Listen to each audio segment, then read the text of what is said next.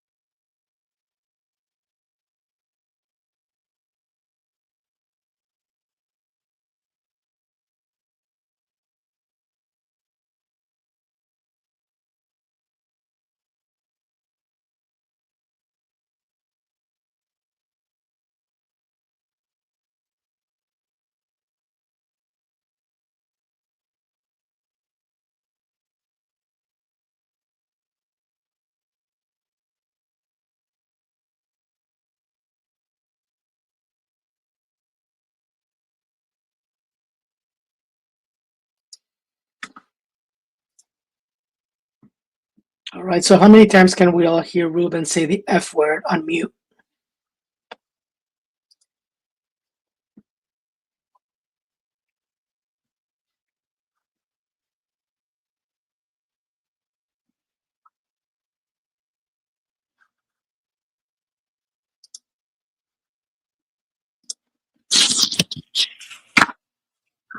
All right, I'm going back to not having my headphones on.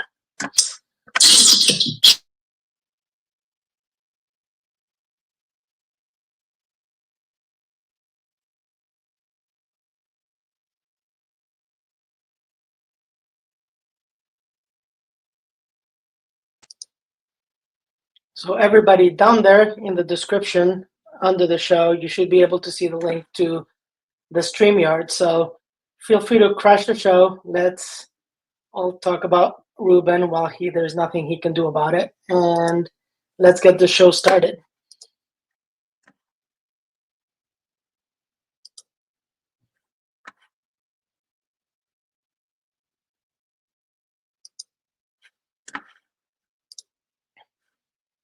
Hey Tom, I'm a tech wizard, but I don't know what the heck Ruben is doing out there.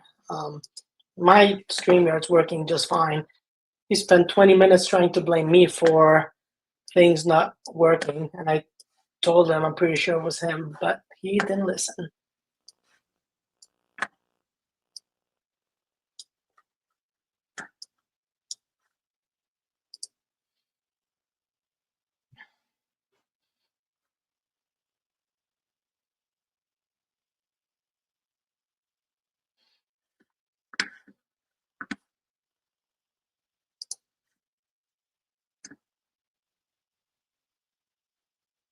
Say something.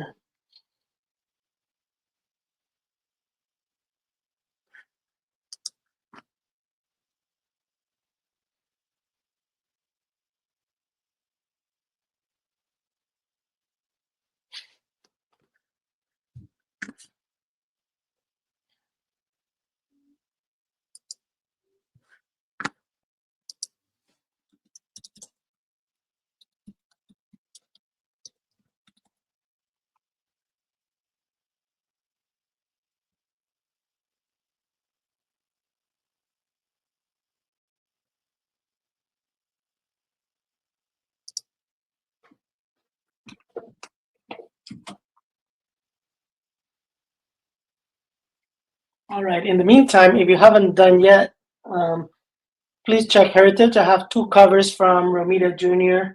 coming up soon, and bid and bid high until Ruben gets back.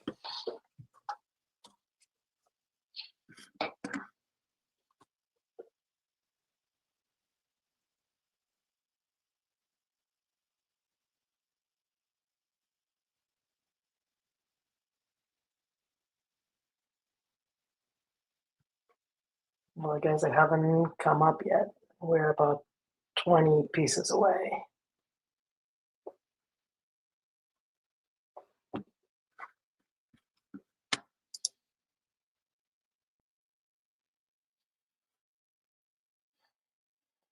So I guess,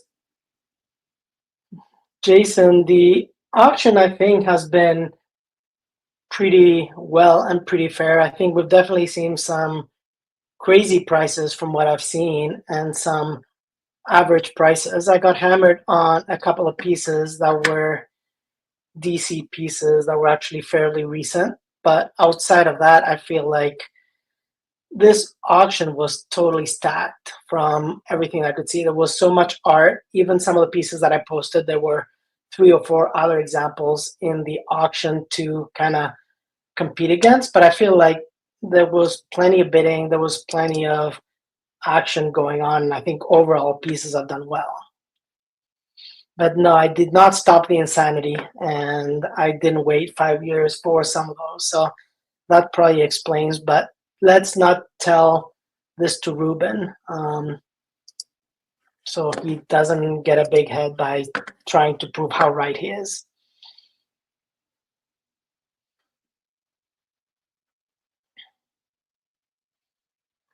So Peter, in this one, I had 16 pieces. One that was on the Friday night auction, which was my Zach Captain America cover, and 15 today. So a little bit of everything today. The problem with Heritage being alphabetical order is I had a bunch of things in the early part of the alphabet, but now I have some Romita Juniors that are still not coming up. So you have to wait like 10 hours from your first piece until your last piece to kind of get an idea.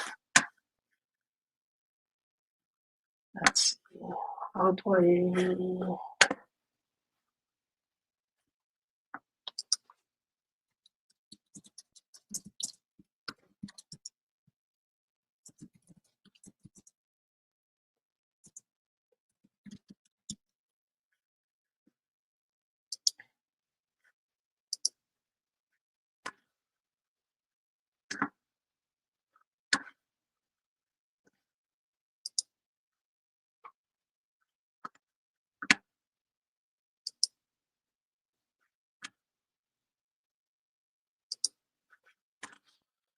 Ruben's telling me to keep entertaining you guys, so I'm not sure. I do not plan on doing any singing or any performing, but let me know what you guys want to talk about. And no, Derek, I'm not really, well, I'm using the proceeds to kind of fill up my war chest. I recently purchased a Paul Smith Falcon cover that took a fair amount of funds, and I've picked up a couple of other pieces as well. So I think it's more payoff for things that I have been purchasing up until now, and that was taking a little bit too much money for comfort. So it was time to just kind of catch up a little bit.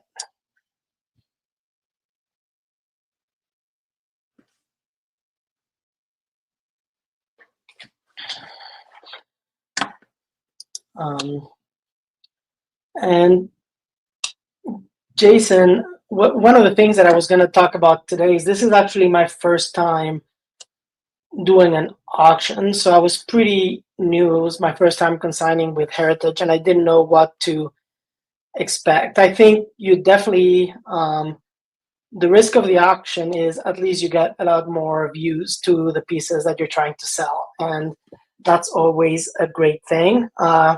Of course, the unknown there is that you don't set the price. You don't know what people are going to bid. It is pretty stressful when you see the prices prior to the day of the auction, and then you have to hope that people are going to be bidding live once the auction starts. So there's definitely a lot of unknown, but at the same time, you do get the most views. So I'm overall pretty happy with it, as long as you are cognizant of the fact that you also have to realize that whatever price a buyer is going to pay, that includes the buyer's premium. So you're ultimately probably going to get 20 to 25% less than what the final price is that the buyer is going to pay for. But I think outside of that, I'm happy so far with everything that Heritage has done and what the process has been. They've been incredibly professional, so everything's been working great. Is this fucking working yet? Yes, it is. We can hear you. Fucking hell, man. Fuck. 15 minutes. Thanks for holding the fort, Alberto. Appreciate it. Oh, man. Yeah, so what are we here to talk about at this point? I forgot after 15 minutes. So, well, I'm glad you can hear me, but somebody just said, Tom just said he can't hear me. oh, well, I can hear Ruben now, at least on the StreamYard. Can anybody else hear him? No, some people are saying yes, but yeah. So it's probably now we'll thank Tom for not hearing. Just let me know who can't hear me. Okay. Yes, I can hear him. All right. So Mike, okay, Derek, Peter, Ruben, Corey. What's up, fellas, by the way? Yeah, refresh the browser maybe. Tom, what's up? Jason. Yes, thank you. Thank you, Philip. Thank you, CJ. Okay, Tom is hearing me again. Yes, sir. Harrison Ford can't hear me. It's a shame. It's fine. Everyone can hear you now. Thank you, Caesar. What's up, buddy? Hey, Mr. Red Jack. Sadly, you can hear me now. I know, Dwayne. You know, sad. You know, I know you're sad, Sean. I know you're sad. What can I tell you? You can log off, watch something else if the voice irritates you too much. And exactly, Derek. That's the question you got to ask yourself, TJ. You know, what's up, Michael? Let's watch this JR covers. I don't know what that means. Thank you, Jesus. Thank you, John Brown. That's good. I love all these affirmations. Or I should say, I guess they're really confirmations that you can all hear me. So that was bad. Yeah, I don't know what the heck. It's maybe, I think it's some issue with my microphone. Yeah, so Ruben, while you were gone, just so you know, those JR covers is because I told folks that the only two pieces I have left in this auction to sell are two JR covers that are now 7 pieces away from going live. So that's why they were mentioning JR covers. Okay, so let me start. Let me just get this started like I wanted to at the beginning, and I apologize. Nothing I could have done. I don't know what the hell's going on until I figured it out, really. But so yeah, so tell us first of all, just from a broad strokes question, Alberto, how was your first experience as a consignor to Heritage Auctions in generalities, and then I'll get into more specifics. I have to say the process was incredibly smooth, and I will say it really seems to have been done very professionally. I reached out to Joe Manorino, who does a lot of the preview shows with Bill on his show, directly via email, and I told him I wanted to consign. I gave him a list of pages. He within 2 days, he sent me their FedEx information, and I mailed them the pieces. They processed them, and they did a pretty good job at actually giving me an estimate of what they think the pieces would go for, and to decide which ones would go on a Wednesday auction versus the signature auction. So a few pieces went this past Wednesday on their Oh, auction okay. there. Okay. And how many total did you consign? It was 19 pieces total. Oh. And I think you had said 12. Was it 12 that went into the signature? Yeah, it ended up being 15? 3 on the Wednesday, no, 6 on the Wednesday, 1 on the Friday signature, and 12 today. Okay, well, no, I don't split. Okay, yeah, I don't split up Friday and today. It's the same weekend auction. You know what I mean? So yeah, Yes. yeah. So sorry. But So they all do together with with the weekend auction, how many is it?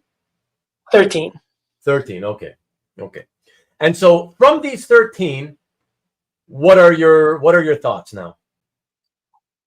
First of all, how about this? First of all, how did they do compared to what they were telling you they thought they could do? I did not stop the insanity, or maybe I should have stopped the insanity. Yeah. There were, I think, overall the pieces went.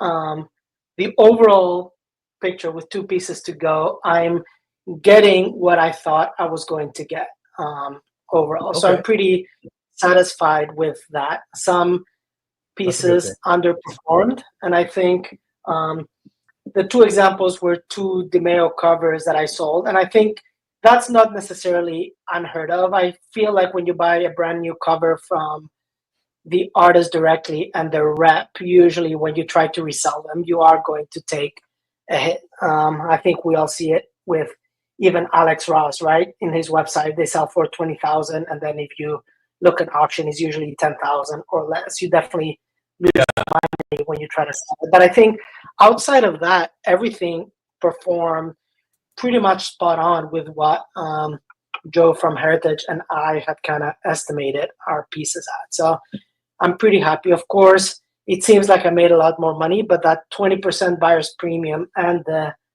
fee. So you have to realize that whatever prices you see, it ends up being 20% or 25% less of what you actually end up getting in cash. Yeah. Some people are going to be curious. Of course, you can keep it to yourself if you want to, but I still have to ask, are you willing to divulge what deal or agreement you might have worked out for the seller fee? I think from what I've heard, Heritage is pretty standard. The first time you can sign stuff with them, they do 5%. I think normally they do higher from what they list, but it was 5% that they offered me for this time. Oh, that's good. 5%. That's good. Yeah. That's it. So it's that worked in your favor for sure. But of course, as you say, when you're already getting none of the 20% buyer fee, anything extra on top of that, it can hurt you. So, but let me ask you this, because a lot of us have been really enjoying my Stop the Insanity series over the last few months.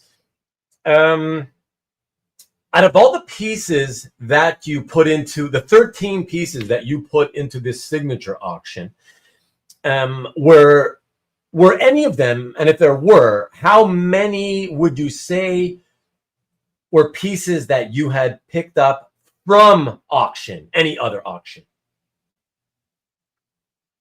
I don't think any of the pieces were actually picked up from auction. I think I got them from dealers or Comic Card Live or other collectors. None of those pieces that I sold were an auction. I also didn't check to see if any of my pieces had been in auction before to try to do this Stop the Insanity exercise, but I personally did not get any of those pieces from an auction. Okay, I got you. So guys, this is my list of like tracked lots.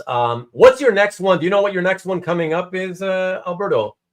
My next one is literally the one that's right now, Amazing Spider-Man 35 cover, and the one right after. So and the next two. Give me the artist name. Both are Romita Jr. and Scott Hanna. Oh, okay. That's not coming up.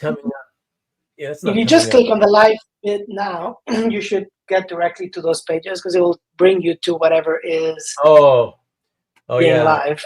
yeah. Now. Okay, so let me do that. But then it opens in another tab, so you're not going to see that, right? I believe that is correct. Right. Yes. So I'm going to just have to redo that. So, second. And I will instead.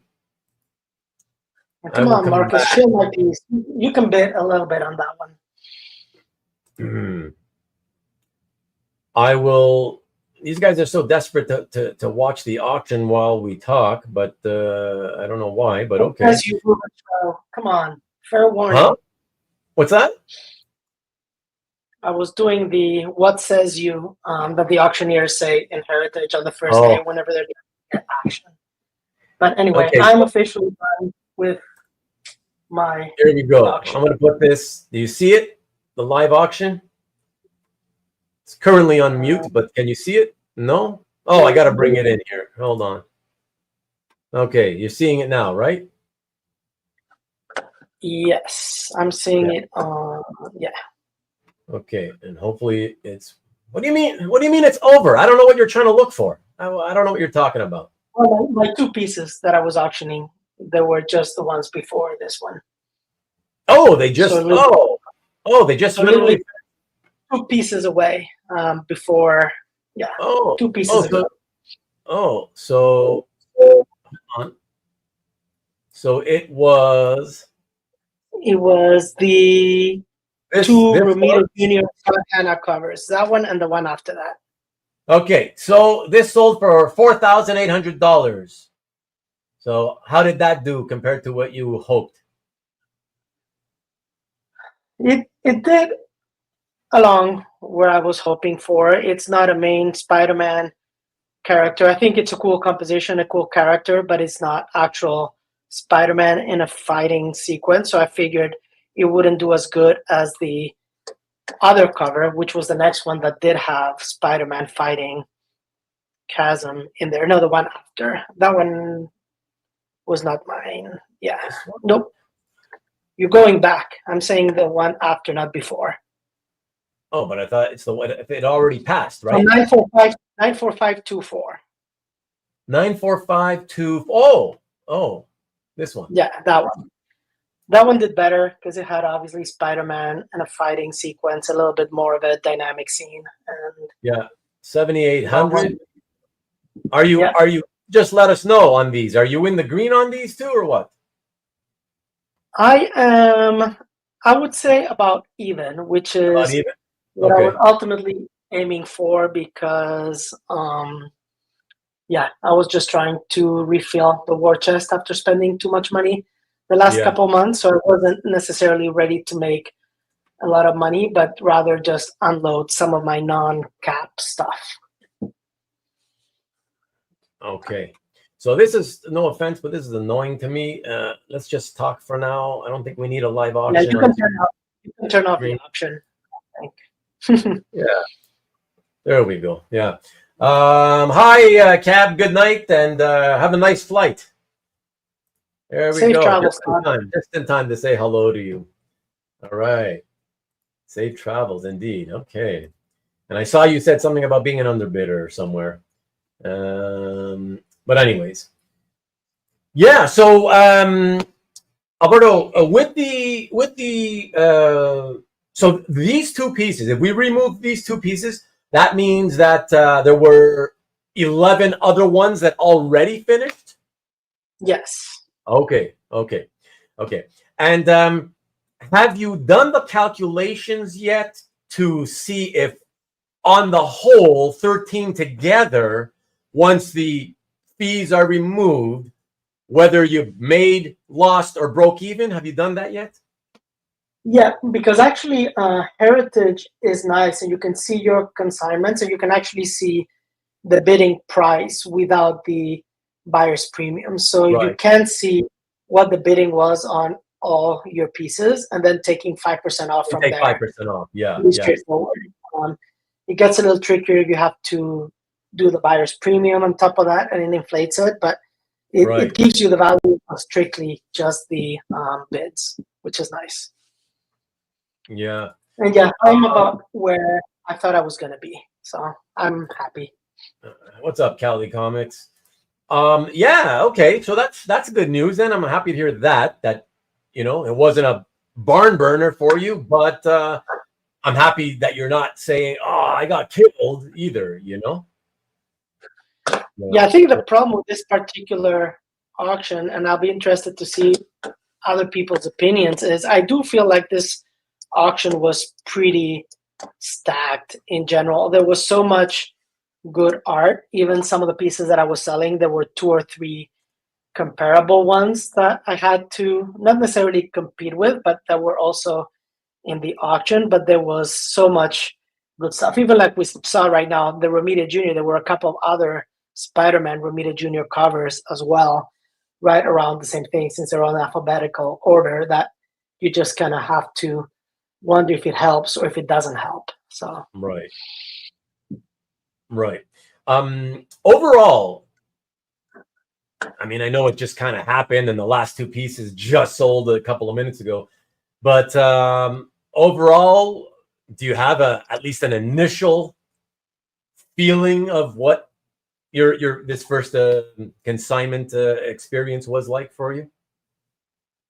I think I got basically what you see in Heritage, from what I've heard from a lot of people, is good pieces or above average pieces are going to do great, and you usually are going to get a premium. Some of the lower end pieces that I was just kind of selling, and by lower end, I will say under 1K, I think those are traditionally going to underperform. I think, especially in a signature auction, some of them might have been better off in one of the Wednesday auctions. But from what I did see, a lot of the high end pieces were definitely seeing very healthy bids. Right. Yeah, I mean, a couple of the guys in the chat are saying that, Maki Poo brought up the point that, I felt overall some of it was pretty amazing, like, results, but then on others, it was kind of not so good. So it seems kind of soft overall. Let me get that back up. So he says, exactly, I thought prices weren't too bad, a bit soft on some, high on others. Maybe the market may be softening. Well, the market, I could say, has kind of softened to a degree for a little while now. It's already been, I would say, this past year in general. The consistent rise up like this, that stopped in the last year, on the whole, not obviously on some pieces. There's always going to be some pieces that continue to do that. But the craziness of the market, the COVID era, kind of ended, honestly, in 2023, I would say. It hasn't been as strong since then, I think definitely everything was going up during those years. And now, as I mentioned, I think some of the good pieces and some of the higher end pieces are going up, and some of the average pieces, or maybe not as sought after pieces, are definitely softened up and they've stayed even or maybe gone down a little bit. So it's always funny because everybody collects different things. And even when you look at the chat now, people say, no, prices were very healthy, and some people are not. No, they were very soft. So I guess it really ultimately depends on what you were looking at in the auction. Obviously, there were some really high pieces. And I lost money on some of the auctions, but I think overall I made money in others. So I think things seem pretty well. You're thinking it at least got your money back somewhere in there, right? Like, yeah. Okay, well, that's good. That's good. Jason Kim, what up, buddy? He says that the auction seems pretty damn strong to me. Me too, but I've only looked at the Thursday, whatever, was it Friday or Thursday? Whatever the first day was. It was Friday night.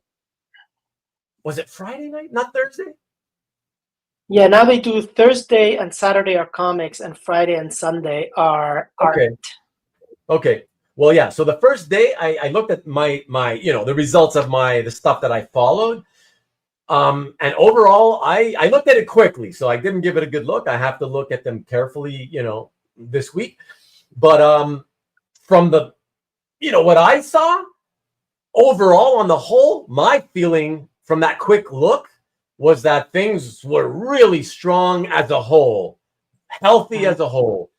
But that, again, I did it quickly, so it with a slower look, more intensive look, that may change and I may feel differently, So not really sure, right? Yeah, everybody, thank you. There's 46 of you here watching at the moment and only 22 likes. That means 47. So 25 of you watching have not done so. I would appreciate it. Can you please just click the thumbs up that looks like this right below where I'm pointing here somewhere?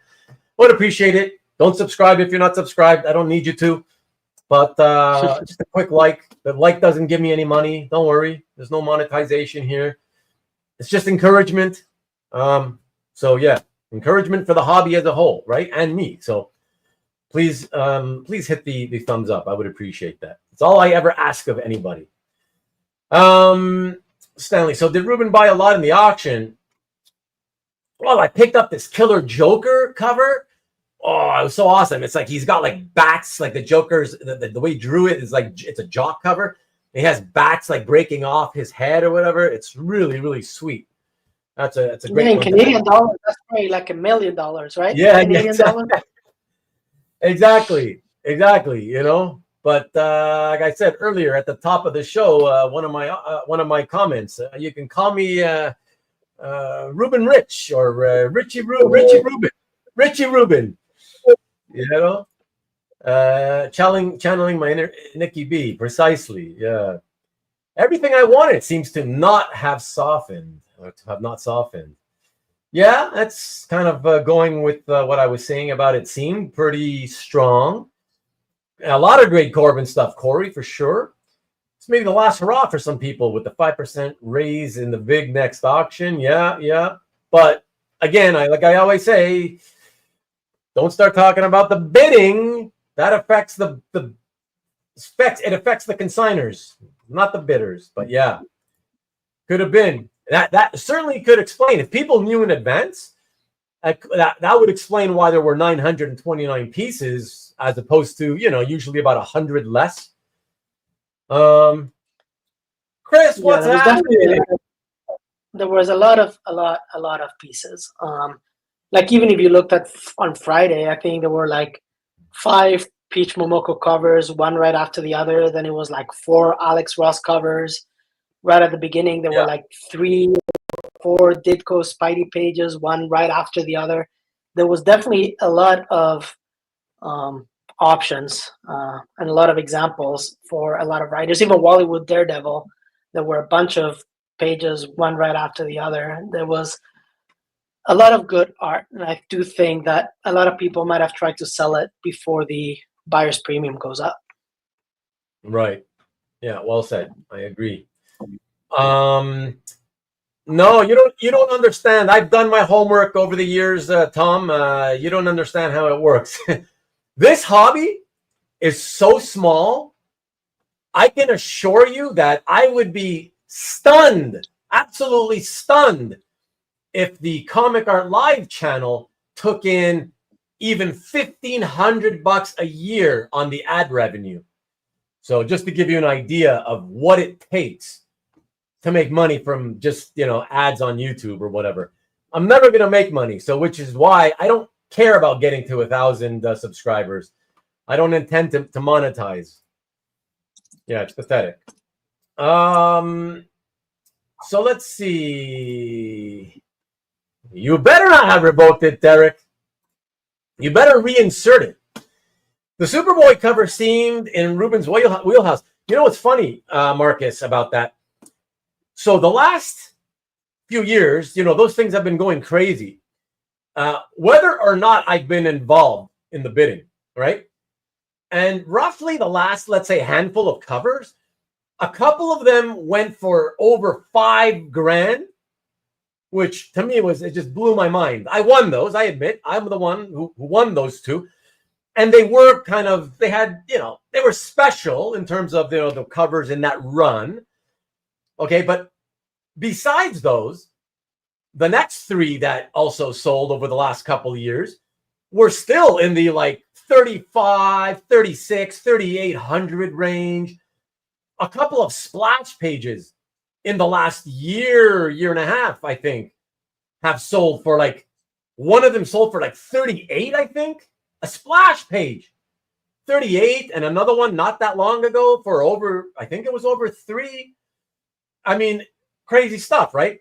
So I kind of resigned myself to the idea that that's it for me. I'm done. That's another type of artwork that I'm done collecting. I don't want to keep paying these prices, which means I'm probably done collecting other than a few squirrels now and then here and there, you know, random stuff, but nothing focused. Yeah, because I don't want to pay the prices anymore. And so as it turned out, right, today I was up all night last night working on next week's show. And that's a show and tell with Mr. Redjack, all right, Brian Norton. And so that's going to be a lot of fun. So please remember to tune in next week, guys. So I stayed up all night like I often do, right? I worked through into the morning, and I went to bed just after 6 this morning. I took some medication for my back, and that helped me sleep better. Plus, the girls are not home. They've taken off on a cruise yesterday. So there was no noise at all. That helped me sleep better. So I ended up waking up today at like 3, just before 3:30 in the afternoon. So I took an hour to do my usual, you know, go to the bathroom, brush the teeth, you know, get my lunch ready, all that stuff. Wasted that hour. And suddenly I came to the computer remembering, oh yeah, Vivian she didn't want to pay like $300 extra on the trip so she can have cell phone service just so we can talk 5 minutes, you know, every night, you know, for them to let me know that everything's okay. But she said she might be able to like somehow text me through my email. I don't know, whatever. So at 4:30, just before 4:30 this afternoon, right? I was like, I opened up the computer and I checked my email to see if she had emailed me. So she did. I took care of that. I took care of a few other emails. And then I remembered, oh shit, the auction. I was like, what time is it? 4:30. Oh, wow. I wonder if they've gotten to the G's yet. You know, I wonder, I'm like, for 4:30, they must have already gotten past the Superboy cover, right? So I log in, I get all ready. I go to the live feed. I check my number, my lot number, and then I go to live feed. I'm saying, okay, what's up right now? Amazing Spider-Man and his Amazing Friends painting. What's this? Okay, what? So where's Grummet? I'm like, oh shit, it's the next one. So literally, it was coming up within like less than a minute. So imagine the timing. But I was going to watch it. I was just going to watch it, sit there and watch it. And that's actually what I did. I sat there and I watched it. And I just watched and I just watched and I just kept watching. And I figured, let me just watch these guys take it up to like 36, 3,800 again and whatever. I'm not going to bid because I don't want to pay that much. And then suddenly I see it at like just over 2,000. I see it's going to die or whatever, right? It's doing the countdown, the 5-second countdown. So I was like, okay, I'm willing to pay that. So I put a bid in. And it tells me immediately, you're the high bidder. So I expect, okay, now that guy I just beat, he's going to start fooling around with me. And, you know, we're going to take it to like 3 or whatever. And next thing you know, it just, no other bid comes in. The countdown starts again, 5, 4, 3, 2, 1. You win it. So I'm going to pay with credit card. So plus 3%, it's going to end up costing me like 22 and a quarter. That's the cheapest Superboy cover I have purchased in years. Yeah. So I'm and I love it. I love it because it's him battling with Knockout. I love Knockout. So to me, that's a super, super fun cover. I don't know why all the Superboy fans suddenly today, after 3-4 years of crazy bidding on them, I don't know why they decided to let that one die out at like 2,200 or 21, whatever. But their loss is my gain, I guess. I'm happy to have it for that price. So there you go. That was it, and that's it for me. I didn't bid on anything else. And no, you weren't, Tom. No, you weren't. Would have bid on the jock, but I was strapped for cash. Yeah, well, that's the thing. You know, I'm glad you didn't bid me up any more than I had to pay already. What did I pay Alberto? Like 288,000, something like that. I think it was 288K Yeah, American, a million and something Canadian. yeah, exactly. That's right, Sean. But click it anyways. Who bought you bought the Bisley 8 foot Joker? 8 foot Joker? No. I don't think it's 8 feet. I hope it's not 8 feet tall. No. I brought that cover, the Joker face, black and white with the bats going, shh, you know? Yeah. I actually skipped this weekend. I bought 2 covers the past month that killed my budget. That's no problem. That's good for you. You picked up 2 great things. Listen, Michael, it doesn't matter where you get what you get. All that matters is that you get what you want. So as long as you got something you want, right? That's all. That's also all that matters, in my opinion. All her personal consignments. Who's her? I don't know what you're talking about, Corey. Peach said she had sent covers to Heritage. Yeah. Oh, really? Peach pieces were directly consigned by her. I guess that could have been hers. Yeah. And then and Alberto just had already confirmed it for you. Hey, what's good, Dan Goodwin? What's happening, man? And let me see. CAF recap show sponsored by Heritage helps. Helps what? A recap show is talking about the results after they have ended. You mean preview show? Maybe you're talking about preview? I think that's what you're talking about. You know what, Philip? That's what I've done for the last 20 years. Ever since I sold off, I stopped collecting Hulk art and I sold that collection off. I've just been collecting further and further down. Cheaper and cheaper stuff, stuff with lesser and lesser, overall collector interest. Yeah, I mean, I can't go any lower. Like there's nothing else I'm interested in that's still considered cheap or, cheap. Except the occasional squirrel that crosses my path and you're like, oh, that's pretty cool, So yeah, I don't think I'm going to focus on anything else anymore. And then from now on, it'll just be, occasional squirrels. It's okay. I'm ready to stop collecting. I don't care. Whatever. Who knows? Maybe I'm ready to start selling more stuff. Whatever. I don't know. We'll see. Wake up. Curious to see where the story is going. Well, now you know. Pay the extra money. You can see and chat with you. They can see and chat with you on this show. That was 5 minutes ago, so sorry, I don't get it. What did you have for lunch? Pita bread with hummus. It's what I pretty much have every day. That's how I keep trim. I see what you did there. Your family didn't invite you on a cruise. Nah, they hate me.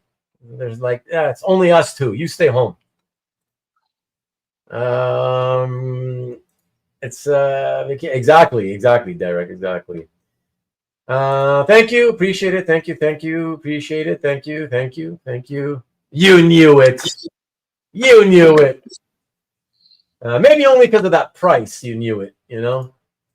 Congrats. Got a photo of what? Congrats. Thank you. I'm assuming these congrats, they're from 3 minutes ago. I'm assuming these are all for me. Okay. Movie speculation on Supergirl. I don't know what that would have to do with my Superboy. But Tom Fish bought the jock. I bought it. He was like the underbidder. What's up, Tony? New York. Thank you, my friend. Thank you. I appreciate it. Thank you. Not movie spec on Superboy. No, exactly. But I don't know what you mean by Supergirl. Was there some kind of Supergirl thing that went high or something? Or direct from the Orchard Peaches. Same with me. Recent purchases, no money. Millions of peaches for me. Honestly, I'd rather have a nice Georgia peach, a basket full of Georgia peaches than her artwork. Those things are delicious. I'm not too keen on that art. I was looking at it. Sometimes I find it's nice, whatever. But I was looking at them this time. I was like, I don't get it. I don't get what the super over hype is to where everybody's lined up at her booth more than anybody else's. It ain't that great. I don't know. It's whatever. It's okay.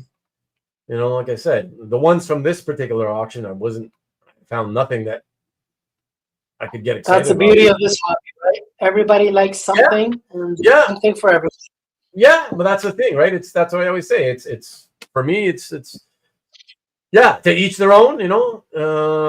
Everybody's got their own taste. So crypto maybe, Sean, but I'm not going there. There are crypto collectors, believe it or not, and they will pay up for crypto pages. So that would still involve me getting involved in bidding wars and over people, you know, going to have to overpay for crypto, for crying out loud, right? So no thanks. Just by Harrison Ford. Yeah, I should start a commission collection of Harrison Ford. And that's what he said when he was investing in crypto. Exactly. That's exactly what I meant. So yeah, just a quick shout out to everybody. Is this the Dennis Cowan?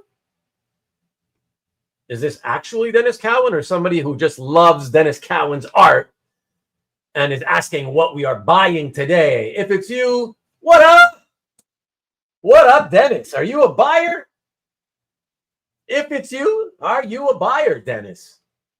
You're interested in seeing the Action Comics 1 cover recreation by Schuster. Okay, let us know if you see it. Become a commission collector. Yeah, right, Stanley. I don't see that happening.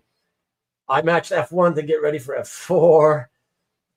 Did you at least bid on the Frazetta? No. Which one? I don't like paintings. There's way too much Frazetta in this auction, and I don't think I would ever say that there was too much Frazetta, but there was a bunch on Friday, and there were a bunch of drawings today too. I think there were at least 8 or 9 pieces. You guys know I'm always very honest about things.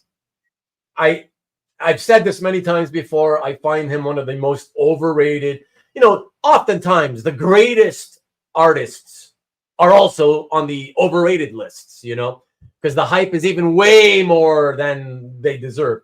I've said it many times. I actually find certain people are crazy the way they hype up Frazetta's paintings. You get people talking about, oh, he's not only just the greatest fantasy painter of all time, he's one of the greatest painters, period. And it's like, no, you got rocks in your head if you really truly believe that. You're just a fanboy. I've said it many times too. His brushwork is, to me, far more impressive. His black and white, his pen and ink stuff, far more impressive than his painted work. That lady with the bull, that was not a good painting. Okay, and I thought of you, Alberto. I thought of you when I saw that. I was like, oh, look at that, España. Toro. I won that one. You won the jock. I won that one. Did you? Yep, on my wall. Oh man, yeah, but even see, the thing is with Frazetta, even the Johnny Comet, examples, this time around, unlike previous auctions, they weren't mostly the ones that had beautiful images of the girls. So those went for, you know, let's say Sundays at 10,000 instead of 20 to 28,000 when they have girls, you know. So that makes sense actually. So it's still, you know, it may, if you don't notice that these didn't have girls, you might think, oh my God, the Johnny Comet Sundays went cheaper than usual. No, it's strictly because they don't have the females, right? So, yeah. Yes, Dennis! First time on my show. Big fan, Dennis. Always a big fan since, Power Man Iron Fist? God, it's been so long. Since like 81, 82. Whenever the first time, whatever your first work was, I probably saw as a probably 12-year-old. 82 would have been my first year. So, yeah, big fan. Thank you for being here, my friend. Thank you. And hey, Rich Cirillo, what's good, buddy? Look at him. Now he wants to make sure he lets me know it's me. Always happy to have some artists here live. Appreciate it, Dennis. By the way, Dennis, out of curiosity, since this is your first time here, can you just quickly let me know how you found my channel? Just out of curiosity. I'm just wondering if maybe like one of my videos was put in front of you while you were on YouTube scrolling or whatever. Look at that. Hey, Dennis. Hey there, Dennis. Everybody's saying, now that they know it's you, Dennis, the boys are all saying hello. They'll buy a lot of art, have a few things. Yeah, I mean, like a lot of what I've noticed over the many decades that I've been in the hobby is most artists don't really collect. Most artists have never really been collectors. Especially if you don't count the fact that quite a few of them might exchange pieces with each other, you know? So yeah, they'll like some of them say, "Oh, I collect art," right? And then I talk to them, I ask them a few more questions, and then I find out, well, everything they have, nothing was purchased. It's just that they got things from fellow artists, you know, in exchange for pieces of theirs or whatever. And some guys will buy a few here and there, you know, but most artists are not sort of regular collector types, you know, which is interesting. But I also, it doesn't surprise me because I find that most artists, when they pick up art and they own pages, unlike us collectors who delve a lot into the nostalgia of the artwork, most artists' interest in owning originals is more geared towards wanting to learn something from the art. So they like to have pages they love because of some technique or other that they just love on the page and they like to study it, you know? So, wow, the quality of the chat just went up. Look at that. Hi. Look at all the hellos all over the place now. Your own art is all you need. I don't know how much he's got, though. He sells his art like most artists, you know? There we go. I like how everybody was also, everybody else, just like me, was not sure when he first commented, you know, like, is that the real Bennett guy? Or is that somebody just using his name, you know? And now as soon as he confirms it, everybody's, Dennis. I love my Lobo page. Sean, hey, Dennis, great seeing you at AOX. All right, it's going to be like a private conversation now in the chat with everybody. That's awesome. I don't have to send to anybody. It's in the chat. But we got to talk about, you know, we got to stay on topic, even for Dennis. I mean, Dennis is welcome to come on to do a show with me anytime if he wants to. I don't know if he'd want to be a guest the way the rest of you guys have been guests. I don't know if he's looked and seen that my shows tend to go 4 to 5 hours. You know, first time here, he probably doesn't realize that I talk so much with you guys in the chat, and it's a show about all of us together, not just who's on screen, you know. But no, I want to stay to the topic of the auction tonight. So guys, let us know what you thought about certain pieces. Like, what are certain pieces that you want to talk about that you might have thought was, you know, crazy high, crazy cheap, you know? So Stanley was asking in the chat about the Paul Smith X-Men 172 page that went pretty crazy because we all know Dean made the mistake of saying that he wanted to go ahead and complete the issue. So I think that might have had an impact on people bringing those prices up. On which one? Sorry, Alberto. The X-Men 172, the Paul Smith page. Oh, the one that went for, I want to say 80 something or 60 something? I want to say 60 something. 60 something, yeah. I like that page. What are you saying about it? I love that page. You thought that was high or low? I think the consensus was that it was pretty high. Oh, okay. Okay. It made me feel like my Paul Smith cover is cheap now compared to that, which is always a good thing. But yeah, I don't think anybody expected it to be 60 plus, or at least I didn't. Thanks, buddy. Appreciate it, man. Really, that's interesting. I mean, I've seen Paul Smith pages go for a lot, and that one was focused on Wolverine and Rogue. You know what I mean? So you see, he wants me to even Dennis wants me to stay on topic. You don't want me to go and start going off topic and making it a Dennis Cowan focused show. You see, guys? I said nobody can do my 4 or 5 hour live streams. No artist, anyways. You know. I'll invite you, Dennis. Hey, Dennis, just let me know. What's the best way to reach you? What's the best way to reach out to you, man? Let me know. Yeah, no, my pleasure. My pleasure for sure. Greg said he stopped trying to complete. Oh, that was one of the. Oh, that's right. That was one of the books being attempted to be completed. Although that might have been a tactic. That's true. That's true. Gene. Oh, that's Gene's book, right? So that maybe if you felt it went strong, and if it did go strong, that would be one of the reasons. Then Gene's, if he's he probably won it, and he's going to probably try to win it at all costs as long as he can afford it. But again, it doesn't seem a lot to me. For what it was, I don't know. It didn't seem a lot to me. It seemed like it was like the normal price that I expected it to maybe go for. Yeah, I mean, it did have Wolverine and Rogue, but if you pay attention to it, it didn't really have much action. I feel like it was still pretty static page. There was no fight sequence or anything. I still think it went pretty high. Okay, yeah, that's cool. I mean, I don't have, I don't follow the Paul Smith stuff so closely that I can say yes or no. But yeah, I'll take your word for it. So out of curiosity, though, Alberto, if that was high, what were you thinking fair range would have been around instead of 60? I think it was 68 or 6,700, right? Something like that. Yeah, I want to say it was 65 plus juice, making it 78K for the final price. Disgusting. I thought it would have been, honestly, more like a high 40s or 50s page rather than much. But again, it's hard to tell with Paul Smith. A lot of his covers don't come up for sale not covers, pages don't come up for sale very often. So. Okay.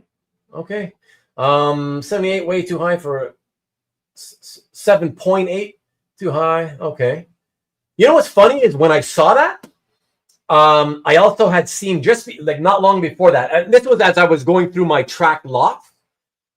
I had seen some kind of an X-Men cover. I don't know, a 90s cover maybe. I don't remember, but it was, I want to say, an extra 2,000 or 3,000 higher. And I remember telling myself, I was like, let's see, that much for that, or this much for the Paul Smith. I'm like, you know what? I would rather have the Paul Smith page than that cover. But of course, part of that is because the Paul Smith is an artist I care more about, and also because it's more my era, where that cover wasn't from my era, Yeah, I think it might have been a Silvestri cover that you're referring to, the X-Men. Oh, so how much did that go for in the end, that one? No, that was not the one I'm thinking of, but how much did that one go? I think that was like 30-something thousand or something, right? I do not remember what it went for. Confusing me. The auction on it was 2 proxy bidders bidding it up and then 1 live bid winning. Okay, Paul Smith greater than Mrs. Smith. Trying to find the Transformers 1 cover from 84. I can tell you where it is. But you got to give me a 5% cut. A little, just a little bit to wet my beak. Black Hole. Oh, Mark is flexing. There's a Simonson Thor page from his classic 80s coming up. Yep. Rick looks like he wants to go for it. So recent pages have gone anywhere from 2 to 26. All right. Well, that doesn't really help us then. You got to narrow it down to stuff that looks like quality-wise, page content-wise is similar to the one that sold this, at this auction, Stanley, and then give us a range of those pages, and then we would have a better idea. But yeah, let me, I'm gonna get rid of this live auction here in my other tab. But why don't we take a look at the stuff that I had tracked, and then you guys can tell me if you want to stop and talk about it. Well, as I go through this, since I'm going to be in another tab, Alberto, let me know if because these comments, I'm going to be passing through things, and by the time the broadcast delay gets to these guys in the chat, right, I'll already have past stuff that they're going to say, okay, stop on that. Let's talk about that. So just let me know. Yeah, I won't be able to see what they're saying because I won't be here in the StreamYard tab. So let me do the share screen first. All right. So you guys can see whatever you want about Rubén now. He's not going to be paying attention. What? They can say whatever they want about you now. You're not going to be paying attention. Oh, yeah, right. Track lots. Okay, here we go. Are you seeing it? Is it sharing? Not yet. Hold on. Let me bring it in. Okay. Yeah, sharing now. Tell me, Alberto, tell me one thing. Tell me in a second here. Tell me, is it scrolling? You see it scrolling? Is the page? Yes. Yeah. Okay. Yeah. All right. So let me do this quickly. And yeah, let's see if anybody wants to talk about this, guys. Okay. I'll do it this way. You got these X-Men things. What was this? Oh, that looks like a recall Dan Panosian homage recreation of that old Detectives cover. You know, I won't go through everything. Oh, this one. How much did this go for? Oh, this one hasn't. Oh, hold on. You know what? Let me refresh because this may be old now. Yeah, this is probably old. I didn't refresh for a while. Yeah, that's right. That's right. So you know what? Actually, let me start down here with the sorry. All the I think what you see is going to be the ones that haven't gone yet. So, yeah. So yeah. So I got to start with the sold stuff. Do you see the are you seeing that the thumbnail has gotten like large because I'm pointing at it? Yes. Yes. Okay. So we got this. Okay. Anybody have any comment? I figured people would be talking about this. I'm curious to know what you guys thought of this. I was thinking that this might be a piece that hits 6 figures. What any thoughts on this one, Alberto? No, except I mean I'm personally not crazy about this cover, and I figured it was gonna go pretty high. So I mean it didn't disappoint, but I have no idea if it went high or low, to be honest. Okay. Here, let me put a. I don't think so, Stanley. But here, let me write him a message. For anybody that wants to come into the show, in the YouTube show description right below the show, you will see a link to the StreamYard. So anybody feel free to join in and Rubén will bring you in. Yeah. So click the link in the description. Of course, I didn't. Sorry, Dennis, but if you're still there listening, watching, we just want to know if you wanted to come on to chat. Were you talking about tonight, or were you talking about in the future? If I invite you for a, some other type of show. As the guy who doesn't collect, I assume you didn't really care about talking about auction results. But yeah, let us know if you're listening. If not, I'm going to assume you meant in the future. And if that's the case, I'll definitely invite you. But if you meant tonight, yeah, hit the link in the chat. Sorry, not the chat. The link is right in the description below this video. And that goes for the rest of you, like Alberto said. That goes for all of you. Anybody want to hang out from the confines of the studio, come on in, And Marcus, James collects pages from that book. Yeah, so, I thought about that too, but James confirmed that it wasn't him this time around. He's happy having a page. He didn't want to play in that space. Yeah. There wasn't. Or maybe he's like. What's that, Alberto? I didn't hear that. Or maybe he's lying to me and doesn't want people to know that he's the one who got that cover. But no, I trust James, and he told me he didn't get that one. Okay. Let me see. Let me see also if. Let me just see what other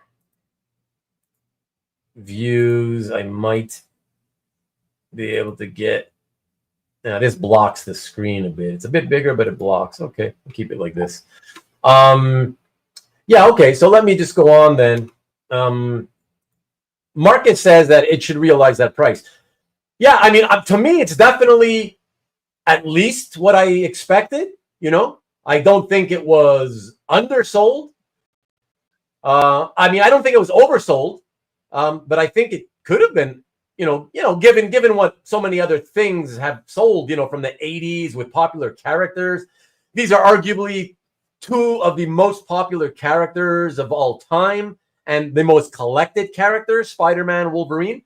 The only comic they ever kind of, sort of appeared in together, for the purpose of being teamed up together, other than, Marvel Team Up, that issue. But this is like a #1 issue, even though it's a one shot.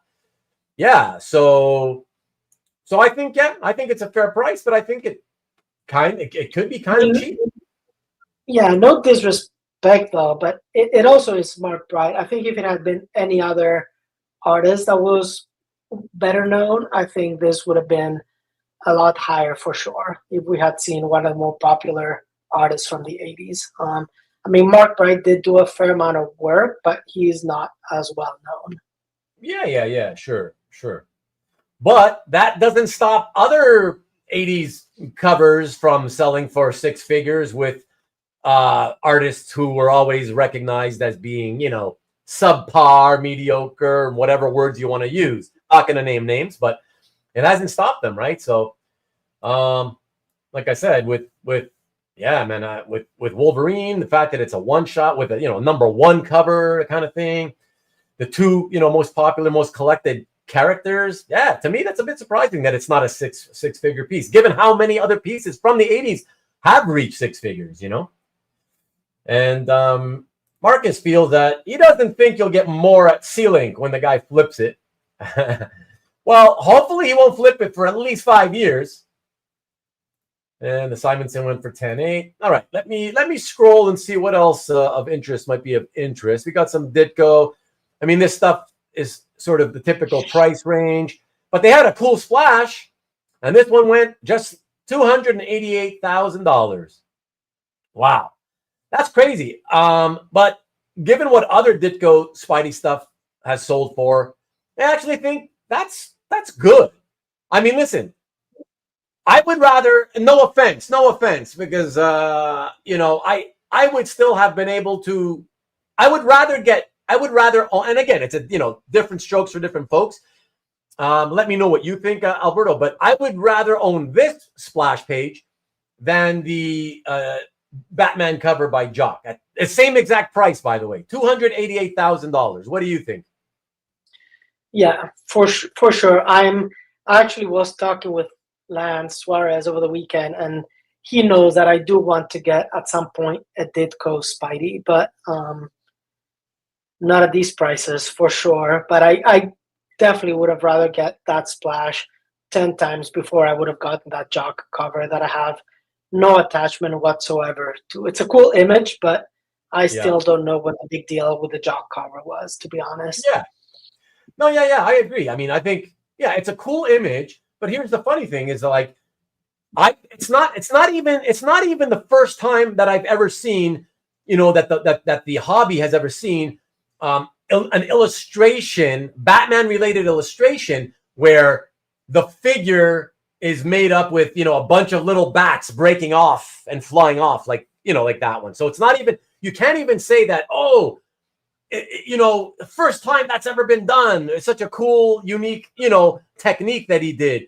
You can't even say that. So to me, it's like, it's a cool cover. From what I remember, Matt Kennedy telling me, what's up, Matt? A few weeks back, he said that that's from a storyline that was well regarded. So, okay, that's fine. But in that case, I still don't see why did it have to be more than 10 grand? Like, what? Why is that not just a $10,000 or $15,000 piece? You know what I mean? Like and that's still a lot of money for a modern piece of cover art. Like, do you get what I'm saying, Alberto? Yeah, to me, it's still mind-boggling, and I think people are going to be talking about that Jock cover for the next couple of weeks too, trying to make sense out of it. And I'm sure we'll hear it in any other review of the auction show that is going to happen over the next couple of weeks. But yeah, I'll won't understand. But then again, I don't know anything about Batman. I don't collect Batman. I don't collect DC. But it's it's nuts. Yeah, yeah. Yeah, it's just I can't. I don't even. When I saw that, I didn't even have the words. I was dumbfounded. I didn't have the words to even know what to say. Like, what do you say to that? Like what is, I don't. It's just I kept stuttering over myself, right? It's just You that. say congratulations to the seller. That's about all you can say, I think. Oh, hell yeah! Especially since he was hoping to get, like, I don't know, I think 100 grand or something, or somewhere between 70 and 100K. So yeah, congrats to the seller. That's what I can say there for sure. Let me see what else. Okay, some more Ditko Spidey. That's a nice page, but again, it sold for you the same stuff. This is nice. Philip said he would rather have this Ditko Doctor Strange page. Yeah, beautiful, and it even went more than the Spider-Man panel page. So, but these are they seemingly rarer. So 144,000. This one blew my mind because this is not like it's not like Teenage Mutant Ninja Turtles. It's not like this is the first issue, Sorry, it's the first issue, but it's not like it's the first print, right? And yes, okay, that would probably sell for over $1 million, but it's not like it was the second print or third print. This was the fourth print, and look what it sold for: $156,000 for the fourth print. I was like, wow, wild, man. I don't know. It's still a number one cover, still Eastman, and it has all the turtles in there, and it has Shredder. I think fans are gonna want it. Yeah, Turtles on fire. Turtles are fire. Yeah, man. I don't know. Marcus thinks that there's gonna be 100 homages to the Jock cover now. Yeah, you're probably right. And Philip says that he was advertising it for 100K. There you go. Thank you, Philip. Yeah, so confirmed, Yeah, I know. It's still an 80s cover, I know. But it's not superheroes. It's not Marvel. I don't know. Like, I'm not shocked they would go for a lot, Marcus. I'm just, I don't know. For the fourth print, I just figured, okay, this will be like one of those 75,000 type deals or whatever, So that's kind of where I'm at on it. But yeah, whatever, people want it, people pay for it. This is awesome. I love this. Because again, as I was saying earlier, I love Frazetta and pen and ink stuff. I think he's highly overrated on his painting. And overvalued, but yeah, I think he's absolutely one of the all-time greatest, if not the greatest, brush man. And so very cool to see this sell for what it sold for. What is it? $1,035,000. Yeah. Did anybody have any of you guys have any ideas about what would this sell for? Anybody think it was high, low, okay? Alberto, any ideas on that? Any thoughts? I was not surprised to see it get past the $1 million with the buyer's premium, just because, I mean, we've seen a lot of his paintings go really high. To me, this one also crosses kind of into actual comic book art, and it's a cover, and it's Buck Rogers. So I think it definitely brings a lot of extra eyes to the piece. Plus, it's beautiful. I mean, you look at the moon, you look at the spaceship in there, and yeah, it's, to me, it's not surprising at all. Yeah, and this early Star Wars cover sold for 144,000.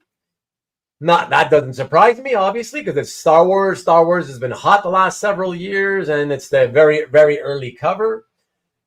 So yeah, there's not much to say about that. It's kind of where I expected it to go. Here's the craziness that everybody's, the talk of the hobby. The talk of the hobby over the past few days for $288,000.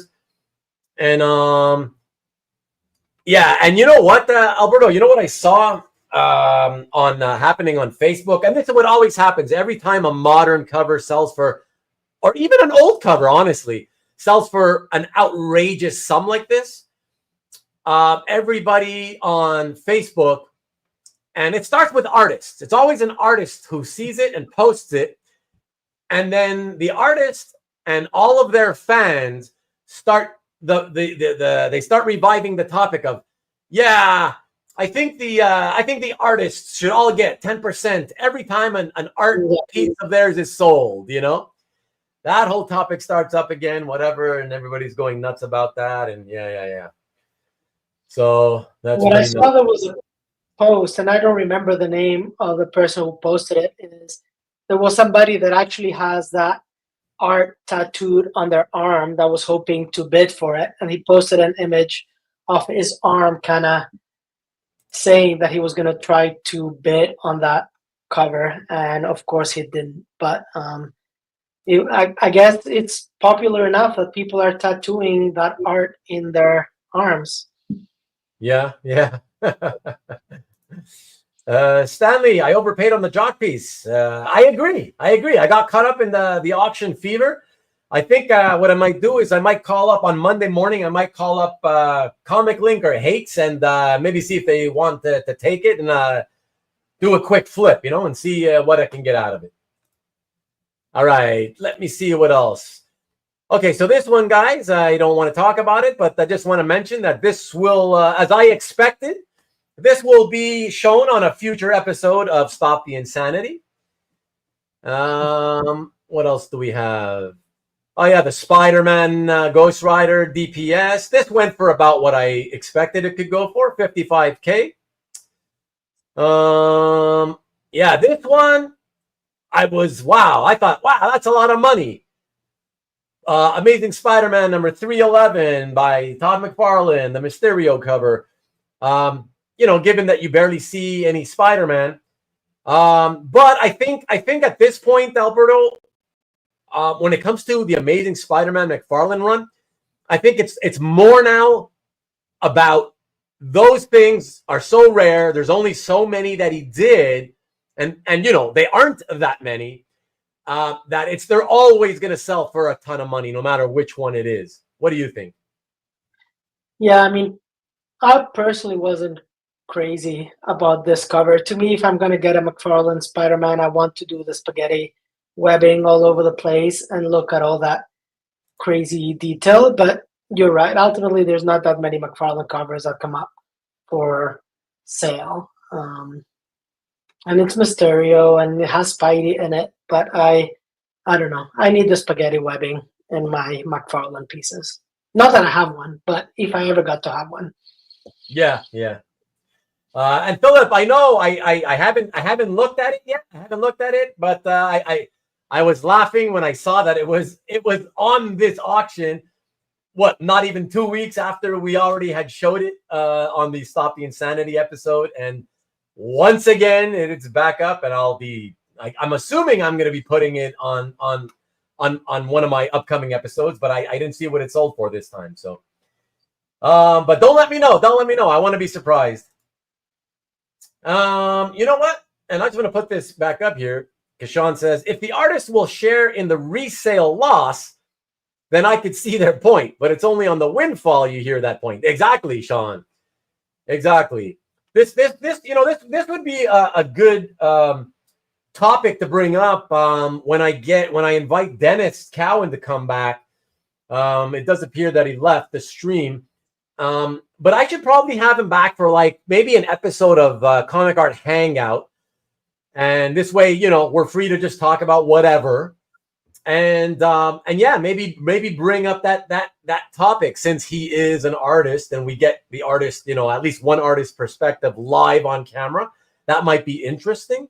But then again, no, yeah, I think that would be a good idea. So I don't know. We'll see. I'll think about it, and I'll try to get in touch with him. Somebody here is going to have to let me know what's the easiest way to get in touch with him. Sold someone. Sorry. Proponents of giving artists a percentage should start doing so, but I think virtue signaling on Facebook is as far as they will go. Oh yeah, absolutely, Mike. Absolutely. Does the artist have to compensate by 10% if the price is lower? Yeah, exactly, Mark. Exactly. But artists are putting their own stuff on Heritage now. Mignola. Oh, so that is Mignola selling. Yeah, that's right. He's selling his own stuff now. Yeah. Yeah, that's it. That's it. You got to take the risk or you don't. You either hold on to your own artwork and hope that it becomes, it's a risk, right? You have to take a big risk. I mean, they see this outlier that just because it sold for 288,000, so they think, oh my God, you better hold on to all your art then, right? They don't get it. They don't get all the nuance involved in the market and the fact that most artists will never have a piece that eventually goes to for $288,000. That's the problem. They just see the surface and they immediately start talking out of their asses, So that's a problem, but it's a good topic. It's a good topic. So I think we should bring it up on a future episode and see what everybody else thinks. Propone. Let me see. Sorry, that's a spin. Okay, let me keep going here, guys. And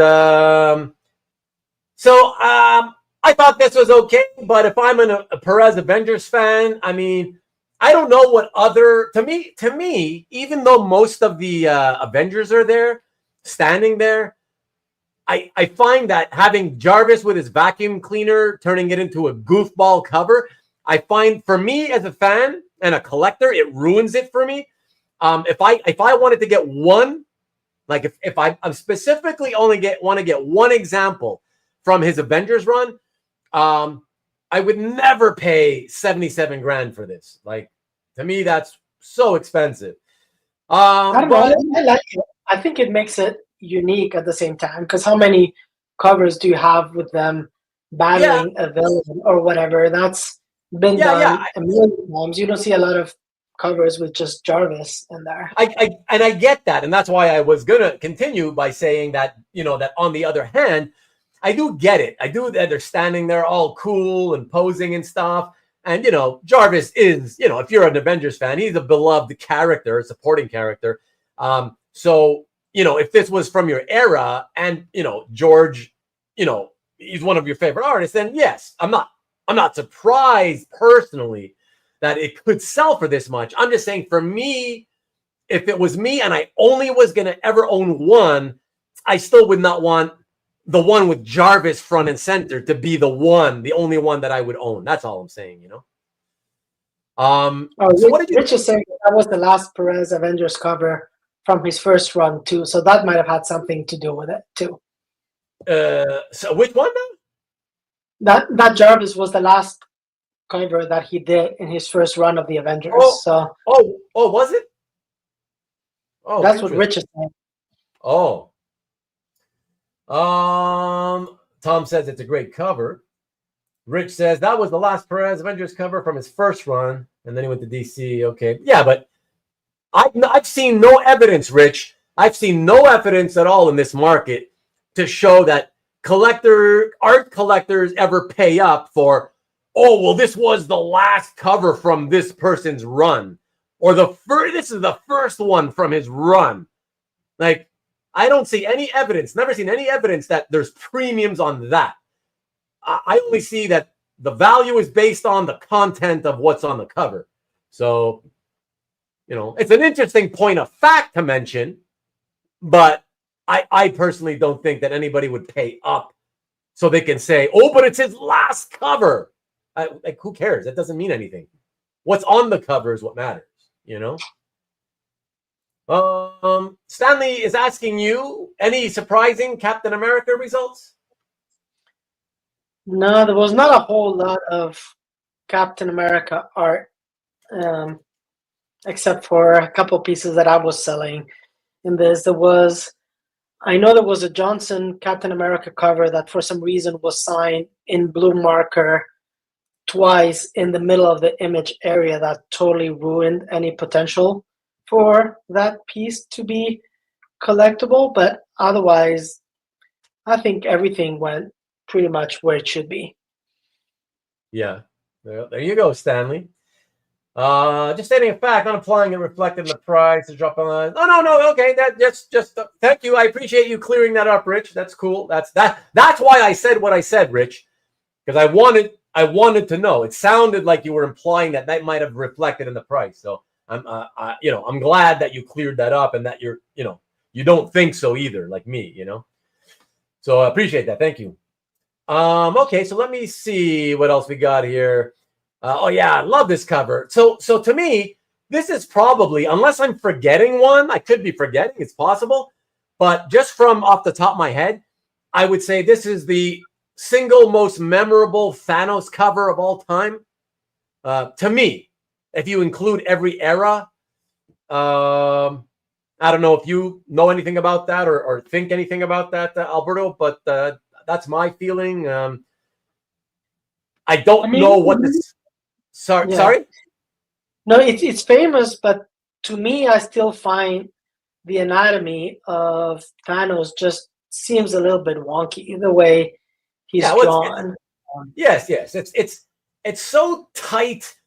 It's so tight that the way he's got the separation of the pecs, the way they separate from the, like from the rest of the chest, and then let me get back here, and then how the ribs sort of separate from the abdominal, and whatever. It's so tight. But yeah, look, it's early on in his career. People love that though. They don't think that looks bad. So, but I get what you're talking about. But ultimately, most people won't notice that, and the fans will just go crazy for it because early Thanos, and it's a great cover. To me, I would assume because other people probably thought it was a great, memorable Thanos cover, I would have expected this to go for $250,000. So that's kind of roughly where it went. So as far as the art goes, I don't know what everybody else thinks, but yeah, I think it's kind of normal, Wow. Infinity Gauntlet more memorable. Well, yeah, but that's because you're a younger guy, though, Dwayne. That's because you're a different generation. That's why. To guys my age and older, this Captain Marvel Starlin is way more memorable because it came first, Infinity Gauntlet 1 would be bigger. Oh, I'm not talking about more valuable. I'm just talking about memorable, memorable overall. That era was wonky. Matt Bomer, just catching up. Turtles' fourth print cover was also Shredder first cover appearance. That might explain it. I appreciate the knowledge drop. Thank you. It maybe, yeah, I don't know. No, listen, it's okay. Like 156,000. Yeah, I guess given how popular Turtles are and how much pages go for, I guess I shouldn't be that surprised. And anyways, it's not like I think it was way more than it should have gone. Like, I don't think it's crazy, but I just thought it was definitely higher than I would have expected. That's all. I don't care about Thanos at all, but surely the IG cover is more memorable. Again, to younger fans, more memorable, absolutely. I will say, guys, that I believe the IG cover, if that starts coming out to auction, I do believe that would go for way more. I think George Perez plus Thanos, right? It revived the interest in the character. It totally made him an important character, because he wasn't important before that. Before Infinity Gauntlet, before he was reintroduced in the, Silver Surfer number 34, I think the issue was. Before they reintroduced him, I mean, he was the nobody character. He was just some guy that people remembered from back in the Jim Starlin cosmic 70s era. Yeah, so I think importance-wise, I think the IG Infinity Gauntlet era is more important, even though it's not first appearance type stuff, And I definitely think it would sell for a lot more. So yeah. I'm starting to notice how many. There's a lot of pieces that went for $288. Now that I'm thinking about it, that seems to be the number of this auction. Yeah, exactly. That's what I noticed. A lot of the pieces went for $288. It's wild, right? And one of his best CM covers. That's true. Yeah, with the 29. I agree. Good evening, Carl. What's happening, bud? Either Starlin or Gil Kane. Cap-centric toe. No, it's not, Carlos. What's up? And then Thanos had his own helicopter. That's very important. Yes, yes. Go get your Spidey Super Stories Thanos copter pages now. Batcopter, yes. And I think Spidey had his own Spidey copter. But okay, let's see what else. Yeah, so what did you guys think about this one? I was wondering if this would go for like 50 grand just because it was, now it's a, almost 4 decades old thing by Wrightson with Batman, or if it would go for less because people will still think, well, you don't get to see a lot of Batman, And in the end, I felt it would go somewhere between 25 and 40. And it kind of landed somewhere towards the lower end of my range. Did you have any thoughts on this one, Alberto? Yeah, I thought it was a cool piece. It definitely, you don't see the whole of Batman, right? You only see part of his body, and the majority of the piece is taken by a sewer cover. Yeah. So it's still Bernie, it's still Batman, it's still an old cover. I thought it went a little bit lower than it should have gone, but yeah. So you okay? So you also are you with me? Are you with me, Alberto? That were you closer to maybe 40 than to 20, or? I would have seen 30s probably, maybe Okay. not 40, but 24 plus the juice, so 28.8, which almost, again, that number of 28.8 seems to be popping up, but it definitely seemed a little on the low end. Yeah. I sold the what up, Dad? I sold the, I don't know if you guys remember, it's probably the best cult piece, the house ad.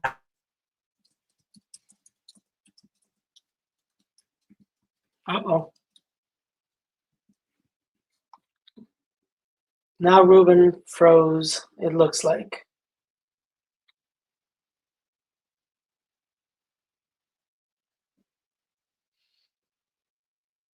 Well, I think someone should take a screenshot of that pose because it looks like he's doing some sort of bunny rabbit impersonation or something.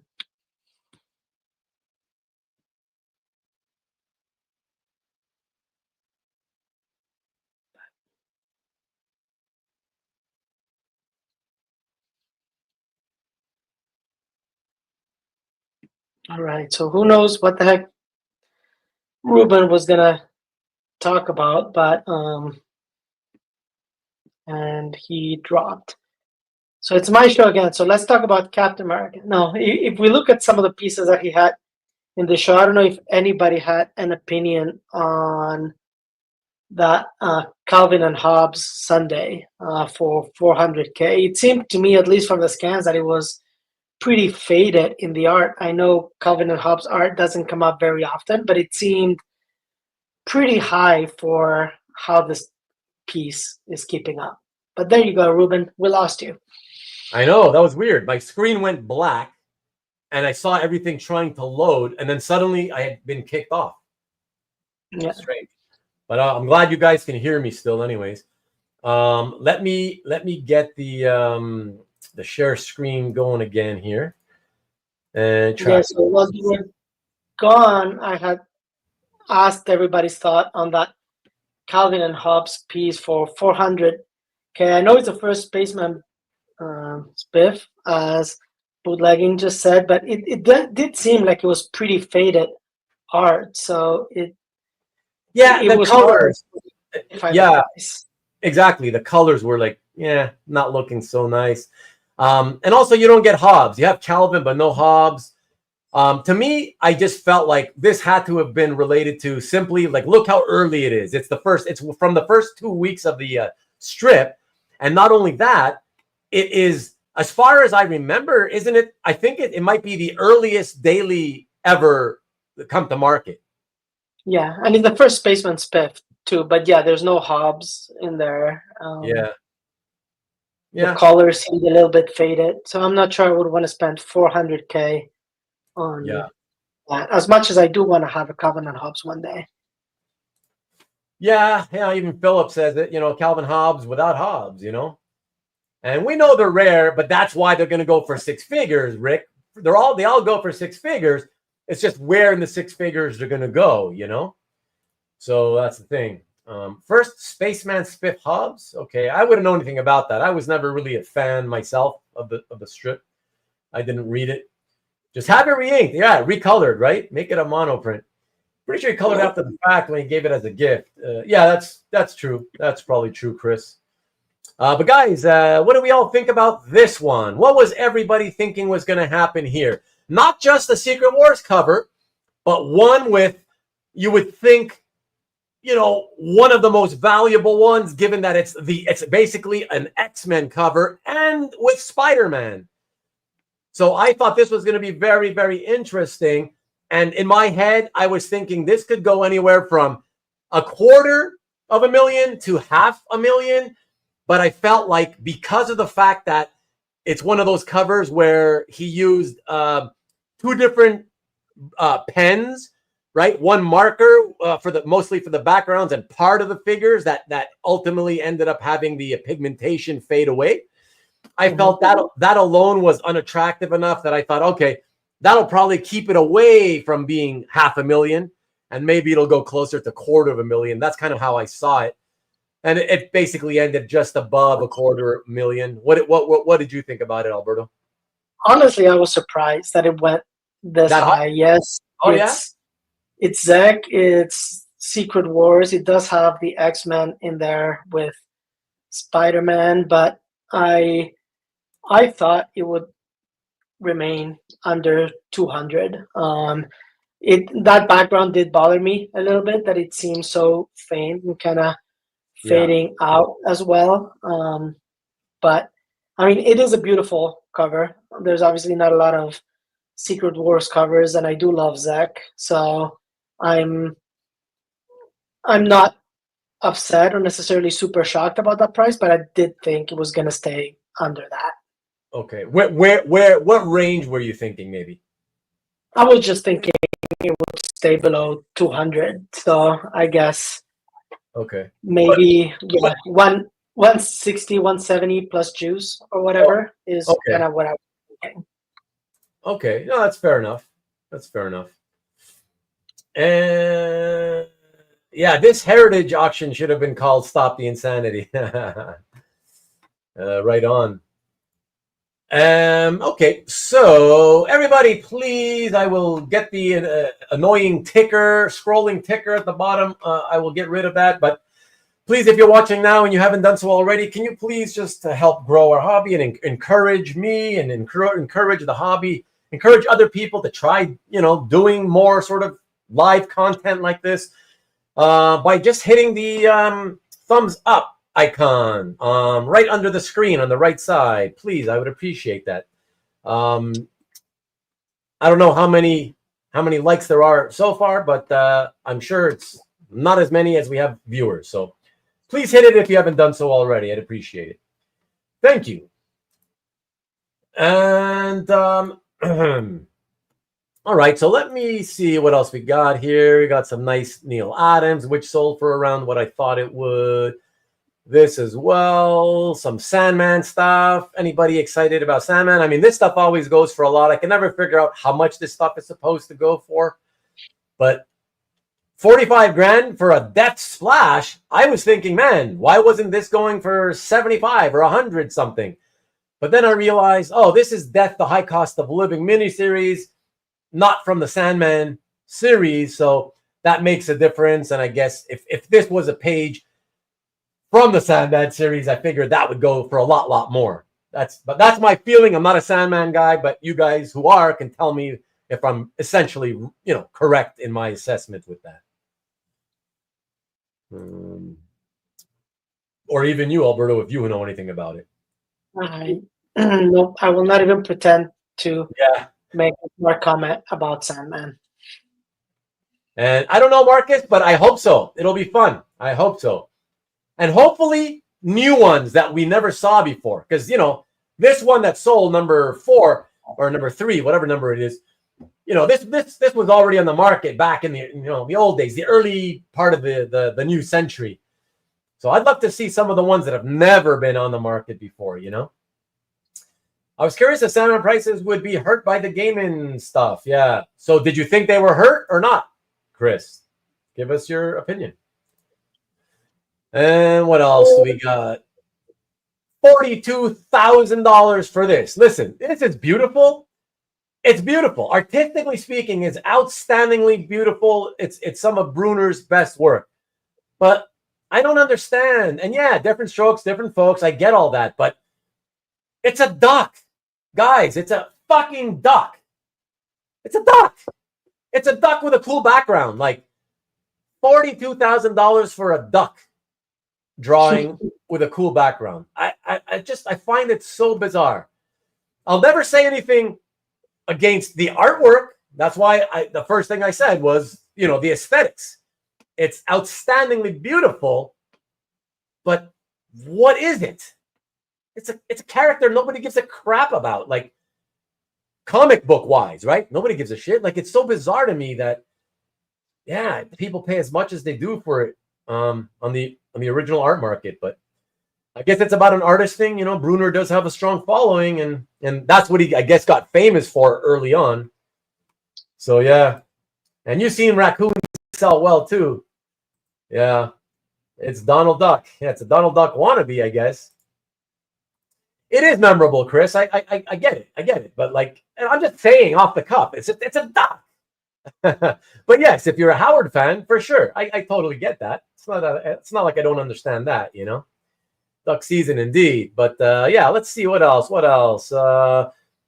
Thor, no, Defenders, who cares? That's I'm going to try to point out stuff that I thought was either surprisingly high or low, not stuff that sold for what I expected. I do want to say, isn't this stuff getting out of control, guys? And I'm talking as one of John Buscema's biggest fans ever. $36,000 for nice Silver Surfer pages, like panel pages, are $36,000. Like, this market, I used to think it was going crazy when these pages were hitting like $7,000 and $8,000. Man.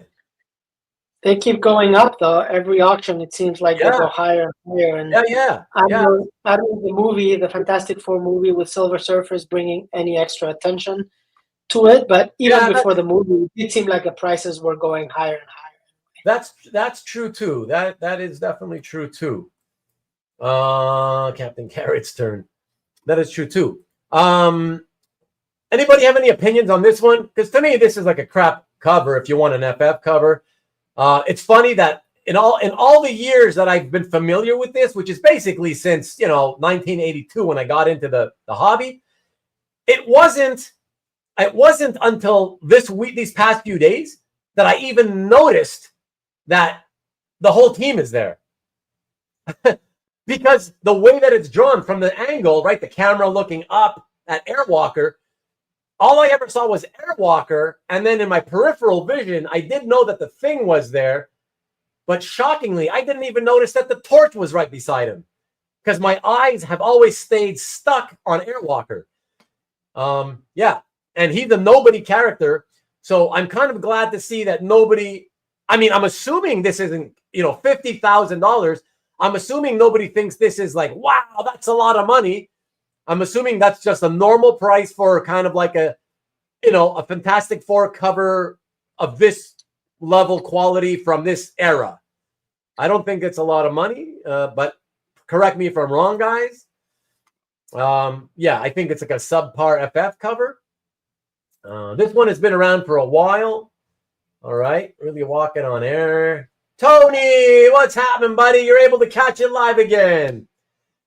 Half splash cover too. Yeah, no, but you have to make that point, and Tony makes a good point too. It's also, because of that era, right? The art area, it's more square than rectangular. It's shorter. But yeah, ultimately it's a crappy character. It's a nobody he carries no value. Like, we're always honest, right? On these shows. Airwalker has zero value. He does not carry any value. So But this is why I'm saying exactly, Peter. You barely noticed the FF. Exactly. Yeah, 50K for Airwalker. Exactly. Some crazy prices weekend. What's up, Scotty?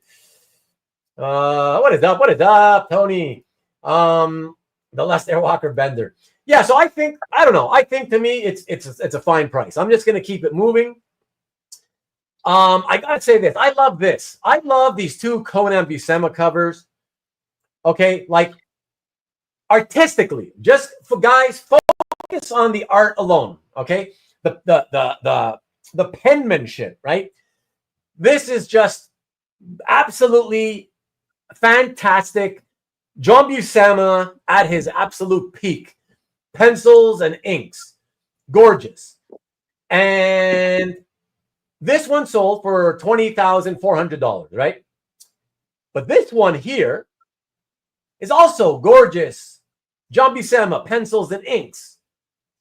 The problem is this one, you know, he's on his back in like a fetal position, getting attacked by a weird looking dodo bird, right? And so it just goes to show it's a great example of how much content, you know, and I keep telling you guys hear me repeat it over and over on the Stop the Insanity series, that you hear me say, content is everything. Content is far and away the most important element to the artwork's value. Content number one, artist number two. And yeah, perfect example, right? The artwork on both are beautiful pencils, inks by Buscema. But this is 20,000, while a classic looking Conan on top of the hordes of hell, right? Beating back the hordes of hell. I mean, a perfect interpretation of, you know, the savage sword, or in this case, axe of Conan. Yeah, this one went literally for twice as much, like literally to the dollar. 20,400 for this one, 40,800 for this one. So that's a I'm not sure the second one's worth twice, honestly. You don't? I don't think, no, I think, I mean, yes, the second cover is better than the first one, but I don't think it's that big of a difference to justify that price. Wow. I think that cover, I would have been happy to get that cover for 17,000. I thought, relatively speaking, and given the price, I would rather get the first one than the second one. I do feel like the Conan image is bigger. I do feel like the inking is better in the first one than in the second one. Yeah, the second one has a lot more of the characters and more of a dynamic fight scene, but I like that first one better. Rick's with you. Rick's with you, but he prefers the bird cover. But I gotta say, guys, just through my experience in the hobby and through all the decades, the majority, I have no, no hesitation in saying that I believe without question the masses would still prefer the second one, not the bird one. I think you and Rick would fall into the minority on that. Now we've got Hoarder's Hide siding with us too. Yeah, I got a third one here. No clipped edges. Nice. What's up, Pat? 169, reminiscent of a great. Yes, exactly. It's very reminiscent of a Frazetta cover. Exactly. Ideal imagery. Right on, Rick. Right on. Well, I will say, but okay. How about this though? See, Rick, let us know, Rick, if okay. So I understand you prefer the bird cover, but do you agree that the second one would have and should have gone for a lot more? Do you agree? It to most people that would be worth a lot more. That's what I want to know. And Alberto, how about you? You like the first one better, but looking at them both and knowing the market as you do, could you honestly say you would have expected the first one to sell for as much as the second one, or maybe more? Would you think everybody feels more like you? I think everybody would ultimately agree that the second one would probably go higher than the first one, and it's more desirable maybe, but to me it's not by that much. To me, it's not a half price page compared to the other one. I definitely think, yeah, Yeah, I yeah. understand the price difference, but not that much. Yeah, and I totally get you. And look, Chuck May, what's up, Chuck? Chuck makes a great point, right? Because if you're looking for a John Buscema cover, and I don't know if these bidders were looking for, a pure pencils and inks cover or not, or just a John Buscema cover. But he makes a good point. You never know in these situations whether the $20,000 one sold for 20 as opposed to, let's say, maybe it could have gone for 30, right? Because most people just wanted to wait for that second one, and maybe now we're in a situation where everybody that was, let's say, underbidder and second underbidder on the second one, I wonder if they're thinking now, damn, if there was a way that I could have known I had no chance at the second one, I would have been willing to pay more than 20,000 for the first one, So it's possible, even though it went for double, right? I'm just trying to say that to further your point, Alberto, that it's very possible that it went for double only because some people who wanted to bid on the second one, it meant that they had to hold off on the first one. And so they didn't contribute to the bidding on that first one, which otherwise would have gone maybe, somewhat higher. You know what I mean?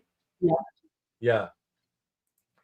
And Chuck and everybody else watching and listening, guys, I'm so disappointed. None of you want to come into the studio and chat live with us. It's more fun like that. And it's usually fun with 3 or 4 people. Like, anybody can jump in. Please, somebody jump in with us. The link is right in the description of the video, man. Jump in. Someone, let's have some fun in here. Comic channel, Jason says that first is incredibly dynamic, hard to pull off effectively as well. They're both beautiful. Like I said, I think they're both beautiful. Chat is seemingly siding with the bird, but as you guys can see, the market ultimately did side with the second one, and that's why it still went for a lot more, right? Thank you, Rich. Thank you for letting me know. 41. Thanks, guys. Appreciate it. Don't cheap out when you've got the money. Let's all side with the bird. Hold on. The first cover was more Tarzan-like. Yeah, second more classic Conan. Yeah. 25% more because of the ideal imagery. Okay. I think it's worth more than just 25%. But yeah, you're thinking that the first one is too low. Okay. And both covers were priced 17. I would take the bird cover. Interesting. Hey, different strokes for different folks, Scotty, like I always say, And bird cover is the only thing that held it back. Okay. White stat. Okay. And I was going to jump in for the bird chat. Well, you can jump in and jump out. Like I said, you don't even have to wait for me to invite you guys. That's what the link is there for. All right. So let's keep it moving. What else do we got here? Anything of interest? Let me see. That's not too much of interest. Neither is that. Another one though, $33,000 for a Howard the Duck cover. I guess that's what they go for these days. There you go, NSN Art. This is for you, buddy. 52 grand. Look at that. That's a killer cover. But this one. What a shock. I thought this guy was popular too. The priest guy. Only 19 grand compared to 52? I mean, I get that this would go for a lot more, but like 2.5 times. Wow. Here are the Johnny comments by Frazetta. I believe this was the only one that had any kind of sexy female, and you don't really see her, and any sexiness is kind of not really there, but yeah, still sold for almost 10, so that's kind of in line.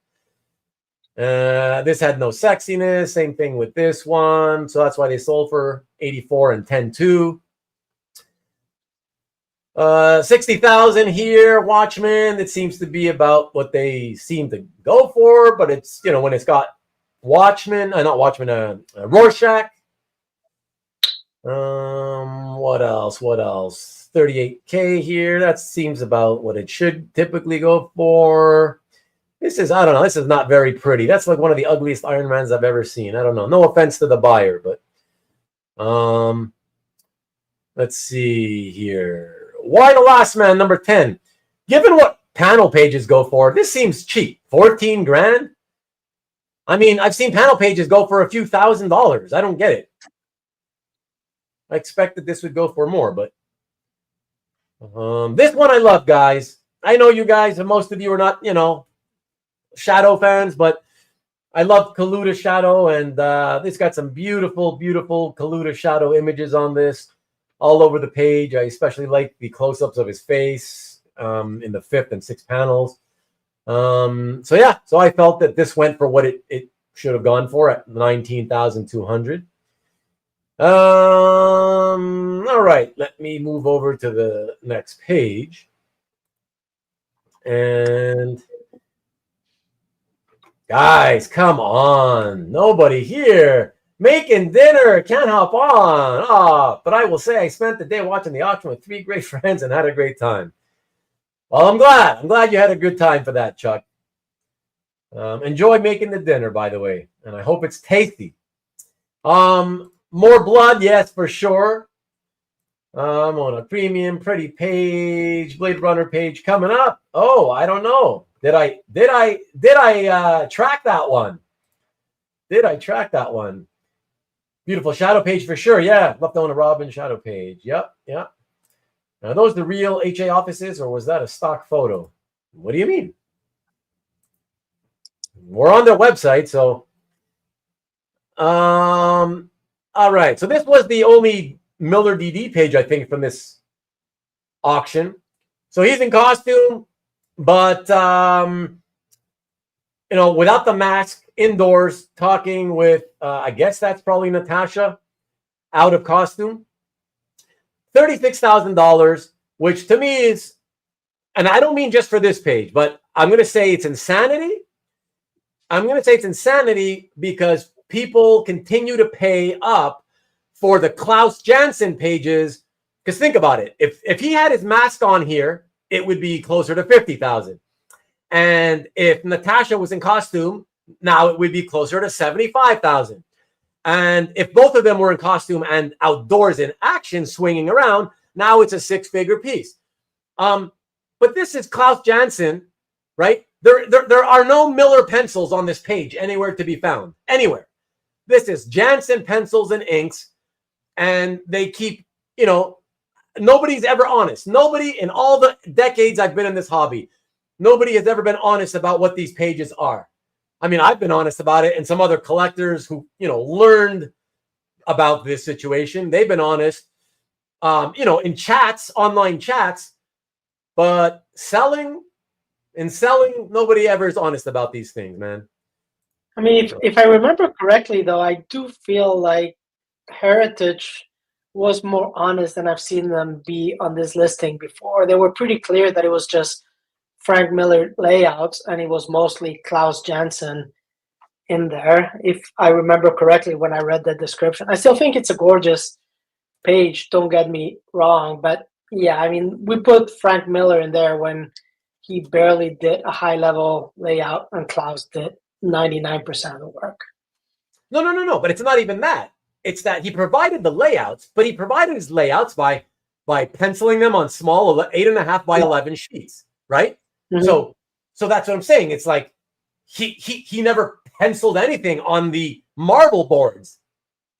That's purely Klaus penciling and inking. Light boxing the layouts and then penciling and then inking. So it's like there's no difference. There's no difference between that and those Ed Hannigan prelims you see, where he did prelims, cover prelims for other artists, right? Yeah. And nobody credits them. Nobody credits them to Ed Hannigan. It's whoever penciled the cover, because he just provided the layout on a separate piece of paper. But we're talking about original artwork. People want to know who did the original graphite and inking on the board. Well, Hannigan didn't do it. So nobody credits him for those.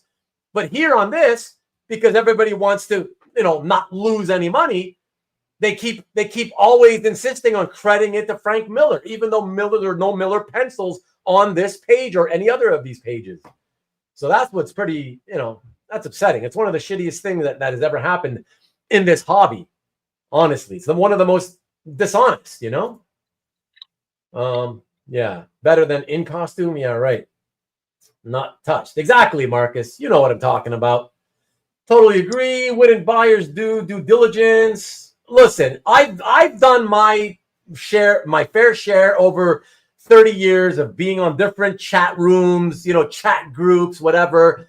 There was a time when I even went to the point of re-looking through all of the issues right from that era and making notes. I took notes as to which issues clearly were Klaus and which ones didn't have, the Miller pencils on them. And I put the list out there on these chat rooms, whatever you call them. People were happy to talk about it, and some collectors were happy to, take note of my notes and whatever. And years later, some other collectors also did it again and posted the notes for each issue out there. It doesn't matter. It obviously didn't work. It didn't make people become honest. At least not the people who own these pages and want to sell them. So that's the thing, David. That's all I can tell you, man. Well, everybody should. Everybody should. But it's like every time a page sells, it's too late. Now it's already gone through. Who knows how many people have owned it, thinking that Miller's pencils are on it, No, they don't. That's right. They don't. That's right. That's right. That's kind of like the difference. And that has been the main difference, Marcus, is that the comic books credit him with the layouts. Right. So that's what made everybody think that his pencils were on those boards, right? Nobody could have known that he had done the layouts on little separate sheets of paper. So that's the problem. But again, what's not a problem is that me and other people have worked very hard to try to get that information out there, and everybody ignores it because they don't want to lose money. They would rather make more money selling it as a Miller piece, Right now, I'd have to go through my files to see if I still have it. I probably do, Peter, and I'll check later tonight, or email me so I don't forget, please. Email me to remind me, and then I'll check. If I end up not having it, but I think I do. Worst case scenario, it can be found somewhere on the CGC boards. I remember many years ago, somebody else put it out there. So that's it. So Ruben, do a show on the topic. No, I don't do a whole show on that. It's so insanity. Yeah, it's just too frustrating. All right, appreciate it, Peter. Thank you. And okay, let me keep going here, guys. Here's the Peach Momoko. Oh my God! See, to me, this is insanity. I will say, like 12. To me, this just looks okay. Let me tell you this, guys, and especially this goes to you, Alberto. To me, I look at this, and not just this particular one, but just her work in general and her style in general. A lot of the pieces remind me of Sawi's work. Okay. It's kind of a similar type approach into the cartooning, stylistically speaking, right? And so to me, this looks like she only does covers, so they look like pinups. They look like commissioned pinups, Here, the same thing, whatever. So I look at this stuff, and it's not that she draws badly. I'm not saying anything bad about her drawing technique. I just think the kind of prices that it commands is outrageous for her. For what she puts out there. And I see the stuff that you buy, that you pick up from Sawi and some of the other Filipino artists.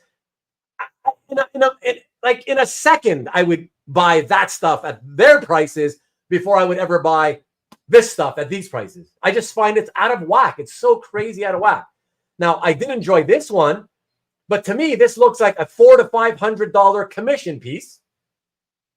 But it's a $12,600 cover. You know what I mean? That's just how I see it. I just feel some artists, whether they're good or not, I just feel, and I'm not saying she's bad. She's good, right? She's good, but I don't think she's anywhere nearly good to the kind of levels that the those prices that those pieces fetch. But Yeah, whatever. those prices surprised me as well. I actually, before the auction started, was considering that Daredevil piece, except for the fact that I don't like the fact that Jeff the Shark was in there. I think if there had been no Shark in the background, if it had just been Daredevil, I definitely would have been more interested. But once it got into that price range, it definitely got insane, and I was not going to be part of that insanity. I think a 4 or 5K piece might have considered it, but yeah, Right. it really surprised me to see all those pieces back to back to back all get that high. Yeah, I don't know. Like Dwayne says, the prices are just at this point based on the name now, right? It's the everybody hyped it up so much that now it's just the Peach Momoko name is out there. I agree. I agree. That's the name is taking the price way further. There's way more value placed on the fact that the hobby made her name so hot, right? There's far more placed on that than on the actual abilities of the artist. And again, I'm not trying to say she's bad, but it's nowhere near as good as the prices would indicate. That's what I'm trying to say. I find that wild, man. Peach is just so hot. She's cute for sure. See, that's it. That's the other thing. Like Carlos is saying, I think a lot of these guys, they're caught up on the fact that, she's some cute Asian girl or whatever. And they get excited for that. And they like to see her in person and stuff. And yeah, it lets them get carried away with what they're going to pay for the art. Whatever. But she's fine. But you're totally right that they look like commissions. They lack contrast. So they just lay flat on the page for me. Okay, good one, Chris. Dwayne's a pain, 100% correct. Well, just finished the yellow costume. DD. Hey, you finished it up, CJ. Cool. 4 to 5 was how much Anthony flipped them for. Oh my God. So he had these originally? Wow. Okay. Well, now. He did not have these originally because these ones were consigned directly from Peach. But Anthony has flipped a bunch of Peach covers before for 4 to 5K. Okay, I'm sorry. I keep getting. It's funny because doing this makes it's hard to not get sidetracked away from the actual auction, but I can't help it. It's these points are so they're good. People making good points, and I feel like I got to address them. CJ, see, I have to take umbrage with this comment. She is not so unique. It's just like I just said. They're not only with Sowie, but I feel like there are multiple artists from the Next Comic Art group who have a similar cartoony approach to Peach Momoko. I don't think you can say she's unique at all. I'm honestly, you're an artist too, CJ. You're a fan and an artist. I have to take umbrage. I'm really shocked that you, of all people, as an artist, think she's unique. If there's anything you could say about her art, unique is not at all what you're blowing my mind to saying that you think her style is unique. I don't see what's so unique about it. I've seen plenty of artists whose work looks very similar to that. So I don't know. It's a point of I wish you guys could come into the studio so we can talk. It's crazy for me to make points and then I can't hear you talking back. Newell, if you're interested, come in. There's a link in the chat. Austin over Peach. Who's Austin? Austin who? No, the fights in New York City are dealers. Ruben, you say out loud what a lot of us are thinking. I know I do, David. That's what I'm saying. I'm not like some people they tell me privately, they're like, oh my God, some of the things you say, you don't know what you say sometimes. I'm like, what the fuck are you talking about? Of course I'm well aware of what I say. Trust me, guys. I think before I speak. I always know when I say something, if you hear me say something that, you think might be controversial, that other people might be like, oh my God, I can't believe you said that. Trust me. I am aware before I say it that people are going to think, ooh, I'm aware, my friend. I'm aware. I just think as long as I'm not saying anything bad, or I'm not saying something bad. I'm not saying anything that's not, I'm not saying that's something that's not correct, that can't be argued, right? Then it's fair game. I mean, it's like you say, David. It is. A lot of the stuff is. I know I'm not alone. I know a lot of people feel the way I do, but just they don't want to say it. But that's fine. Whatever. So yeah, Marcus confirms he had stuff like these. And Anthony had a bunch he picked up from her. She's definitely prolific. It's not hard to be prolific when you're just doing covers, right? They're just pinups. So Rick's not on the peach wagon. I would rather have $12,000 worth of Georgia peaches to eat. Except, of course, I'd only be able to get through about 20 before they all went bad. So unique in the realm of published covers on the stands. I don't know. Even that, I wonder. I have to check, so I don't know. You may be right there, CJ. Can you tell me? But then again, Sowie and some other next comic artists have also been getting published. So I still think that's probably not a correct assessment. What do you think? Since I'm talking about artists who you like, Alberto, what do you think about that? Hit CJ and my point counterpoint.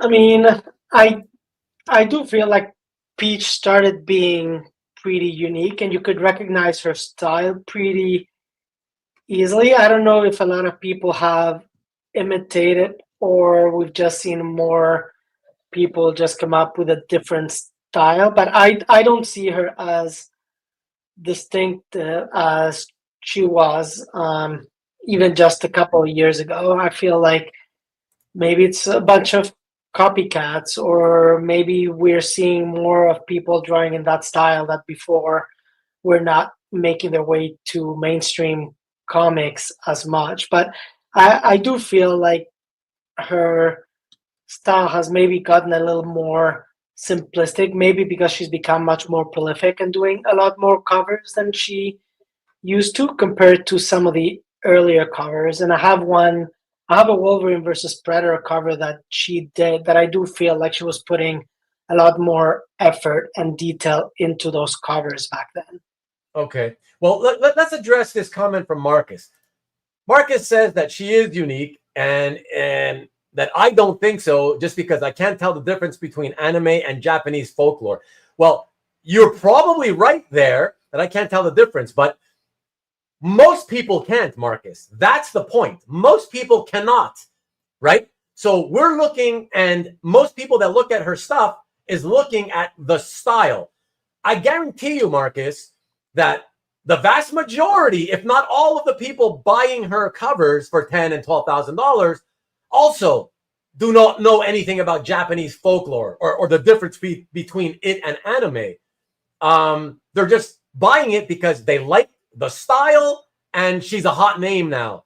So they want to get her work, So most people can't, they also, since you can't tell the difference, you're also not going to say that it looks unique. So he bought one what?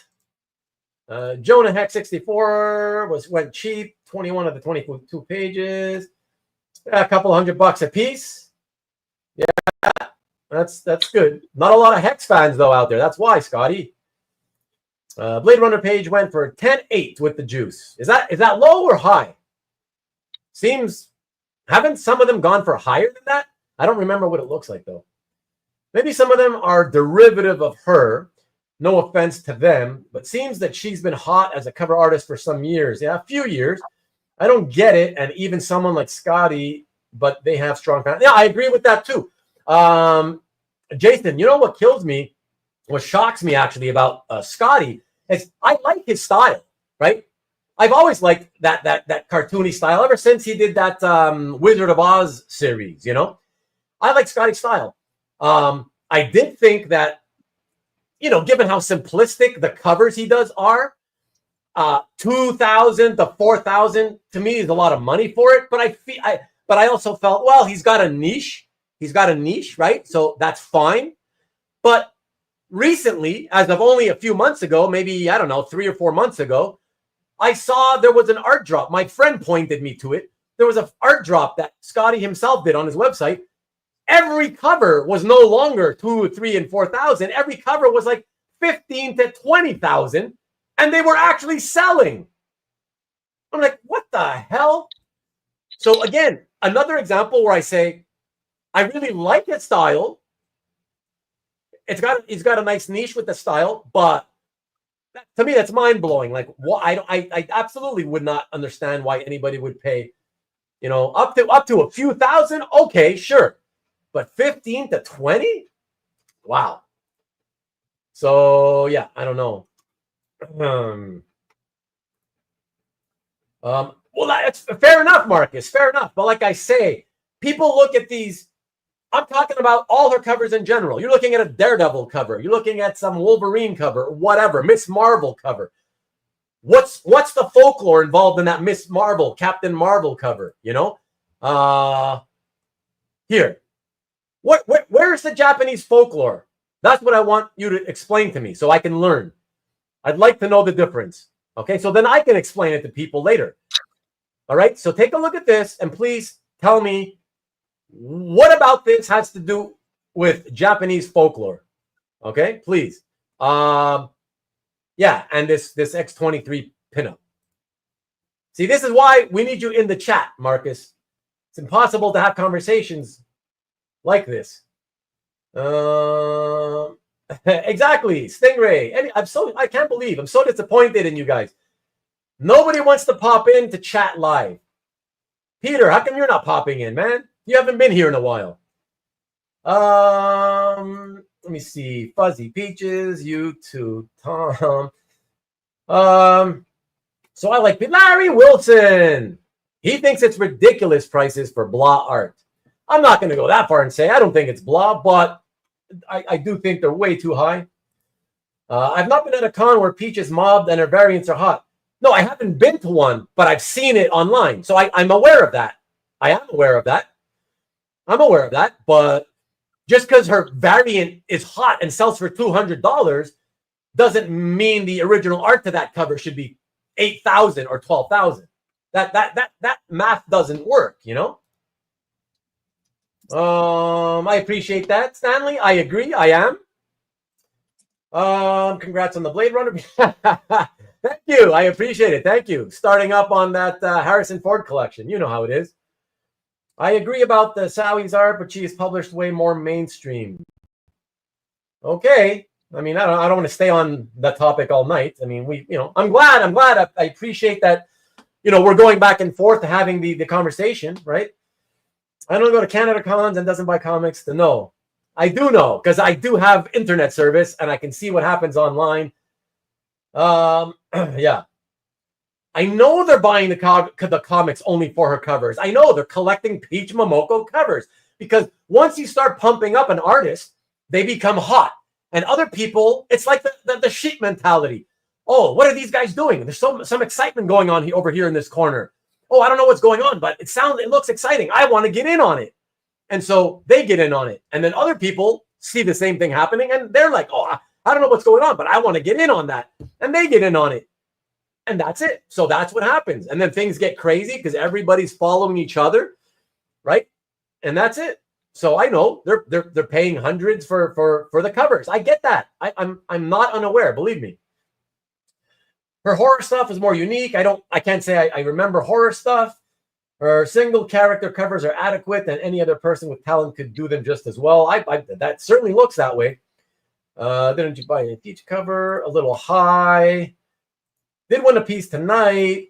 Would rather Peach than Scotty. Okay. Scotty has been around a lot longer. Still going strong. Yep. Ridiculous prices, says Maki. We're going to bid 14K at Heroes Auction and is bidder. She is basic artist that became trendy. Right. That's what I hate. It's exactly. You could be the whole hot thing becoming. It's a trendy thing. I just don't like trends, following trends. It's like you're just following the crowd. And it gets to the point where people that are nowhere near as good as people make it out to seem, Style of watercolors. The style of her watercolors you think is really unique? I don't know. We'd have to have an in-person conversation for you to describe, and you'd have to show me examples, so I could see what you mean, because I don't see it just by looking at that, you know. But I didn't watch the auction. Well, neither did I, Peter. Neither did I. We're just going through the auction. These are we're actually going through my saved searches. These are my tracked lots. So that's all we're doing. We're looking at the tracked lots and occasionally getting sidetracked with, talking about things that you guys in the chat are bringing up. So you just have to come here just so we can, throw in your 2 cents live so we can hear more voices. That's all. And it said, like I said, everybody is welcome. That's why it's a live studio. That's what I mean by live studio, everybody. That's why the thumbnail says live studio. Everybody's welcome. That's why the link to the studio is in the chat, not the chat, the description of the video below. Ruben tried peach cobbler once when he was 8 years old and hated it. He's held a peach grudge ever since. I don't think I've ever tried peach cobbler, to tell you the truth, Derek. Venom 17 old style. Scotty is great. Alberta, hold up your Sowie and peach next to each other. Let's see. I don't want to have to go through portfolio. There we go. Yeah, let Alberto relax, I think uniqueness isn't particularly an easy rubric to measure. People just like what they like. Well, that's for sure. There's obviously more people who care about Momoko than Dick Ayers. Well, that's damn sure.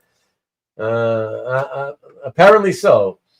They should be on the walls. Yeah, there's only so much wall space, Tom. Remember that. Yeah, but only for investments, right, Tom? So what else in this auction is similar to her art? How can you say that she's a trendsetter when there isn't anyone copying her? Again, you see huge differences, I guess, between her and Sowie and all the other, cartoony type artists out there. I don't see a huge difference. I don't see there's enough difference to say that, oh man, she's so unique. So yeah, we'll leave it there. That's it. That's okay. You can love her all you want. I'm not telling you not to love her. I'm just saying I think her work is overvalued relative to her ability. So that's all. Yeah, why don't you come on, Tom? You said you were ready to finally do a show with me. We don't have to. And listen, you already did one on Comic Art Live, right? You did like a chat / show and tell thing. So for that reason, I don't want to have you on to do that for a while. We're gonna have to wait several months for that to happen, because otherwise it's overkill, because there's too much crossover in our audiences. But before that happens, why don't you just come on with us now? Shoot the shit with us, man. So she's naturally talented. When you see how natural she is when she comes to painting and drawing, like I said, I want to get off this topic. You guys said your thing. I've spoken my 2 cents. That's fine. It's all good. Dutch oven so you can make a proper peach cobbler. Marcus must have switch from Mannix to peach. Love the Bermejo. I love Bermejo in general. Exactly. Thank you, Alberto. Thank you. Exactly, Tom. Yes. Let's move on. Jock is overrated. He's a good artist, but even he will tell you he never in his life imagined he would be worth $288,000. That could be like saying what makes Jim Lee so unique in the 90s. All these other artists look the same. Right. Exactly. Thank you. Right. Thank you. Thank you. Perfect. Jason. Thank you. Jason, man, you've got on-camera experience. Why don't you come on with us and spend a little time here and give us your 2 cents live from the studio? You just got to hang out. You don't got to offer up anything other than, whatever you have, whatever thoughts you might have on whatever art we're talking about or showing, or what people say in the chat, Not in the mood to come on. Okay. We need a Ruben and Marcus fight. Let's talk about Nectarine. Stanley doing all this secretly to make the show longer. Exactly. I better settle down. Okay. Cherry was broken. What? The cherry was broken. So get on and talk peach. Nice. It's contradicting you. Everyone was biting Jim Lee because he was hot. I can't. It's hard to get what you guys were thinking. What you guys are talking about. He was unique. His style was fairly unique at the time when he first, those first few years in the hobby, the first 5, 6, 7 years, before people started copying him. But anyways, that's not something we can get into now, Oh, okay. No worries. Talk Lee versus Kirby. I'm sure you would, Larry. I'm sure you would. So let me scroll down some more. 15,500 for a Earl Norham Savage Sword cover. What do you think, Maki Poo Poo? Did you go for that one? I know you didn't, but did you want to go for that one? What else? Okay, Mike Plug. I thought this was a cool piece. Mike Plug, 31,000. I don't remember the last time a Plug Man Thing cover sold, but it's very interesting. You see something like this goes for 40,000, and it seems like, it's a lot of money. But then you see something like this, Marvel Saga by Keith Pollard, right? Like from the 80s, late 80s. This is early 70s. And this just because, again, character, content, because this has origin type imagery retold about classic Marvel stuff on the cover. This sells for almost as much, for 3/4 as much. $31,200. I mean, holy crap. That's a lot of money for late 80s Keith Pollard Marvel Saga, a comic that nobody really bought. Any opinions on this one, guys? Because I thought the Marvel Saga piece was cool, personally. I mean, the beauty about those things is like the Marvel Universe covers, right? You get it brings fans from the X-Men in there. You have Doctor Doom, you have Doctor Strange, you have so many different characters, and it's a wraparound cover. It looks great framed. For sure. I actually think it's a great cover because of the imagery, right? It's all about the imagery. Again, that's what I'm saying. That's why I always say it's all about the imagery. So even though it's a crappy title that not many people really bought because it wasn't an actual comic book with a story, right? It's all text retelling the Marvel Universe's origin. But yeah, I mean, most people just didn't really get it, right? The covers were the only thing that were like brand new artwork. Now, I will admit, guys, I used to buy so many comics. I did buy it. So I was one of the Marvel Saga buyers. So I'm very familiar with the title. And it's a great cover. I think it's a great cover. But it just goes to show that Keith Pollard, late 80s, Keith Pollard will sell for over $30,000 if it's got the right content. That's what I'm saying. It's content. Content is way more important to the value than the artist. Artist comes second. And the only reason to buy Marvel Saga were the covers, right? I don't know what the best deals are. Very unfocused. Oh, I hear somebody. Hey, Peter. Peter's going to join us. I like that. Very unfocused cover. The front is pretty good, though. The back is a little bit less focused.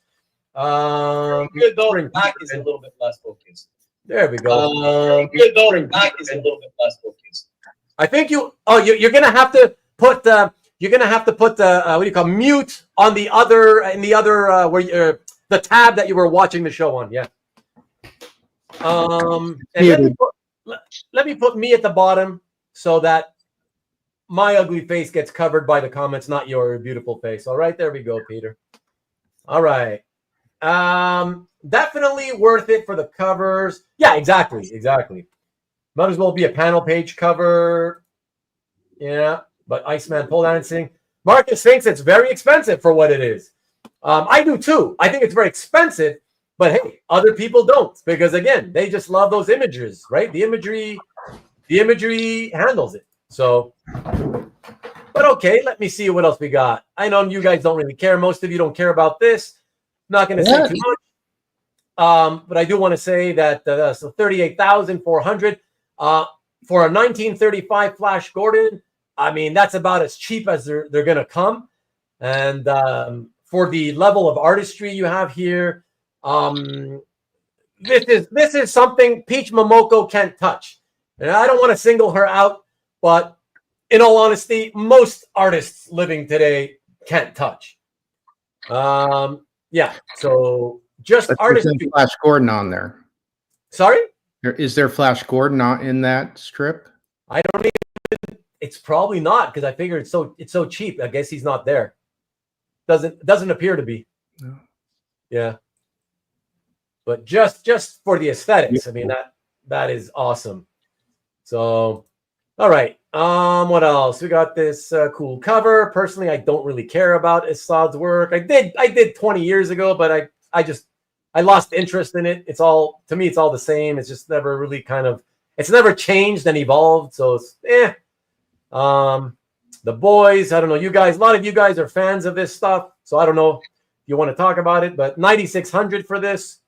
No idea if that's a lot or not. Now this is blowing my mind, guys.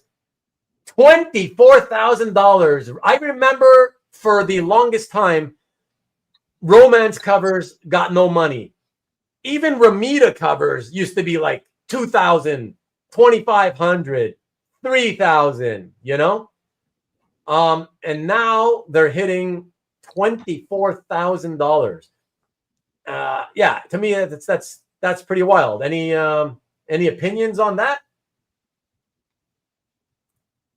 Larry, yes, that's comic art. Flash Gordon, exactly. I think Pollard is one of the cheap pleasures from the 80s. Yeah. What's up, Frank? Not so cheap anymore, though, right, Frank? At $30,000 plus for covers. Yeah, but solid artist always. Yeah.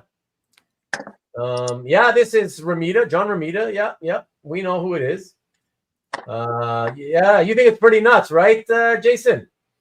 I mean, for romance, I think that's getting out of control to get into the, multiple tens of thousands for romance. Wow. Given nobody ever really gave a crap about it. Yeah, it's pretty wild. This is what Ramita brought to ASM. Right. Got you. All right. What else we got here? We got this team up cover that's been around. Nothing special. Ramita Jr. Wow. 33 grand for a splash page of Cable from that Cable #1 issue. Seems like a lot of money to me. I don't know about you guys, but this was cool. And I personally, I never cared. I never read this type of stuff in novels, so I don't have any attachment to this stuff. But I love P. Craig Russell. And yeah, even though this is early stuff from before his, he really changed his style. I think this is fantastic. I love this cover. It's got that War of the Worlds thing going on, obviously, in the back with those spaceship thingies on the stilts.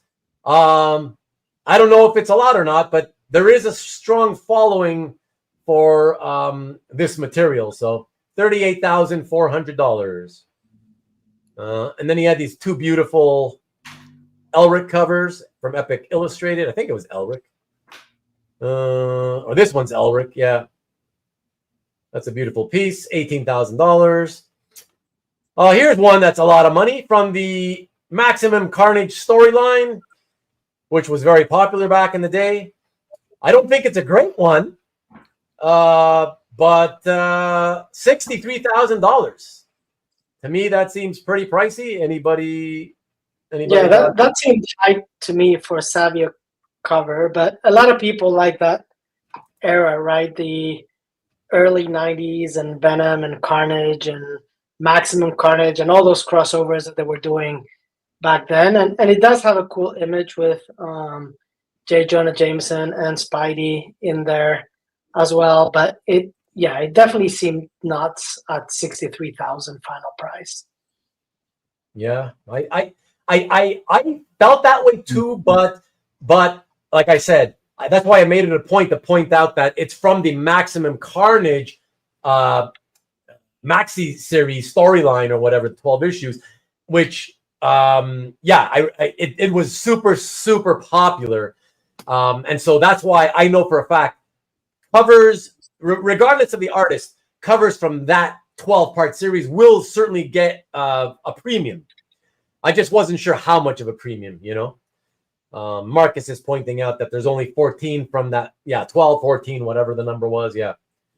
You love it? Yeah, I don't think it's great, but, to each their own, I guess it is fairly early Carnage. Yeah. This is like Triangle era Superman, right? Right. So you think it's a fair price then? You just think it's a fair price. That's what I guess that's what you're saying, Marcus. You think it's fair? White chats can be frustrating. Intonation is missed. That's right. That's right, CJ. That's right. But anyways, okay. Let me keep it going. Oh, and to answer, I just did one it quickly. I don't want to skip over it. I skipped over them because I don't have them tracked. So we're not going through the whole auction here. We're going through my 400 track pieces. That's what I didn't have any Ross covers. There were a bunch of Ross covers in the auction, and I think they all went really cheap, but none of them were mine, Marcus. Oh, okay. Well, there you go. But I was surprised because they seem to come right after the Peach Momoko ones, and all of the Alex Ross seem to go around 6 or 7K plus juice. So I was surprised that all the Ross covers seem to go lower than all the Peach Momoko covers, but that was just me. Yeah, so here we go, everybody. I'm curious. James not here tonight. I'm curious to know what James would have thought about this. But anybody else who has an opinion, speak up. To me, I figured this is going to be somewhere around 75 grand. So it went a little more than that, maybe another 9,000. So yeah, I guess it's in that range I was expecting. This was never one of my favorite covers when I bought it off the stands. I think it's for obvious reasons. I mean, even though it's Wolverine and Rogue, they're just, hog-tied, hanging upside down. So, yeah, not a great cover to me. But yeah, $84,000. I think it's more than strong enough for the content quality. Yeah. So, don't know what the rest of you think, but. I missed the. Oh God, we're not talking about that again. Rewind and you can see it. Alex Ross was somewhat mediocre. There was nothing interesting enough from Ross. I think that the track. Slido does seem like a virus. Bondage, yeah. All right, nobody cares about this. Let's keep going. What else? Okay, here's the one we're talking about. Oh wait. Oh my God, I'm so sorry, guys. I feel so stupid now. Hold on. Right. This was not 7. Oh my God. Okay, I so apologize. I was confusing having looked through so many things. In my head, I guess I had seen the price quickly, and in my head, I had this at $7,800. Wow. Okay. $78,000. Yeah, that's wow. That's all I can say. Wow. Yeah, that's woo. Wow. $78,000. Man, I hope Gene got it. Because that's the kind of price to me that seems it would be the kind of price that you only get because two guys are just insistent that they are going to win it at all costs. Right? And that's it. I don't know. So now I see, Alberto, I take it back. I see now why you thought it was so insane.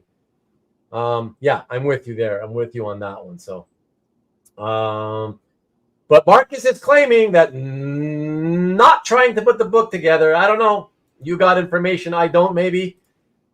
There was a single lot bid.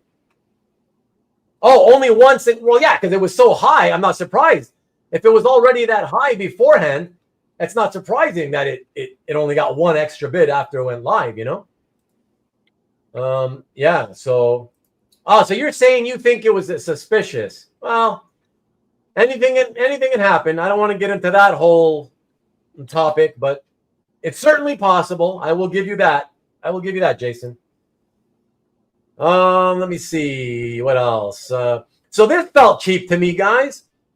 A Death of Captain Marvel page with Captain Marvel all over it, and we don't need to talk about the fact that the black has turned purple because they all have. $6,600 for Captain Marvel in almost every single panel. I don't know. Don't they usually go for more than this? I don't know. This seemed cheap to me. Look at this one. Look at this one. Early Harley Quinn, $66,000. Was this her first appearance? I thought it was her second appearance. Maybe it's the first appearance, I guess. $66,000. Holy crap. Let me see. Good to hear that you thought the death of Cap was cheap. Oh, I hope that means that smile. I hope that smile and comment means that you were the buyer of it, Jason. It shows 21 bidders. Is that 21 different bidders or 21 different bids? I'm not sure. I never really looked into that, Frank, but somebody will tell you, hopefully. Extra shaving so you can get it re-inked, right? Worth it. Yeah. Take a breath. Hey, nobody else is talking, Tom. I gotta keep talking. Silence on a silence, even for a second or two on a live stream. I'm telling you, it sounds deafening. Nothing's worse than silence. So I keep talking. If nobody else is talking, I try not to stop. Non-stop, baby, non-stop. Hey, congrats! All right, woo! Southern Comic Geek, Jason Richardson. He was the winner here of this one that I thought was a pretty good deal. Yeah, it's a great deal. Congrats to you, Jason. Thank you. Awesome. Thank you for letting us know and stepping forward on it. That's great. Yeah, that's awesome. Tim is worth it. Well, I saw some other ones at a previous auction go for like in that same range, right? So it wasn't surprising, you know. Yes, a lot of congrats. Oh, was that an old radio slogan? Yeah. Well, no, I'm not surprised, CJ, because it is. It is. I've learned it just from doing this show. You know, a few years ago when suddenly I had I believe it was, I don't know for sure if it was my very first, I can't, if I'm remembering the right episode, but the one that stands out in my head was I remember doing the first episode of Comic Art Roundtable, the one with my three Canadian collector buddies. And I remember I was talking and I threw a question at them and nobody answered. Everybody was silent. It was so quiet that I just stared there. I stayed there staring at them for several seconds before I suddenly started waving my hand going, hello, anybody, Yeah. So it's death. You can't. So yeah, you're very welcome, man. Yeah, I think that's great. I think that's great, Jason. Yeah, I am getting almost like a lightheaded from the headache I'm getting from talking too much. I got to say. Hey, Ruben, do you think that the reason that Starlin, the Captain Marvel page, went so low is because the word has gotten out about the faded inks, and that people are so worried about the faded inks that's what drives them away? The condition of the art. My good question, Peter. In my opinion, no. The reason I say no is because if that hasn't bothered people after 43 years, what reason do I have that is factual looking, right? That I can see visually on screen somewhere online that tells me that, okay, I think people are worried now. You know what I mean? Yeah, I haven't seen evidence to show me that might be the case. So that's why I say no. Okay. Yeah, I don't think it would start making a difference right now after all this time at this point. To me, this falls more under it fell through the cracks with so much good art in this auction that maybe not enough people were paying attention. But I think someone in here got a great deal on that piece. Well, Marcus says everyone who wanted one has one. I don't agree. I think people will always want more of that. People who love that graphic novel will always want more pages if they can find them. And there's only a limited amount, right? I mean, how many pages was that graphic novel back then? Like, was that 40 something or 60 something? I don't remember what those Marvel graphic novels went to. But it's still limited. Whatever it is, it's limited, right? And it's the death of Captain Marvel. Like it's a classic. It's an all-time classic that I believe people will always want. So, Death of Captain Marvel was 66 pages. Thank you for that, Newell, and welcome. Thanks for popping in, my friend. Ahoy! Here, let me bring myself down so once again I can be covered and Newell can be visible. So let's see. Newell is here to fight for Peach's honor. We are not. Stop bringing that up. We're past that topic. I'm not here to fight for anybody's honor. I just popped in real quick because I thought I'd share that I won a piece tonight. Oh, okay. So tell us what you won. I won an Eric Powell painted cover to an issue of Scumbag. Okay, congrats. I don't know anything about Scumbag, but I do like Powell's art. I don't collect it, but I do. I've always enjoyed his artwork. Scumbag was an image book written by Rick Remender, and it was one that originally was going to have I forget the artist's name. Luis LaRosa, I believe, was the artist. Him and Remender ended up having Luis LaRosa, yeah. So him and Remender ended up having a falling out, and so LaRosa did like the first issue, and then they had like multiple artists throughout the rest of the book. Scalera did at least 1 or 2 issues. Roland Boschi did 1 or 2 issues. I forget. There was a lot of artists. It was only like 13 issues. And the Powell cover that I got tonight is a variant, but it's painted. It's painted Powell art. It looks awesome. Yeah. Well, great. Congrats, man. Thank you. Yeah, for sure. Is it the only thing you bid on? Yeah. I mean, it's the only thing that was really in a price range I felt might be obtainable. So. Okay. Yeah. No. Whatever. Hey, 1 for 1. Yeah, you're batting 1,000. That's awesome. That's a great successful auction for you. You know?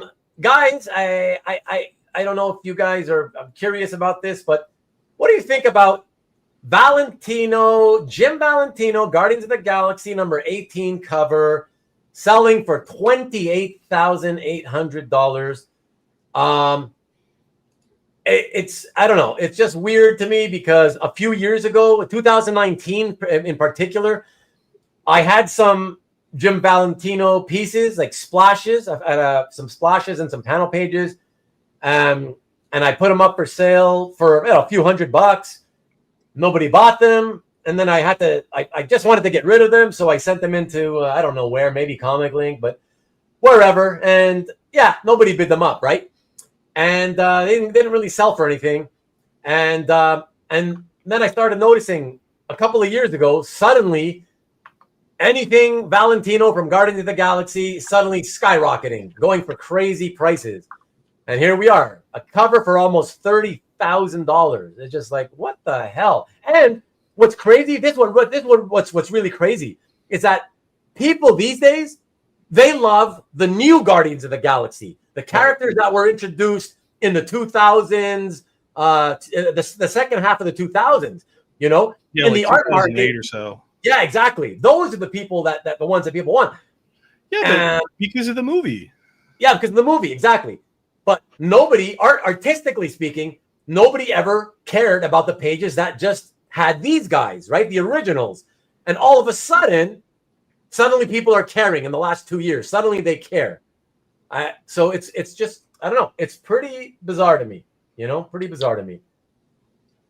I mean, to me, this is still such a fun cover with all the Punishers in there. And yes, you're right. I mean, for a while, nobody knew who the original Guardians were. But I think in the last couple of years, as the movies came out and people started looking into the comics more, and I think they went back in time more to find out more about the Guardians itself. But I think this particular one, too, had all those Punishers in there. And I think that brought a lot of the visibility to it, too. 28 seems high, but at the same time, I'm not super surprised that it went that high.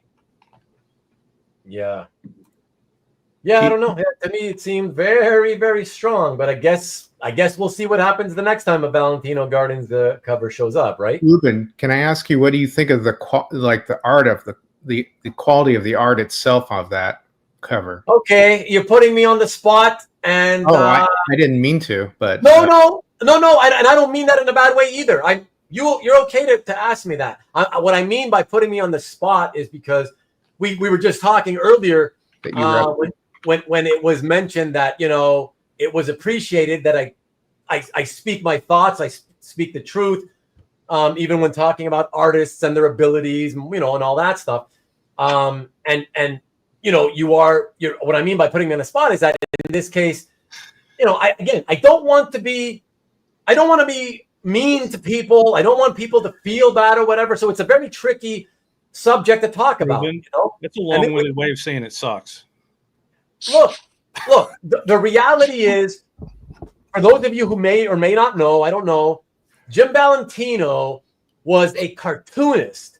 In the mid-'80s or so, he was a cartoonist. And what I mean by that is, cartoony type stuff you would see in the funnies, the newspapers. That his style, his natural style was cartooning, not realistic superhero stuff. So when I heard that he was going to be, that he was coming on board with the Image guys, although frankly, the main reason they asked him is because he had a lot of experience behind the scenes in publishing. Okay.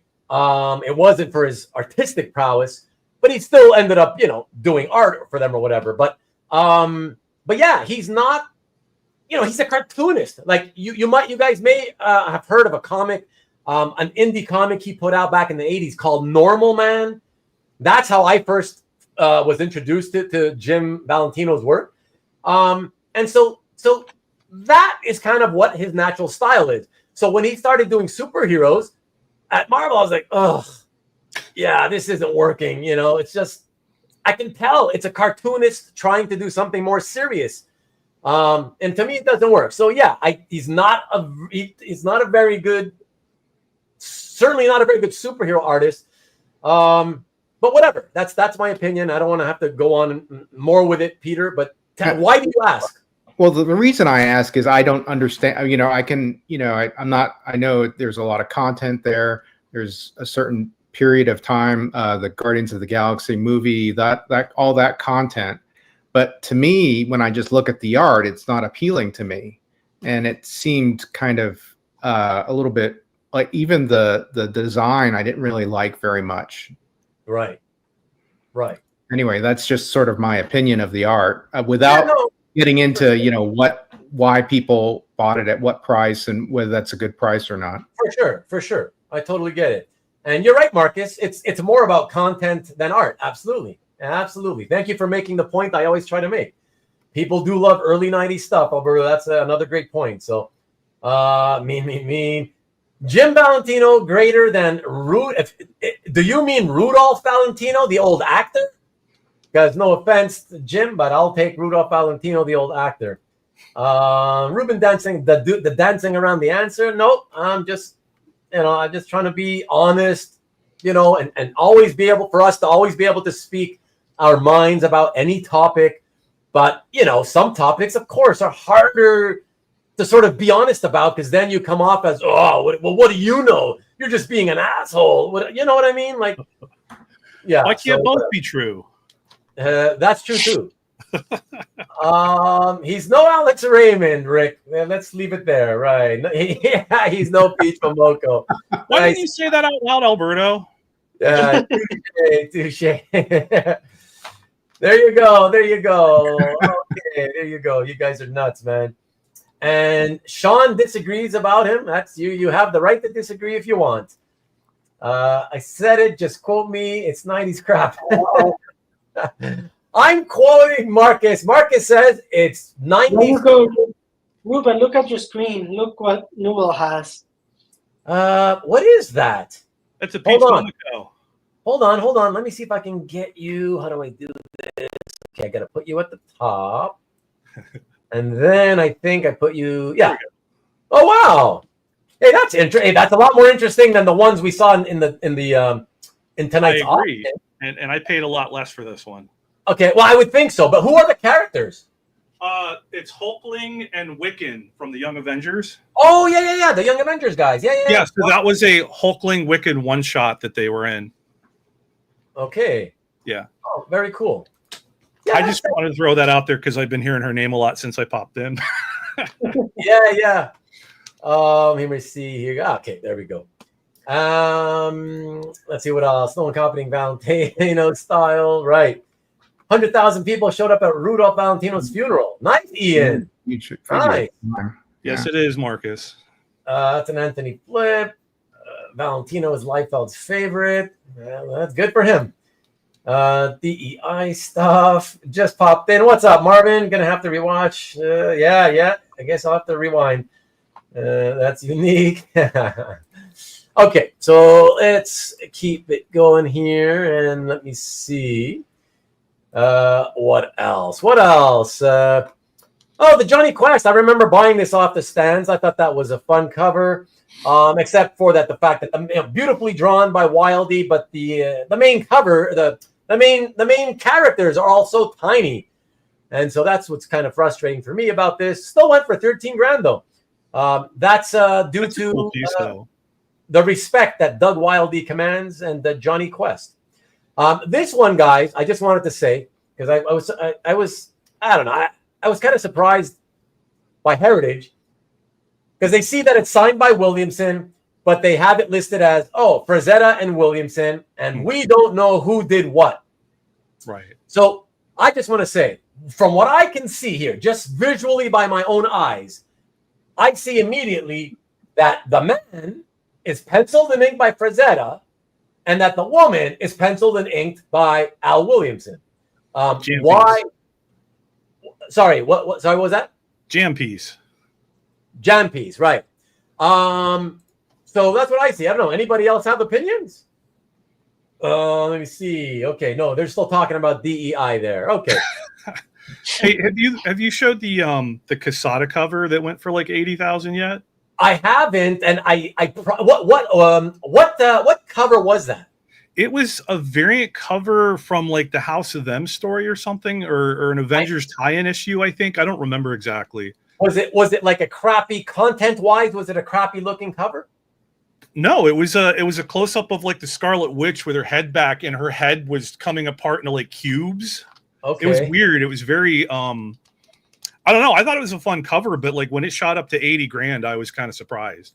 Oh, okay. I was just curious what you thought about that one. I don't remember if I even tracked that one. Okay. And somebody mentioned it earlier in the show as well. So okay. But yeah, it sounds like a hell of a lot of money, regardless of what the content looks like. Right. But that's what it feels like to me. But I don't know. Did you feel the same thing? Yeah, I mean, I know Casada tends to go for kind of pretty decent prices, but I didn't know that it was like that, you know? Yeah. So, look at that, Nikki B in the house. Hi, Nick. Thanks, Nick. Appreciate it. Hi to Alberto. Hi to Tom, and everybody saying hi to Nick. It's a Sunday art piece, a recorder for a Casada. Oh, a record. Oh, so that was a record for Casada. Okay. I thought something else he had done had gone for close to 100 or around 100. But I'll take your word for it. Yeah. Damn, Zach. That should be a good damn, though, right? CJ. Should have been on Friday. It looked like the lady was inked by Frazetta. To me, yeah, okay. Zach greater than Momoko, says CJ. I'm not even touching anything related to her anymore for tonight, okay? That Zach cover was one of my pieces that I consigned, Ruben, that Captain America cover. Yes, that I knew. Yeah, that I knew. Okay, so 102,000. That's what I thought, Nick. Thank you. Thanks for confirming. Yeah, we did talk about some X-Men pieces already, James, so you missed that stuff. Hey, James. Hey, Tom. Oh, a new one. Geek Out with Roscoe. Hey, just followed. I hope everyone is doing well. Well, Geek Out with Roscoe, I hope that you're doing well. And I assume that your name is Roscoe. Happy to have you here. Thanks for tuning in. Let us know a little bit about yourself if you can, whether you are just a comic guy or if you are a comic book artwork collector or fan. But yeah, man, thank you for the follow. I appreciate it. Just so you know, all of my live streams are like this, where I don't mean like this, talking about auctions. I mean, whoever is with me in the studio, we always talk with you guys in the chat. It's a free for all. It's like it's a good time for everybody to get together. And I interact with everybody in the chat, so everybody feels welcome and like they're part of the show as well. So Thanks again for dropping in, pal, and for the follow. I appreciate that. And let's see. So just a few direct X-Men. Why is Ruben suspicious of Asian women? What is he talking about? I don't know. Maybe he's projecting. Yeah. Oh, so it looks like Southern Comic Geek knows Roscoe. And it looks like Hoarders Hyde knows him out too. That's cool.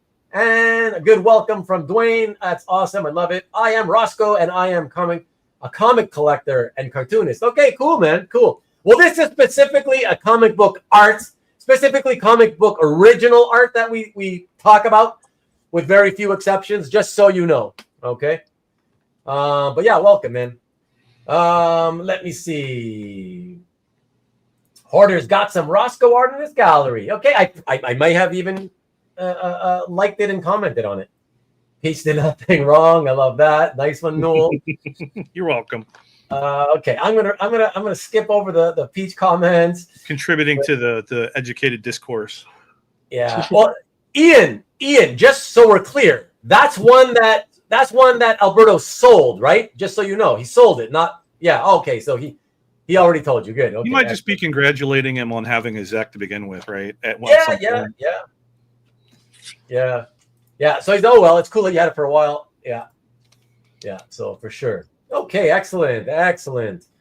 All right, let's keep this rolling. And like I said, yeah, especially to you, Alberto, because you've been nice enough to be here since the beginning. Don't feel bad. Like I said, when it's a live studio, it's in and out. So if you got to go, I appreciate you holding down the phone with me for so long. So if you got to go, you let me know anytime that you got to go, right? Now I feel like Ruben's trying to kick me out. Now I'm staying here. Not letting you kick me out. Tell him, Alberto, 5 hours minimum. I'm not. I'm not. I would prefer that you stay, but you've been here so long, I don't want to make you feel like you have to stay if you need to go. He's on West Coast time. He's living in the past. He's good. Oh, no, I know that. But, still, he may have had other plans or whatever. I don't know. I just don't want him to feel like obligated and to, whatever. Like, no. Leave if you have to. That's all I'm saying, okay? There you go. So Roscoe says, I draw mostly, blank comic cover. So all the original art over here is in the Roscoe household. Got you. Don't go, Alberto. You're the heart of the show. No, you are, Tom, even though you don't want to come on because you're always too shy. All right, let me keep going. What else do we have? So, yeah, we got this one. And I don't want to talk about it only because, time is at a premium. And we already kind of talked about it on Friday, Nikki B's show. So we'll just keep it moving along. Oh, I just want to mention this one as a Neil Adams fan. I remember when this one came back. This one came out back in the 2000s. And I want to say 2005 to 2008, somewhere around there. And I love this one. I just love the whole 1971. Sorry? It says 1971 right there. No. When the original came out onto the market. Oh. Sorry. Yeah. When this hit the market. Yeah. Gotcha. Yeah.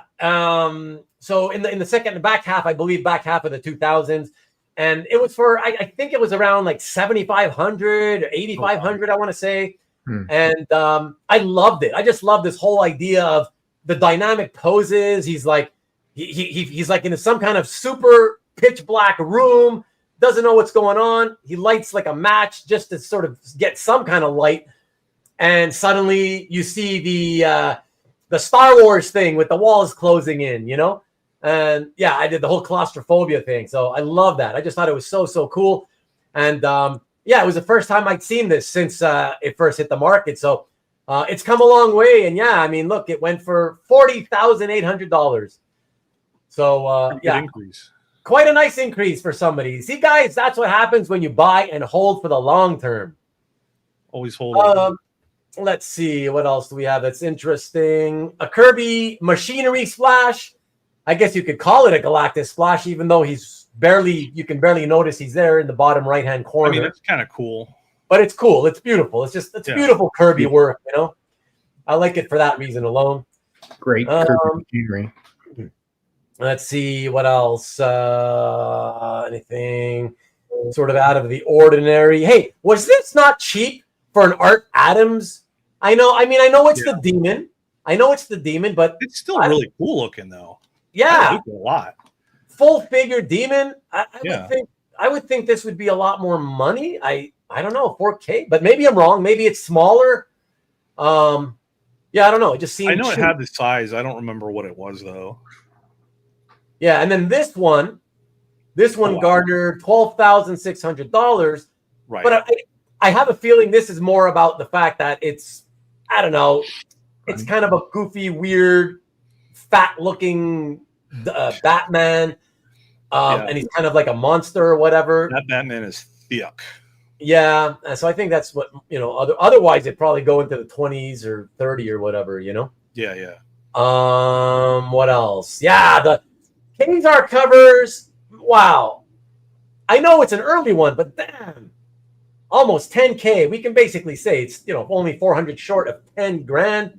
Yep. Wow, that's pretty big time when you think that for a while, a few years ago, panel pages by Brent Anderson had suddenly shot up to like $500 on average, or $400 to $500, but they never got beyond that. And in the last couple of years, they suddenly only started selling for more like $300. It's really, really bizarre. For Marvel stuff in particular? For Kazar interior pages from this series. Gotcha. Yeah, by the same artist. Yeah. So no, I know. I've just, because I've purchased a couple of Astro City pages of Brent Anderson the last year, and they were a lot more than that. So yeah, got you. And yeah, Neil, beauty that page, yeah, for sure. That's what Ruben likes the page. Reminds him of Han Solo. Well, you know me. You know me well, so you know. Looks like a V8 with a Bob. Oh, okay, a car. You mean?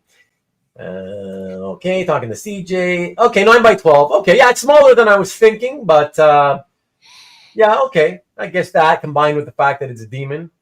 I don't know. It seems like if you love the artist, it's a pretty affordable way to get a piece from him. Looks pretty cool. Go Checks was cool, yeah. Just thought it looks more like a mono and Sawi. Fair enough. I haven't really looked carefully, so nice cover. All right. Let me see what else. Anything of interest? Yeah, the Mark Badger Hulk cover. So a Hulk cover from the mid-'80s, to me, I was like, I love Mark Badger, and I love the ink work on the Hulk's figure. Yeah.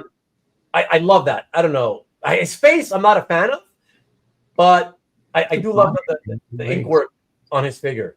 Yeah, the shading is really nice. Yeah, it's quite beautiful. And I saw this go for 15 grand. I'm only now, for the first time, I'm seeing it 15K.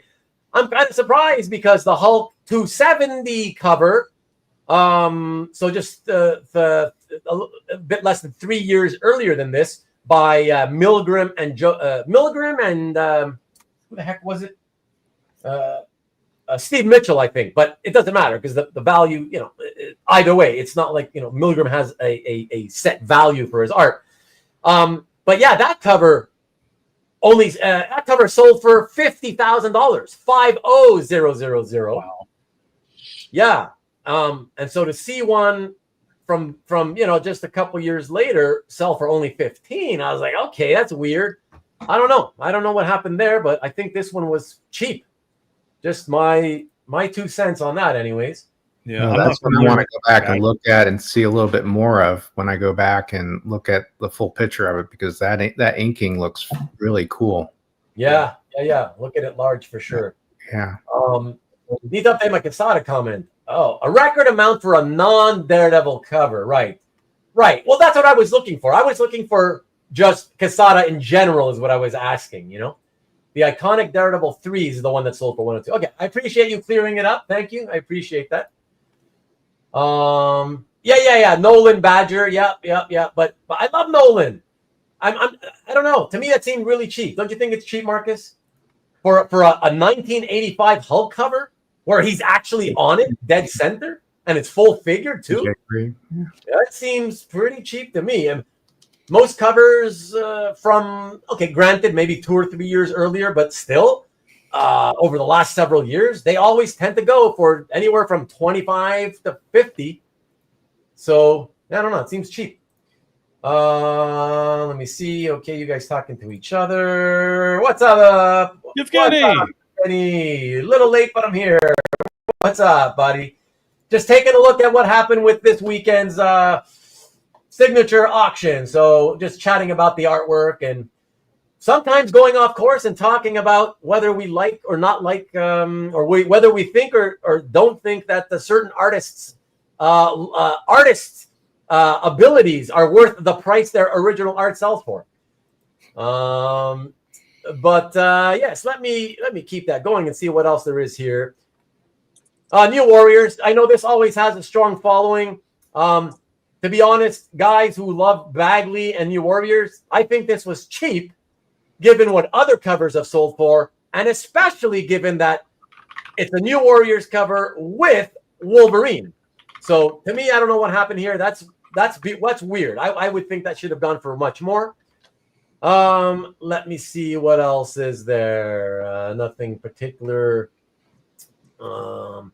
It's stuff that I'm interested in seeing what it sells for, but it's not stuff that it would excite most people. And I think the problem with Mark Bagley and a lot of the pieces in this auction is you actually have to read the description, because so many of the pieces that he had inked by Scott Hanna in particular were over blue lines too. So if you don't pay attention, you can very easily end up buying pieces that Mark Bagley had no pencils on at all anymore. So just something for folks to always keep in mind with Mark Bagley and Scott Hanna stuff, because a lot of it is blue lines. Well, you got to be you got to be careful when it's Hanna, exactly, because he has chosen over the last several years to want to draw on blue lines so he could get all his art back. So he wants to have every page available so he can sell it for whatever he wants to sell it for, But yeah, so but that's in recent years, and that's in recent years. But yeah, you got to be careful. Always ask just in case, Yeah, nice. I just want to say that I used to love these Eclipse comics, Tales of Terror, with the John Bolton cover. Yeah. To me, this is great. I love this, and it's a classic. I remember it so well. To me, for John Bolton, the fact that it's also painted and that's from this series, $4,000 would have been a really sweet squirrel for me. But again, I'm looking to stop buying squirrels, so I'm perfectly fine not having picked it up. But yeah, for $4,000, I think something like this, so much fun, a bargain. Can you highlight the other one real quick? Yeah, that's what I'm gonna do. Okay. I wanted to say this also. I'm shocked. This, I am stunned that, because I remember, guys, when this was coming out, the novel came out, right? I remember the early 90s. This was not the comic. The novels were hotter than hell. The novel was hotter than hell. And then the comic book was hotter than hell when they what was it? Innovation that adapted this, I think it was. I think it was Innovation Comics. Innovation, 1990. Yeah. And not only that, but it's the first issue. So early 90s, a former hot property. Mm-hmm. 90s comics are hot in general. It's an independent. To me, I'm blown away. I thought this would have been 30 grand easy or even more. I thought it could have gone 30, and I wouldn't have been shocked if it went for 40, 50, whatever. I think this is shockingly low, but I don't know, whatever. Maybe it's because Interview with the Vampire, Vampire Lestat is no longer, currently in the public eye much. You know what I mean? Yeah, I don't know, but that's a beautiful cover. I love that. Yeah.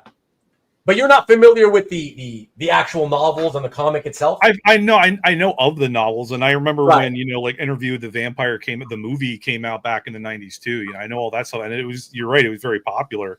I'd never heard of Innovation though. I'm not familiar with the comic series. Okay, yeah, that's what I figured, but yeah. That's fine. That's a pretty cover. Alberto's being a fucking shit disturber here, everybody. Yevgeny, just so you know, I did not want to know what you thought. Well, he already gave his opinions. Well, he's an artist though, so I'm sure he's going to give a positive opinion no matter what, no matter what other artist you ask about. He's going to have to play, he has to play his cards close to the vest though. So, so interested to see on the Indie Underground comics. Well, I don't think I'm pretty sure I did not track those because I figured nobody would want to, not most people wouldn't want to look at those tonight. Monoprints, not that I saw. Corin Kaiser Stone. Oh, I always love the design of Stingray. Well, so do a lot of people. At least one, right? Yeah, the Kaiserverse. What's happening? Michael Patrick Sullivan is back. Blue lines are the ones you follow to get the proctology department. Green lines go to the cabinet. Nice. Brad Pitt is hot again. Is he really? Vampire Lestat seems like a great deal. All right, thank you, Mike. Finally, somebody says something about it. Yeah, I thought it was cheap too. Let me see. Doesn't look like Tom Cruise. I don't think that has anything to do with it. It would have gone for less if it looked like Cruise. Let's see. What else? Everybody's talking to Stingray. It's been so long. I don't know what comment you said exactly to, CJ. Let's see. All things considered, every artist has their style. Her work is at times very elegant. You see what a politician he is. You see, there you go. That's exactly what I expect. I expected nothing less than that type of comment from Yevgeny. Well said, sir. Well said. And welcome, Corin. Exactly. I think it's your first time here, correct? Yeah, welcome, Pan. Welcome. I think it's your first time. Let us know. Let's see. Larry Wilton sharing that Peach works in blue lines. Is that true? I doubt it.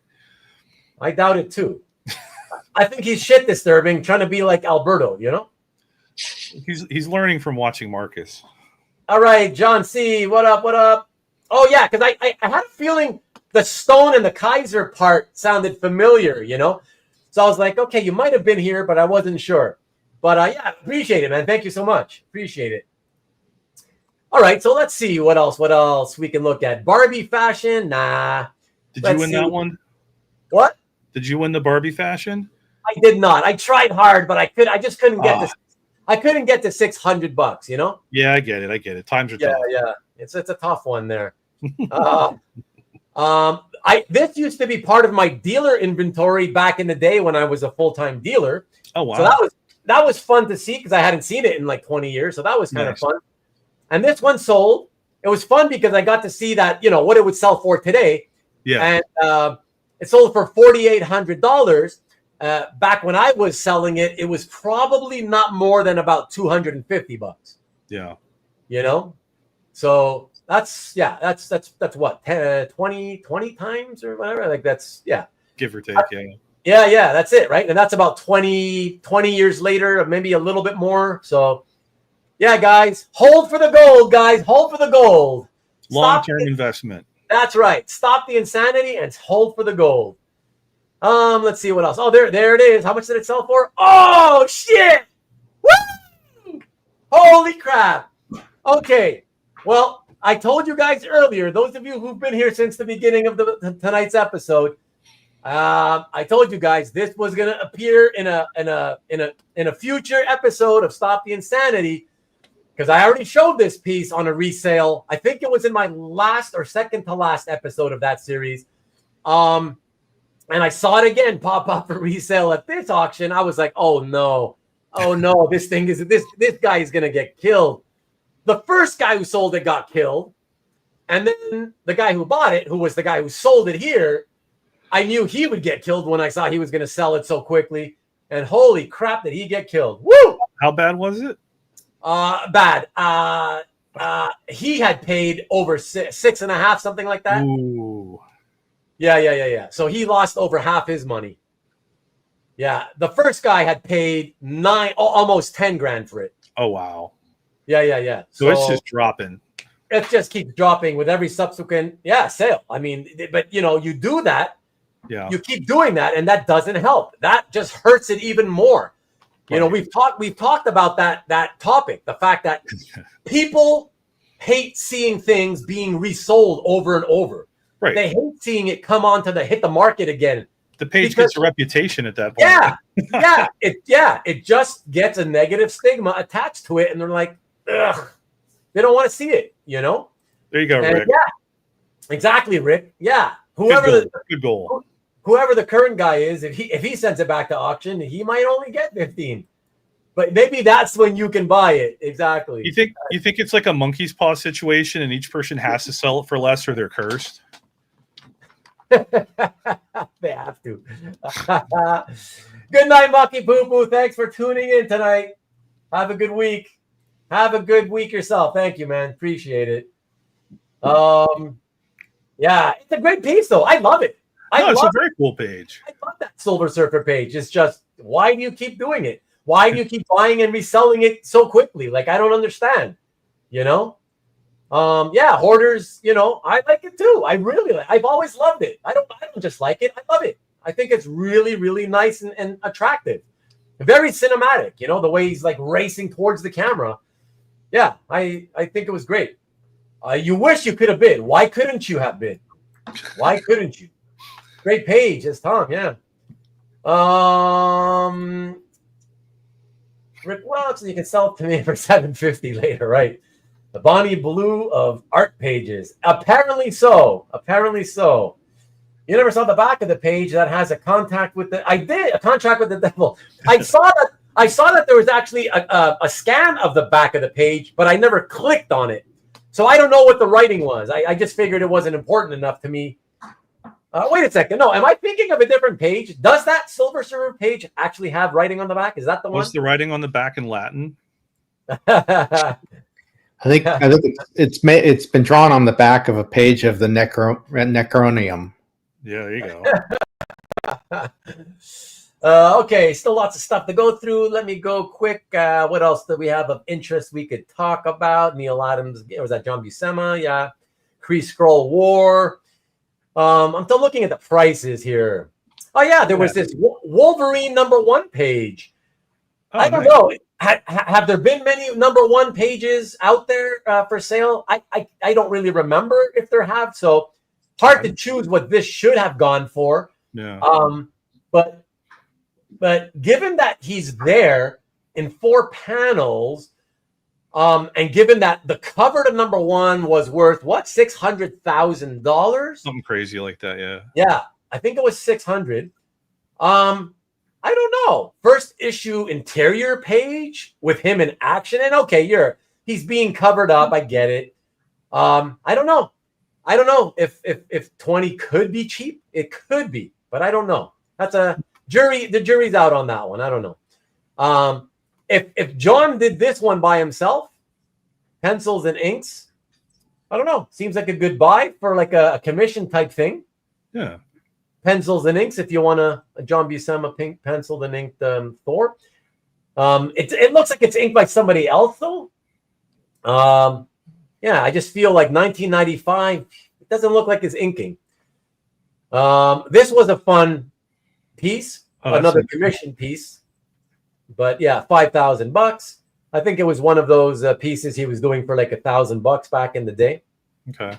What else? Yeah, the colors here. Yeah.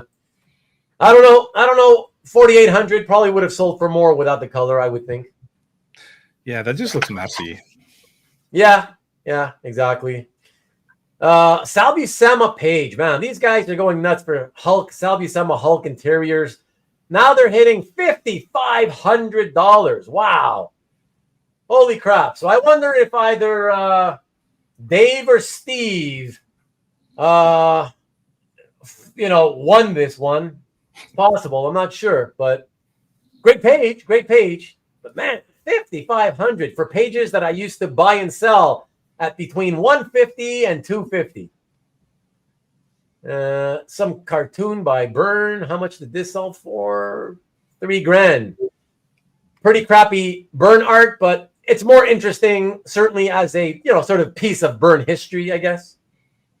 Something like that. Yeah, this I don't know. Somebody got to tell me, is this crazy or is this normal? Because I now have to wonder how much Ian paid for his page. Wasn't the page that he bought? Wasn't it a Star-Lord page from this issue? Or am I? And I'm talking about Ian Saint. Yeah. I didn't know he had one. That's crazy. I know he had a burn page, and I thought it was from Star-Lord. Maybe I'm losing my mind. I don't know. Marcus, you should know. Somebody tell me. Because yeah, that I don't know about that price, man. It seems wild. Gonna get a sting. That's it. It seems cheap. I should start buying them. All right. Have a good one, Ian. Have a great week. Thanks for the show. Oh, you're very welcome. My pleasure always. And thank you for your service, Alberto, Peter, and Newell. There we go. Finally, you're thanking all of my guests, and not just one or two of them. I appreciate it, man. Thanks. Have a good one. Have a good night yourself, Mick. Thank you. And let me see. Okay, let me see. Something exciting. I don't know. What's this? Oh, yeah, the Burn X-Men page. 10 grand with Cyclops. A skull, a Cyclops. I don't know, given that he's like an X-Man and it's Burn from the Fantastic Four 250 issue. I guess that's okay. Silver Surfer. I love this. The art from this Silver Surfer one-shot from 1982. Always loved it. With the Palmer inks, even though that he really buried John Byrne and it looks like it's pure Palmer. It's just beautiful, beautiful stuff. So that's a nice page. What else do we have here that people would want to look at? Yeah, I don't know about this one. Byrne She-Hulk page. This has got to be one of the worst covers. I don't know, man. To spend $11,400 on She-Hulk's eyes, nose, and mouth is wild to me. That's man. Yeah, that's a lot of money. I can see you agree, Newell. So yeah, that's not. I mean, obviously you get what's available, right? But given the choice, it's not the She-Hulk cover I would want to get.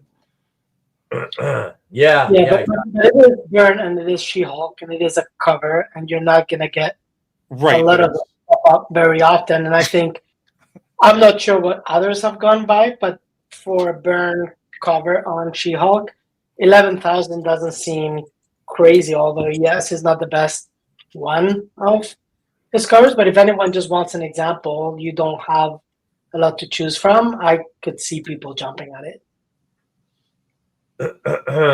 Yeah, and so thanks to Rick for clearing it up. The page Ian had reminded me of Byrne because Acklin from the UK had drawn it in the John Byrne style of that era. So that's right. That's what it is. That explains it. Thanks, Rick. Appreciate it, man. For $11K, I want full service. You better believe it. I'd have to see some muscles on She-Hulk cover for that money. Thanks, Evgeny. There you go. Let me see. Yeah, I thought this was a nice modern cover for Wolverine fans. Now, I don't know the guy. I think he had a weird name. Yeah, Cafu. Yeah, no, Cafu's cool. I like his work a lot. Yeah, who like what's do we know his name? Like, or he's only known as Cafu. Yeah, like I follow him on Instagram and it's just Cafu. Okay. Yeah. Was this it was a published cover. Yeah, to me, even though he's a kind of no name, to me, $2,300 for a modern day Wolverine with multiple images in this style, to me that seems really affordable. Yeah. That kind of reminds me a little bit stylistically of like a Miko Swayan. Yeah, exactly. Absolutely. And when I see a lot of his art on like Instagram and stuff, and like it's hard to tell. I'm not sure if he does a lot of digital or not, or if it just looks like it, if that's what his style is like, you know what I mean? But a lot of the more finished, like colored pieces of his that I see, they look very digital to me. But then you see that one, and that's obviously traditional. And exactly. Yeah, exactly. Yeah. What up? Shout out, Sig Slayer Station in the house. What's good, brother? Had a nice interview. Not interview. Let's call it a chat the other day. With our very own Jason Richardson, Southern Comic Geek, as well as Carl's Collection. who was there. And these guys talked a lot about the, of course, with Carl there, especially the Energon universe. Yep. Yeah, so good show. My first, that was probably the longest live show, a show that I watched that I wasn't able to catch it live, as you know, obviously, Sig. But it was a long form live stream, and I caught it on rewind, but it was a long one. It was like over 2.5 hours, and I watched it from start to finish. Probably the longest one, other than my own shows.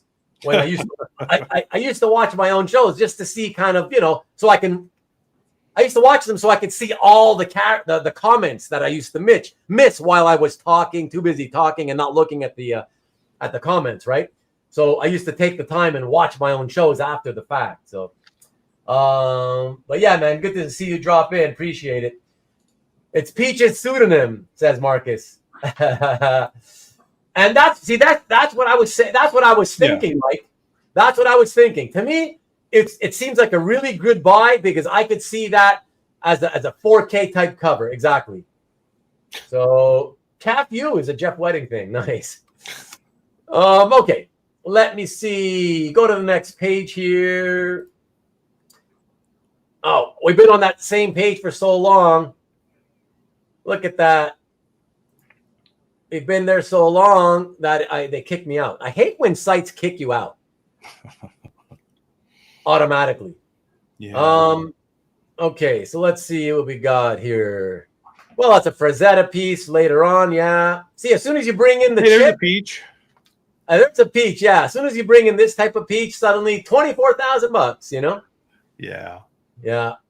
Yeah, that piece confused me a little bit. I don't know what the heck that duck was doing on that piece, that Frazetta piece. Yeah, I know. It's bizarre, right? It was a It's random really- duck.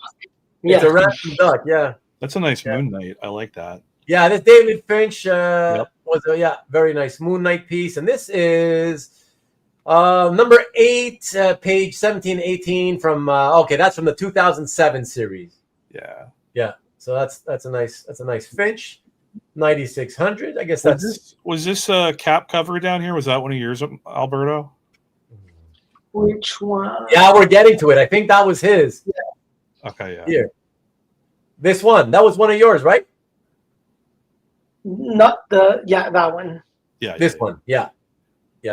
And so did this one perform well? To me, that seems like it should be the right price, but then again, sometimes Garney stuff goes even higher. I don't know. How did you feel about that one?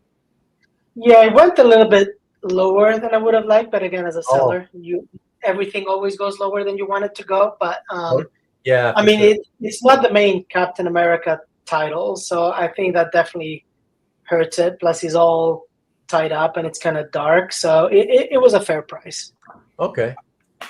This I was think a it's a pretty cool cover. flat. I don't know. What's that, Noel? I was just saying I thought it was a pretty cool cover. I don't know. Personally. Oh, look at this. What's that? Oh, a Tom Grummett page. Oh, wow. A Tom Grummett Superboy cover? Oh, where he's fighting and like drowning, like knockout, choking her out and trying to drown her. Wow. This should go for at least $5K. What did it sell for?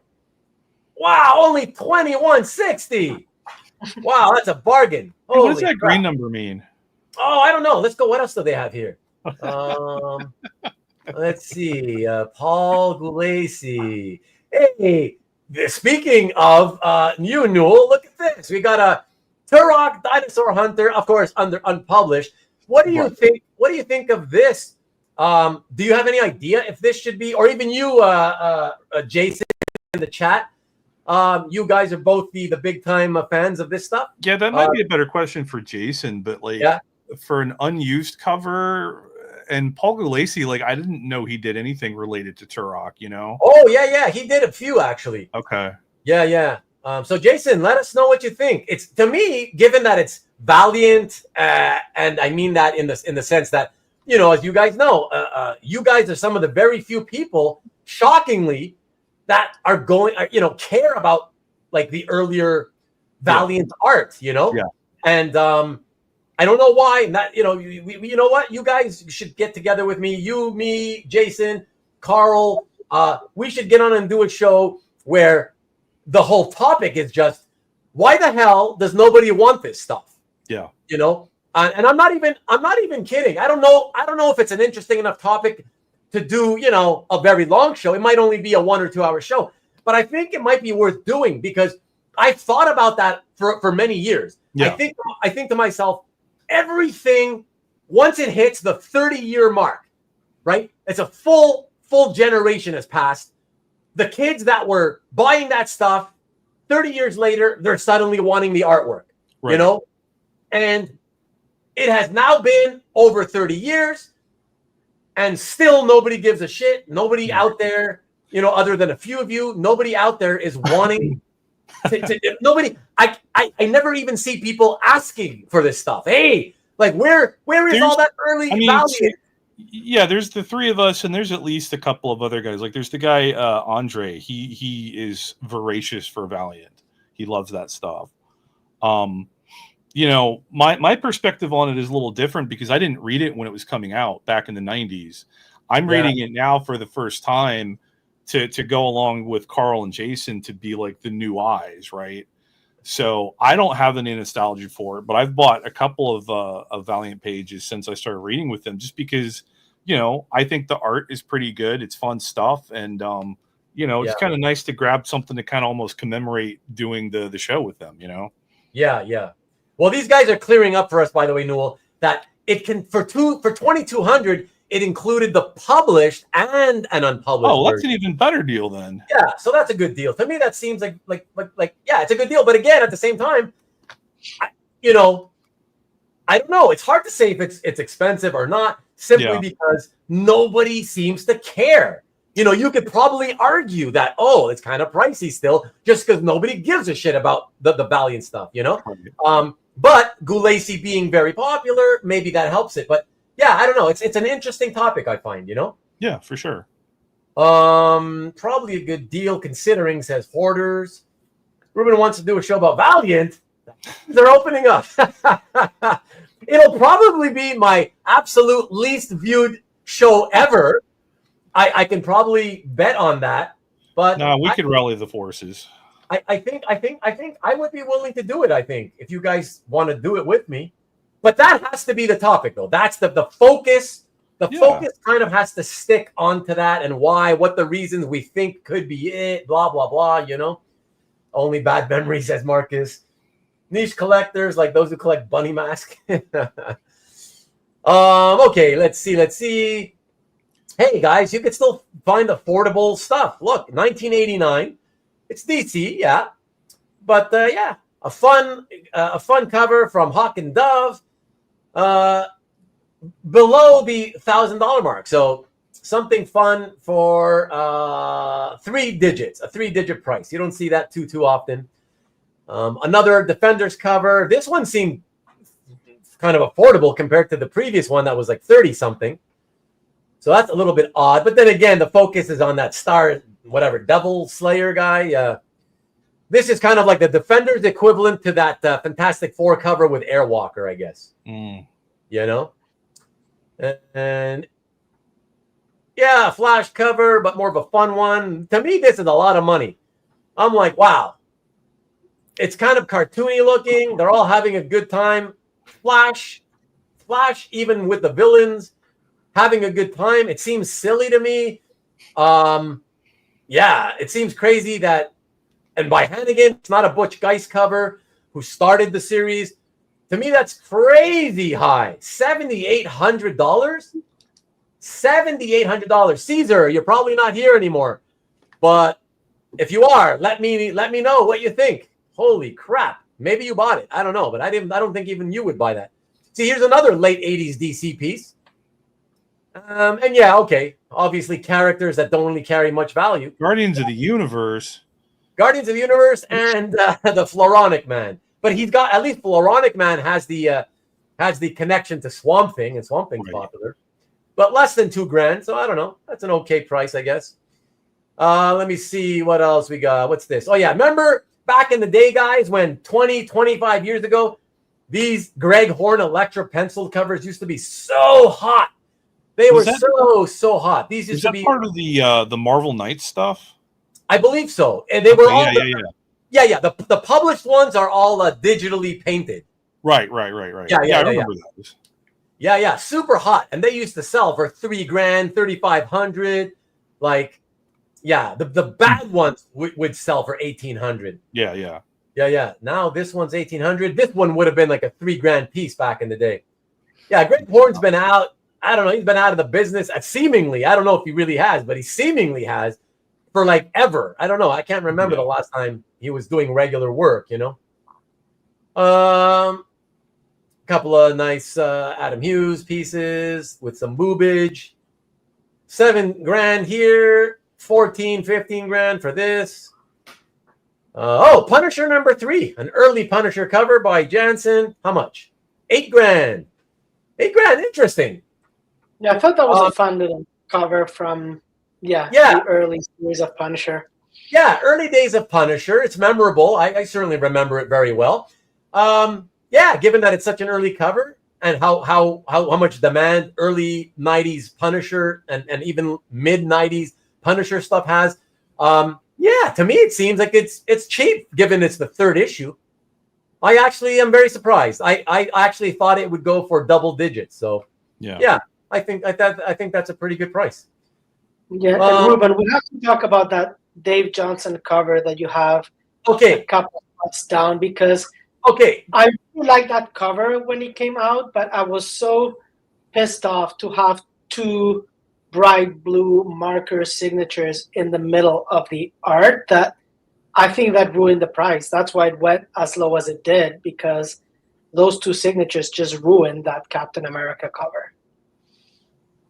Okay, I got something to say about that too. Give me a sec, because of course when I was speaking and I was not in the chat, so I missed everybody's comments. So GameStop variants by Horn. Okay, so he's doing some work. I thought Horn got canceled a couple years ago. I never heard it. If that's true, I never heard it. He still does covers all the time? Really? Wow. Maybe not Marvel and DC, maybe? Is that why? Perhaps. Thank you, Caesar. I appreciate that you're still here, and I appreciate you confirming that they have been going for that price. Wow. But even one like this where it's cartoony, we're talking about the Flash one. Really? That's a lot of money. Wow. They are so somebody should have bought my splash. Somebody should have bought that first page splash that I have. That beautiful splash where he's by Mike Collins, where he's in a great running pose. And it was, how much was I asking? 3,000 or 3,500, something like that. I mean, that seems fair compared to this cover. Yeah, it seems like what they, what a lot of splashes sell for when the equivalent cover goes for like 7, 8, 9 grand, They're newer, those covers were from 96, I think it said. 96 or 97 or 8 or something like that. You don't get art without boobage. That's right. Okay, so Batroc. We're caught up now here with the Batroc. I got something to say. Did these use Berkey's marker? Berkey, I don't know, what do you mean by that? I think the artist made someone mad and they never got used. I don't know what you mean by that, but okay. So what I wanted to say about this, I got to say a couple of things. So first of all, I'm seeing for the first time, and it sold for $1,920. I want you guys to know that this used to be a part of my inventory. I want to say late 2000s, so maybe somewhere between 2007, 2009, I guess, somewhere in there. And it took me a long time to sell it. I think my price was $400 or $500, something like that. And I never saw it again until I saw it here at this auction. And I flipped my lid when I saw it because of what you said, Alberto. I could not believe. Okay, first of all, I was swearing out loud to my computer. Okay, I could not believe. First of all, I was like, why assuming that's Dave Johnson's signature. I don't know that it is. I don't know how he signs, and it's illegible. So I don't know who signed it. But whoever the hell signed it, why the hell would you sign it so large? Number one, okay? Why did you have to sell it so large? Number two, this is a pen and ink cover with black ink, like most comic art. Why the hell would you sign it in a blue fucking marker? So fucking stupid. So Yeah, I think- fucking stupid. Okay? I think looking at the listing, I think it was the actor who played Batroc in one of the movies who signed it, and then because nobody George would have St. known who the heck he was, then he wrote Batroc. No. See, now Ruben Oh. wants it back. Oh no, don't tell me my buddy GSP signed that. That can't be GSP's signature. Oh God, no, please. I don't know. That first part looks like a G to me.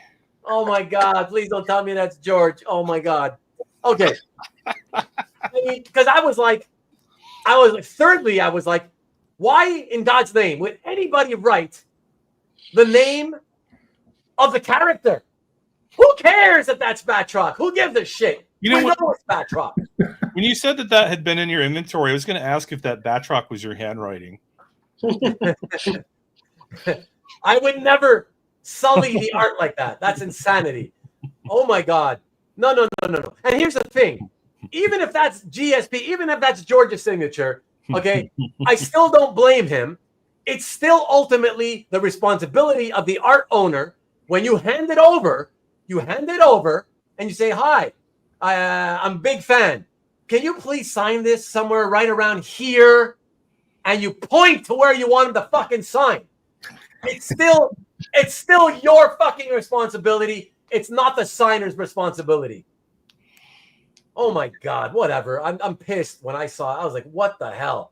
So to me, get out the blood pressure cuff. Sorry, did you say something, Newell? No, that was Peter. I said you better get the blood pressure cuff out. Oh, come on, guys. You agree. You got to agree, no? I think it's an awful thing to do to the piece Yeah. to the art. I agree. Yeah. And until you guys explained it what the Batroc connection might be, I didn't understand why that was there. So yeah, it's awful. It really marred the art. Wow. Thanks, Caesar. Appreciate it again. Yeah.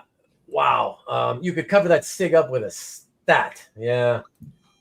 This is not Dave's signature. That's what I figured. Yeah, it's an actor. Oh my God. It might be George's signature. Wow.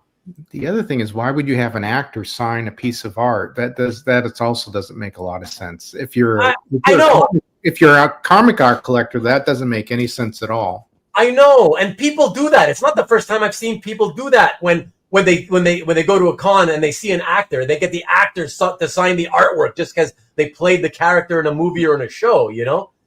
Oh, Marcus he's confirming it was GSP. Oh my God! Still, George doesn't know anything about comic art, whatever, or comics. You're gonna have to educate him. Again, you say, here, can you sign this? Of course, he's just gonna pick up the blue Sharpie that he's using to sign his photographs, and he's gonna sign it wherever he feels like it. What does he know? This is 100% on the owner. Yeah, this is a stop the insanity kind of tip. Yeah, exactly. A different kind of insanity, but yet still, yes, stop that insanity. Type of insanity of what you should or shouldn't do in the Thank you, Peter. Exactly, thank you, and I appreciate that's it. Thank you. like not even Stan Lee would be. Well, maybe he would, but yeah, he would. At least Stan Lee didn't sign in bright blue markers, from what I've seen. Marcus, I've exercised at TriStar where he works out. You know, I think we're good. We're good. We've chatted, and I don't think he's gonna beat me up. Especially since I didn't blame him. I'm blaming the owner of the artwork who sold it. That's who I'm blaming. There's an awful lot like you're trying not to get beat up. Same stupid shit happens with props. They have the actors sign it really big and it ruins the value. So even in that market, it hurts the value, huh? Wow. Yeah, that's crazy, man. I'm being like Matt with clip corners. No, man, I think most people would agree with me on that one, Stanley. Canadian hero, absolutely, man. He's a Canadian legend for sure. Ruben, crash it out. Hey, man. Hey, what do you want me to? I feel strongly about certain things you shouldn't do. Oh man, I'm not even going to go with the peach comment. Once a collector told me that he enjoys a classy signature as much as the rest of the art. Oh my god. Yeah, but does it have to be huge and in color and in the wrong ugly part of the cover? Like, you know what I'm saying? Awful. Please note that he said once. He said once, which means never again. Oh yeah. I can see sketch covers having the actor sign those as it's usually their likeness. Right. If it's their likeness, it's different. I get that. Yeah. A Burn would sign anywhere. Yeah, Sal Buscema also a big guilty of that, you know. Might be a Canadian thing. I don't think so. Let me see. What interesting. What's this? J.G. Jones again. Yeah, nice cover. That one. Huh? What do you think of that one? I think it's a beautiful cover. I really do like it. And yeah, I mean, given what the cachet his name used to have back in the day, even though it's not so much today.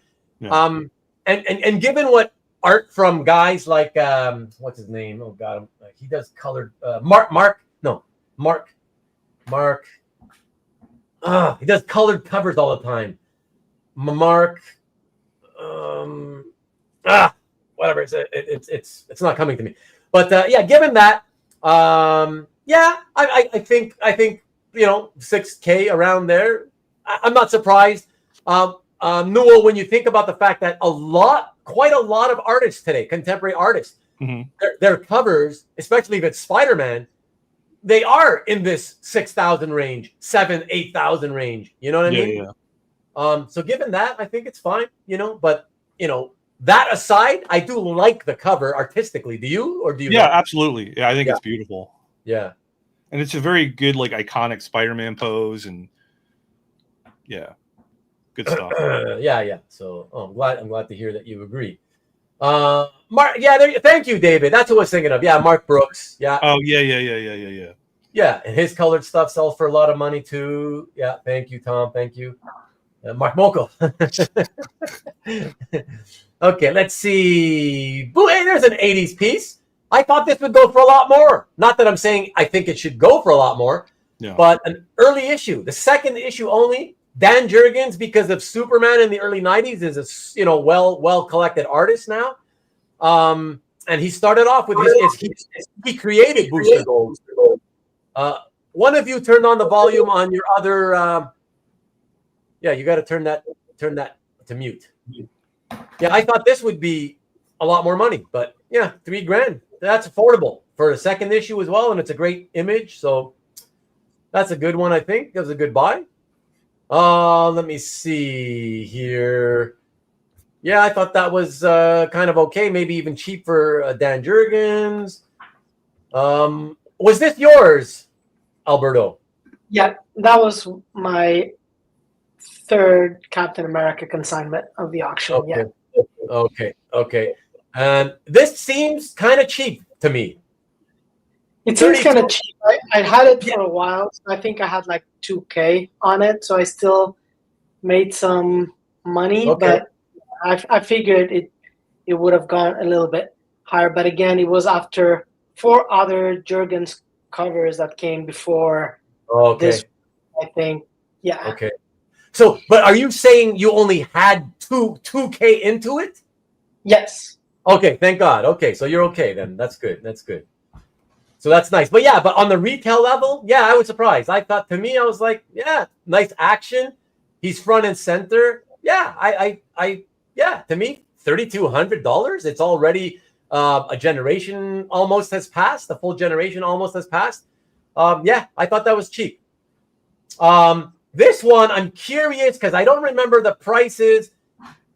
This will appear in a future episode of mine, but I think this might be Hold for the Gold episode, not Stop the Insanity, because I do have 2 previous sales for this. And I think the first two will give me a Stop the Insanity example, but I think in this case it may have made money this time. Really? So it might be Hold for the Gold, or maybe even one of those exception, like I think they Stopped the Insanity, or did they episodes? Yeah. Where the exceptions to the rule where they actually made money in less than 5 years. I can't remember if it's been 5 years or not. Well, so and the thing about that one to me, I think it's kind of fugly. I don't like it because I like the artwork. I like the artwork, but I hate it because I hate that it's trying to get the likeness of the actor. So Yeah, I hate that. Pasted on almost. But yeah, exactly. And not only that, but I also hate the fact that the costume makes it look like you don't see muscles at all. You just see a baggy leather outfit. Yeah. You know? Yeah. Spidey, I think, is great, but Wolverine looks ridiculous. You know? Why is he in a baggy leather outfit? It just does not look good. Well, that's the movie outfit. I mean. Yeah. So that's it. So Wizard Just Go should have gone more. Oh, the booster should have gone for more. Yeah, you see, you're surprised too, right, Caesar? That's what I'm saying. That's what I thought. Yeah, So, I mean, Pages of The Walking Dead signed by the cast. Exactly. Yeah, have you? I mean, we're getting towards the end of the auction. Yeah. So it sounds like we're seeing a lot of deals. If your picks are a representative of the auction in general, we're getting towards the end. People. Because you think you're going with the theory that a lot of people have, where like, well, when it's the end of an auction, people have spent their money, so there's a good chance that stuff you get lucky and it goes for less because the people who spent their money sooner than they hoped to, they can't bid anymore on some of the later pieces. Is that it, basically? I don't know, but based on this collection of stuff that we have, right, you're showing right now, that's certainly what it indicates, that kind of trend. I just don't know if it's a representative sample of what was going on in the auction. Right. So I don't know if it necessarily has anything to do with that it was later in the auction, but even in some of these examples, you see that it's a lot of examples by the same artist. Like here, Joe Jusko, Rubén, 2 examples in there. For Jurgens, we had 4 examples in there. This auction had so many pieces, it was so stacked that you had your pick of the litter. So I think some of that money was spread out among more pieces than if there had only been one Jusko or one Jurgens or one Frazetta or one Peach, But let me just say, and have a good evening to you, by the way, Murdoch, good to see you. I just want to say, because that theory, I don't know if it's really bad. Like, if you're a serious collector, you do not tune out, assuming there's things later in the auction that are coming up that you want to bid on, right? You're not going to tune out. You may tune out earlier and then come back to it. But if you're a serious active collector, you're not going to just say, oh, well, that's later on Sunday night, so screw that. I'm not going to be there. You know what I mean? Yeah. Most people will be there if they want to bid on it. So that's definitely not a factor. But I do agree with the point that people certainly do hate how long these auctions go. Oh, that's yeah, for sure. Yeah, a lot of people hate that. A lot of us hate it. We've all talked about this before. I hate it. All you guys hate it. This morning definitely dragged. I was trying to watch because I was trying to keep up with the pieces that I was consigning, but it seemed like just there were so many John and Sal Buscema pages that just the 2 Buscemas took like an hour, it felt like, of page after page, and it was just hard to not get tired. Yeah, there's a ton of Kirby's that came up. It was just like a little block of a stretch of it. It's just like, geez. I do want to say, just to your point, Alberto, I have to disagree. I agree and disagree. Like when you say that, sometimes it's not good. It hurts the artwork when you have too many multiple pieces by the same artist, right? I agree. You definitely, me as a consigner, I would not want to consign multiple pieces by the same artist. But I will say that you're right in that respect. But at the same time, it's a point that's correct, but also could be incorrect. from the point of view of when we look at, let's say, like this is a perfect example, right? Like Joe Jusko, it's only 2 pieces. First of all, it's not like it's 5 or 6 or 7, right? It's just 2 pieces. But more importantly, what I want to point out here is that the people, the vast majority of people that might be interested in Wolverine and Spider-Man, you can bet your bottom dollar are the kind of people who are not interested in Warlord of Mars, John Carter, Warlord of Mars. And the majority of people, vice versa, who are into John Carter, Warlord of Mars type stuff are not as, often into superheroes, but more so the former than the latter. But yeah, so I don't find that necessarily hurts it, because these guys, generally speaking, will not give a crap about this type of stuff, Yeah, and maybe for this example, you're right. But I'm thinking, for example, even looking at the 2 Conan covers by Jeff Emma that we were talking about earlier. Yeah, right? absolutely. Or if you look at Tyler Kirkham, there were 3 JLA covers that came one right after the other, and they were all Justice League of America within a 1-year period. And those kind of things, I think, just affect the price for sure. Yeah, exactly. That's true. Yeah, exactly. If it's quality stuff, titles, covers that the artist is known for, like you say, Conan is a perfect example. It's 2 Buscema covers. That wouldn't be so bad if one was Conan and one was Avengers, but 2 Conan covers from the same era, I wouldn't have done that. But again, they have to, they just want to get their money in and out as quickly as possible. So I know why they do it, but yeah, I wouldn't do that. So Tom says, if I send a Cap shield and then see there's 4 other shields for sale, that would really piss me off. Well, yeah, exactly. But that's why when you here's a little tip, guys. When you decide to consign, if you're consigning something that you are used to seeing at that auction you're consigning to, right? When you get in contact with them, you have to remember, hey, this piece, I only want you to put it in if there's nothing else from that series and artist in the same auction. If you don't want it to be competing with others, you got to tell them that, and they'll check and they'll tell you.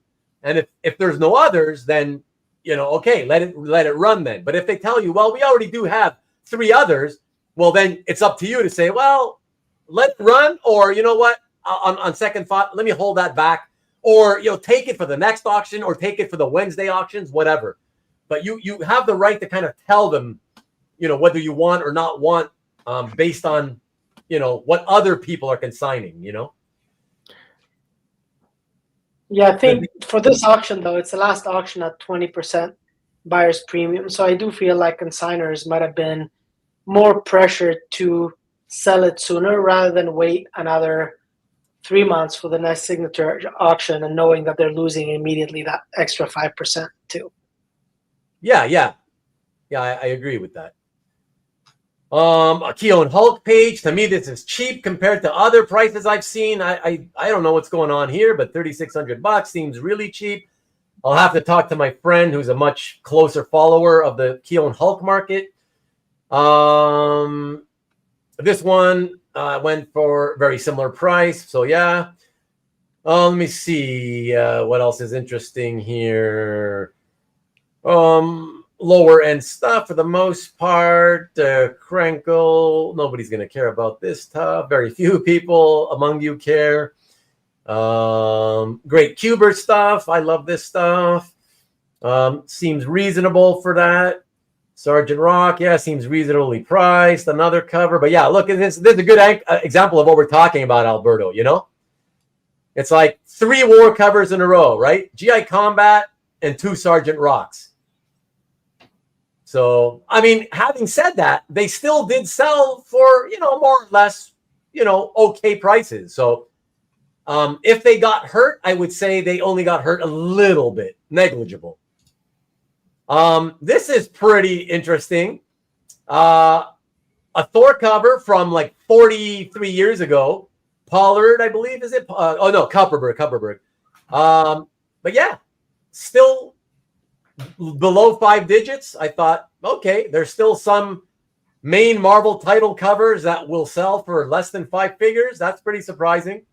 I mean, Yeah, for some reason, Kupperberg just doesn't get enough love. I have a Captain America cover by Kupperberg, and I love it, but he just doesn't seem to get the prices. Content-wise, it's nice, and I'm talking about your cover, but his art isn't the greatest. He was not a great artist. He was kind of like, in the mediocre sort of level, like where like people. He was never like a collected artist. In other words, right? He was like one of the many who people didn't have want list of like, yeah, I collect Kupperberg comics, or I collect Kupperberg art, But having said that, I'm still surprised. I still think, even given that it's his name, I still think I'm still surprised. I thought it would have been going for the low 5-figure range, maybe 12,000, something like that. But I have to admit, the creatures look cheesy. The creatures look kind of cheesy, so maybe that helps. It looks like it's like stuffed animals or something. So maybe that has something to do with it. This one, I'm going to have to look, guys, but I think this is going to be in my Stop the Insanity, because I could swear I saw this already. I may even have already shown this on Stop the Insanity. I would swear this has previously sold for close to $10,000. I may be out to lunch on that. We'll see, but I'll have to look into that. Some panel pages, 10 grand for Jim Lee Wolverine. Let's see, anything of interest here? Yeah, card art. People love card art these days, so this didn't surprise me that it went for 16,000. But a little bit surprising, given that it's not even X-Men, it's Starjammers. So that feels expensive. It's X-Men adjacent. I know, but there aren't any on there, not even one. You know what I mean? Yeah. So I don't know, but given what Jim Lee's pieces sell for, not shocking. I will say that Rob Liefeld cover for Onslaught Reborn, I thought went really cheap. It does seem cheap. There's feet on that cover. This is from 2007, almost 20 years ago. I'm pretty like that's very cheap, honestly. Whether you like it or not, whether you like his art or not, $2,000 for an 18-year-old Liefeld cover that has a giant image of Cap, and he's got a bunch of FF characters in the background. That is very, very cheap. I was surprised by that. $2K? Wow. I mean, look at this Cable cover. The Cable cover went for like over 2.5 times that. 4,800. What else do we got here? Some Silver Surfer pages. That's nice. I'm shocked that I just want to say I'm shocked at how much lower people are willing to pay for Silver Surfer when it has nothing to do with Thanos, and when it's like pre-Thanos reintroduction to the Silver Surfer title, or to the Marvel Universe. Yeah, it's suddenly they go for $3,000 instead of $7,000, But Justice League International, it's a bad cover, so not surprised it only went for 3,300. Let me see. Russ Manning, baby. Russ Manning paid $16K. I like Russ Manning's artwork, but holy crap, this seems way more than usual, doesn't it? Or am I out to lunch on that? 16,800.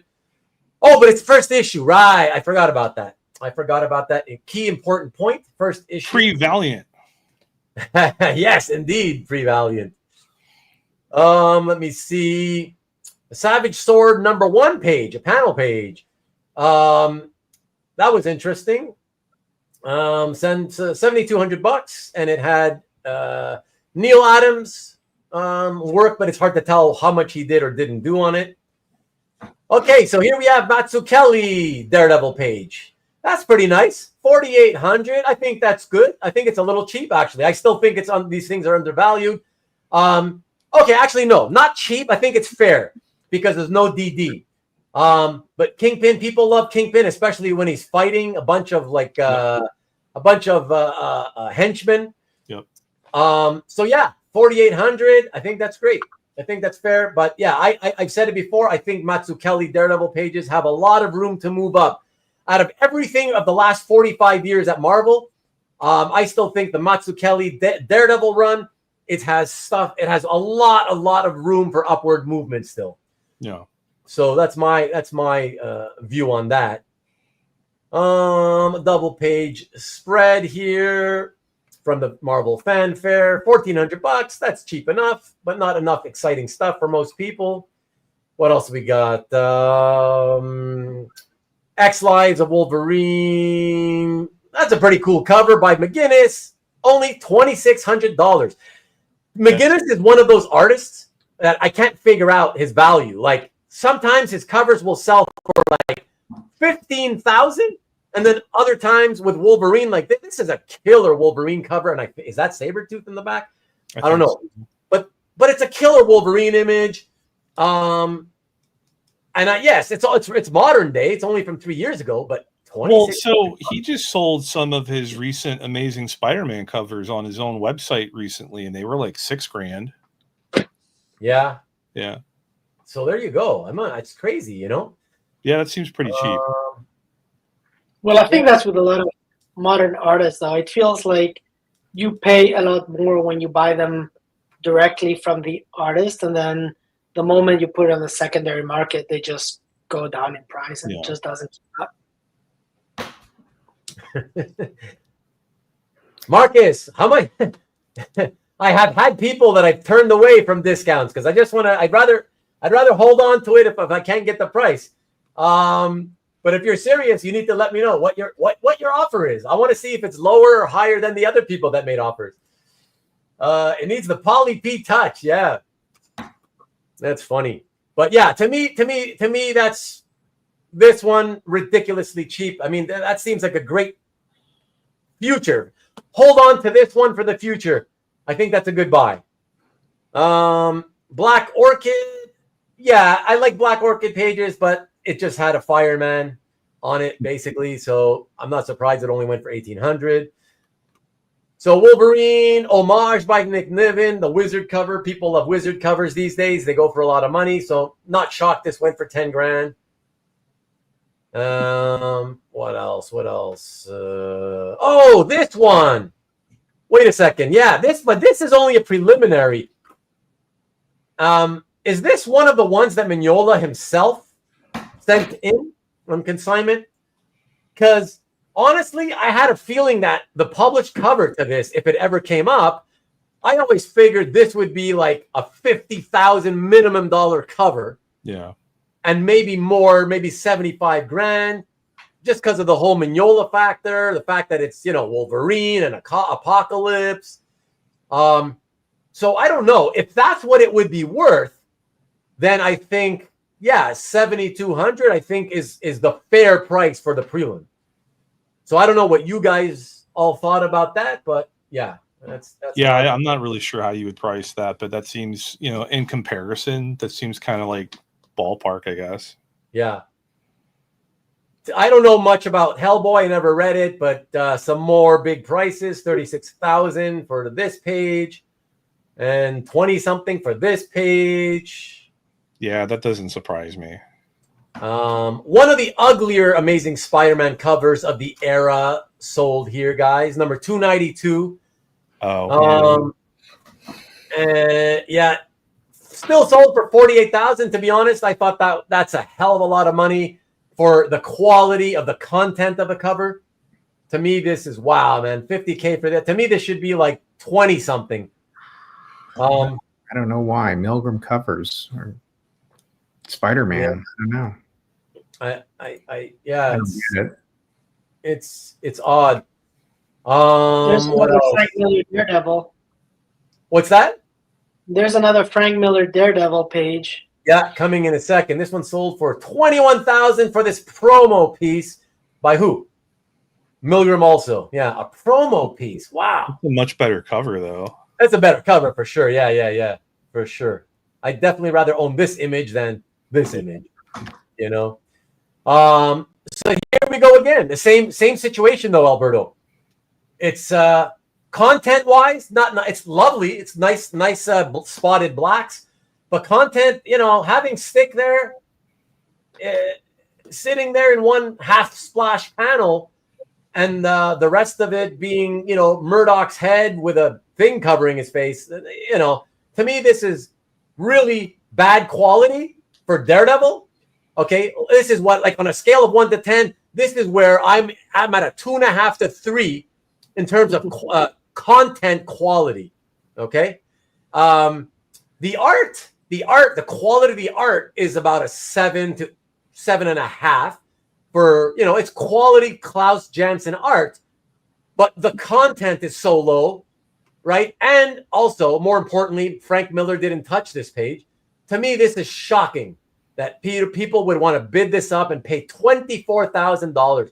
And so it really makes me wonder. It really makes me have to ask the question, do the people buying these pages by Klaus Janson, do they really know? Do they even know or not? Do they know and just not care? Or do they just not know that Miller didn't touch them? It freaks me out. It freaks me out because it's just so much money to pay when Miller had nothing really to do with the original art, Someone got the pipe. Yeah. So I don't know. It's a conversation that just it keeps happening from time to time over the decades, and I don't know. It just keeps happening. People seem to just bid the stuff up regardless, Let's figure out who bought these if they post them on CAF, and then you should invite them to do a show, Ruben. This was kind of cool. Jorge Molina cover. 2 covers together for $6,000. That seems like a bargain. $3,000 a piece. Or I guess, since the one on the right only has like no-name villains, I would say that one's more like $2,000. The one on the left is $4,000, But yeah, that seems fair enough to me.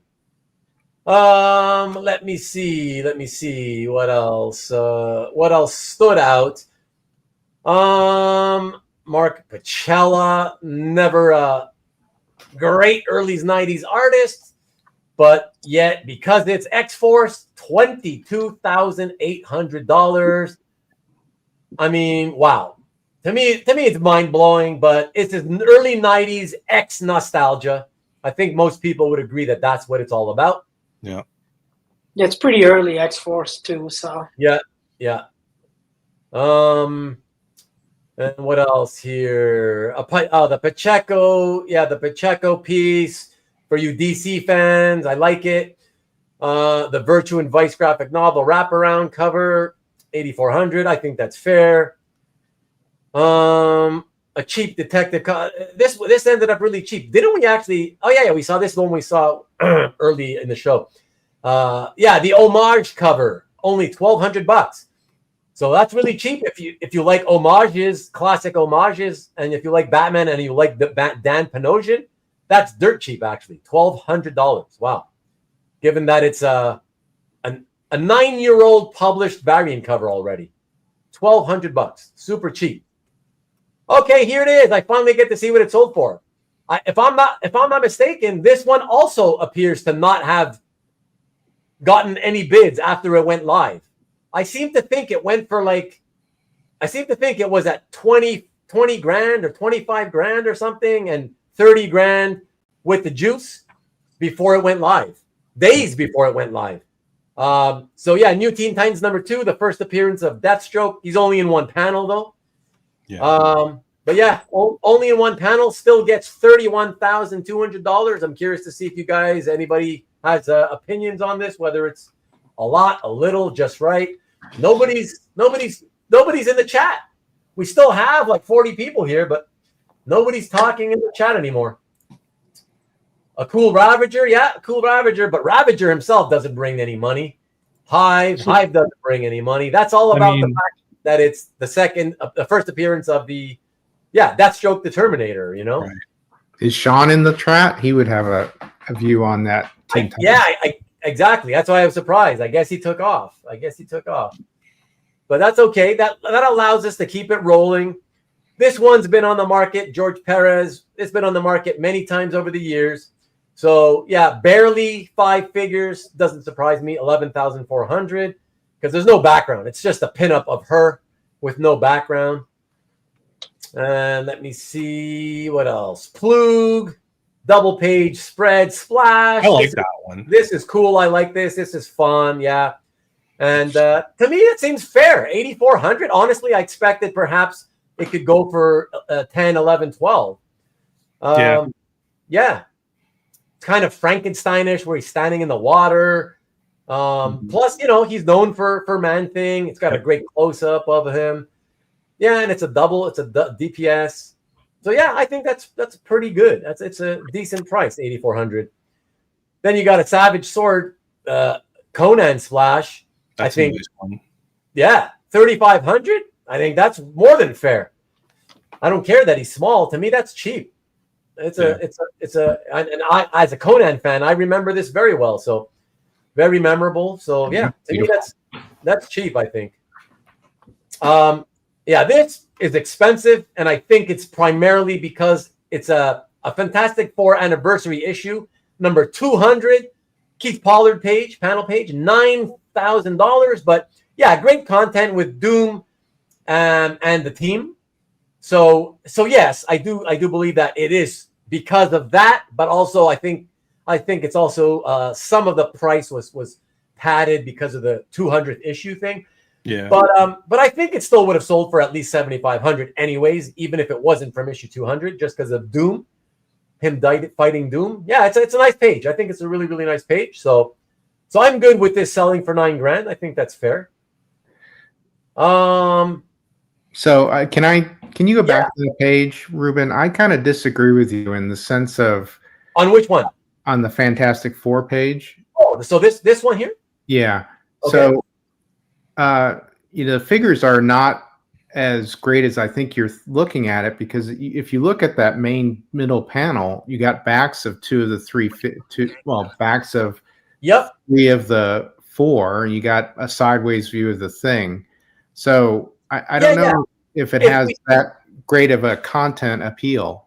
Right. I get what you're saying, but people think of it more in terms of when they see, it's from an FF200 page, right? So, right. Okay. So that's the first thing that excites them. Now let's look at the page. And the next thing they're going to notice is, oh, cool, Dr. Doom. Oh, got the Thing, right? Thing has the most value of all the characters. He's got pretty much all the value, really. And you first notice the close-up of the Doom face in the second panel. You then probably get your eyes going down to the Thing in the third panel, which you can see his face. And yes, it's a side shot, but it's still a fairly large image. And even though the other characters have their back to you, people think, wow, it's the team. It's the entire team going up against Dr. Doom, who's facing us. And then in the first panel, the team, the whole team, except, the Thing, who's sideways, obviously, but still the whole team is there and they're coming towards us. So I get what you mean, that they're not all in the best positions you would want them to be in, but honestly, I just go ahead, finish. No, I just want to say, honestly, for this kind of money, I think it's more than good enough. I think, Peter, if the panels had them mostly facing the viewer, I wouldn't be surprised if this would get like a $15,000-$16,000. So I was just going to say, I think Marcus has a point. There's a little bit of the Doom hype in there, right? Downey Jr. being Doom. Yeah. Absolutely. I mentioned Doom. I say you've got great. The first thing you mentioned. Yeah. Right. When you first look at the page, you see Doom. Like, look at that, those Doom images. Yeah. Even without Doom hype, because of, let's say, a movie or whatever. Like, even if it's just Doom is very popular. He's always been, a very popular figure in comics. But also in the art market, he's always been popular. Like Doom appearances on comic art, especially Fantastic Four, have always been very strong and highly sought after. Yep. So let me see. So yes, thanks, Rick. Awesome plug indeed. And let me see. My fast talking is overwhelming the chat. Well, I want to finish up here because we've been going a long time as well, and we are getting close to the end as well, Stanley. It's about Doom hype. Our DJ should sign this in blue marker. GSP could make this page worth more with a pen stroke. Great page. It is a great page. I still think it's a great page. It's not the greatest page you could get from the book, I'm sure. If I look through it, I'm sure there are better pages. But yeah, it's still a very, very, very good page. I still think it's a solid 8 on 10 page. Mm-hmm. So that's how I see it. And I do believe that, you know, most FF fans who buy FF art from that period, I believe that most would agree that it's a solid page, very solid page, and that this is a fair price for it. Okay, so let me go to the last page here, which is not a full page, I don't think. And let me see. You skipped over the piece I got. This one? No, it's not on your list, is what I mean. Oh, you got it, Daredevil? The Daredevil? Which piece did you get? No. I'm saying the one that I got is not on your list there. Oh, I hadn't tracked it. Yeah. Well, here, you know what? Do you want to? I'm pasting a link into the private chat. Maybe you can get to it. Okay. Yeah, but then I'm gonna have to. Yeah. Get off of this. Don't worry about it then. Yeah. It's kind of a pain in the ass. You know? Yeah, no worries.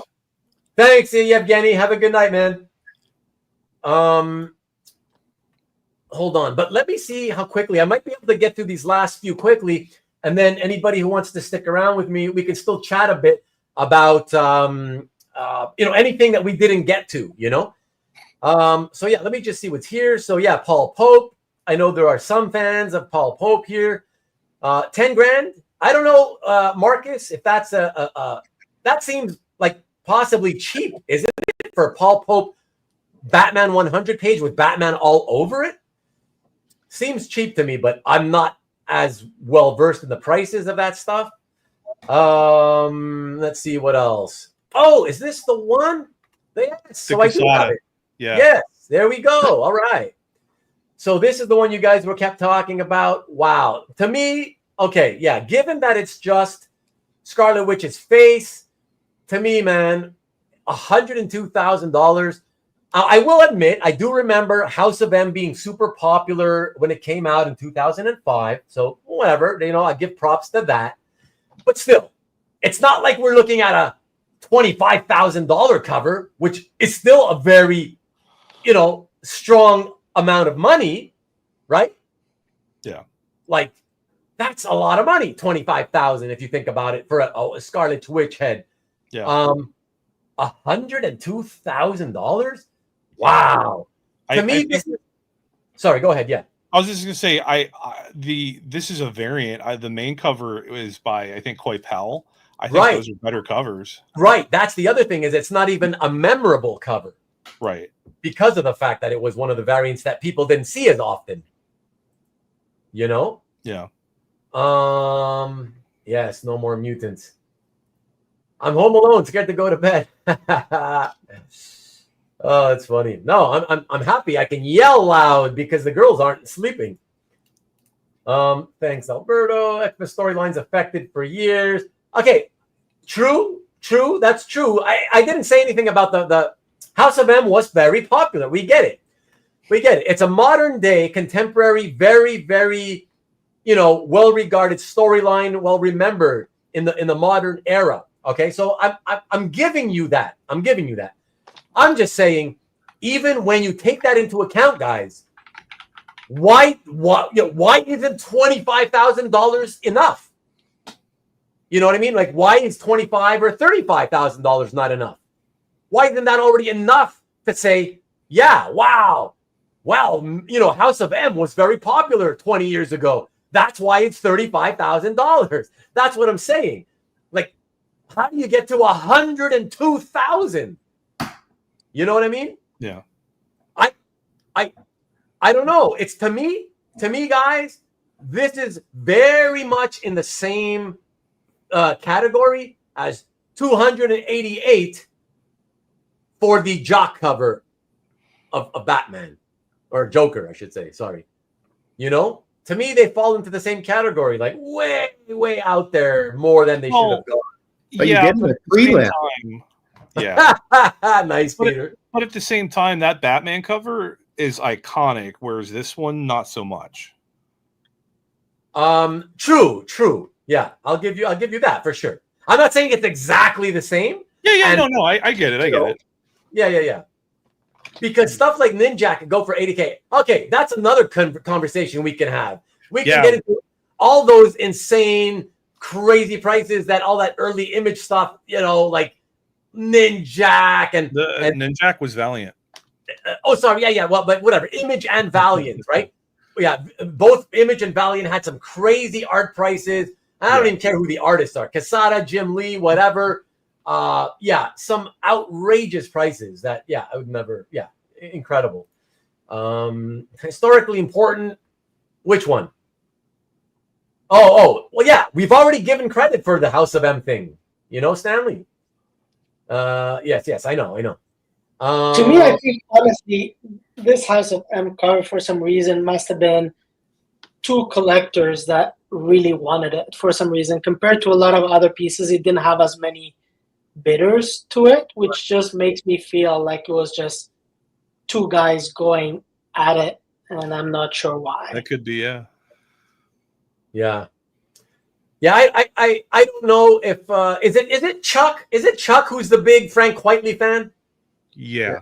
Too bad he's not here anymore, because I'd like to see what he had to say about these and whether he was interested in them, bid on them or not, or whatever. And it's funny because this one seems to have some Superman. It's hard to see, obviously, pencils on screen, but they sell for the exact same price.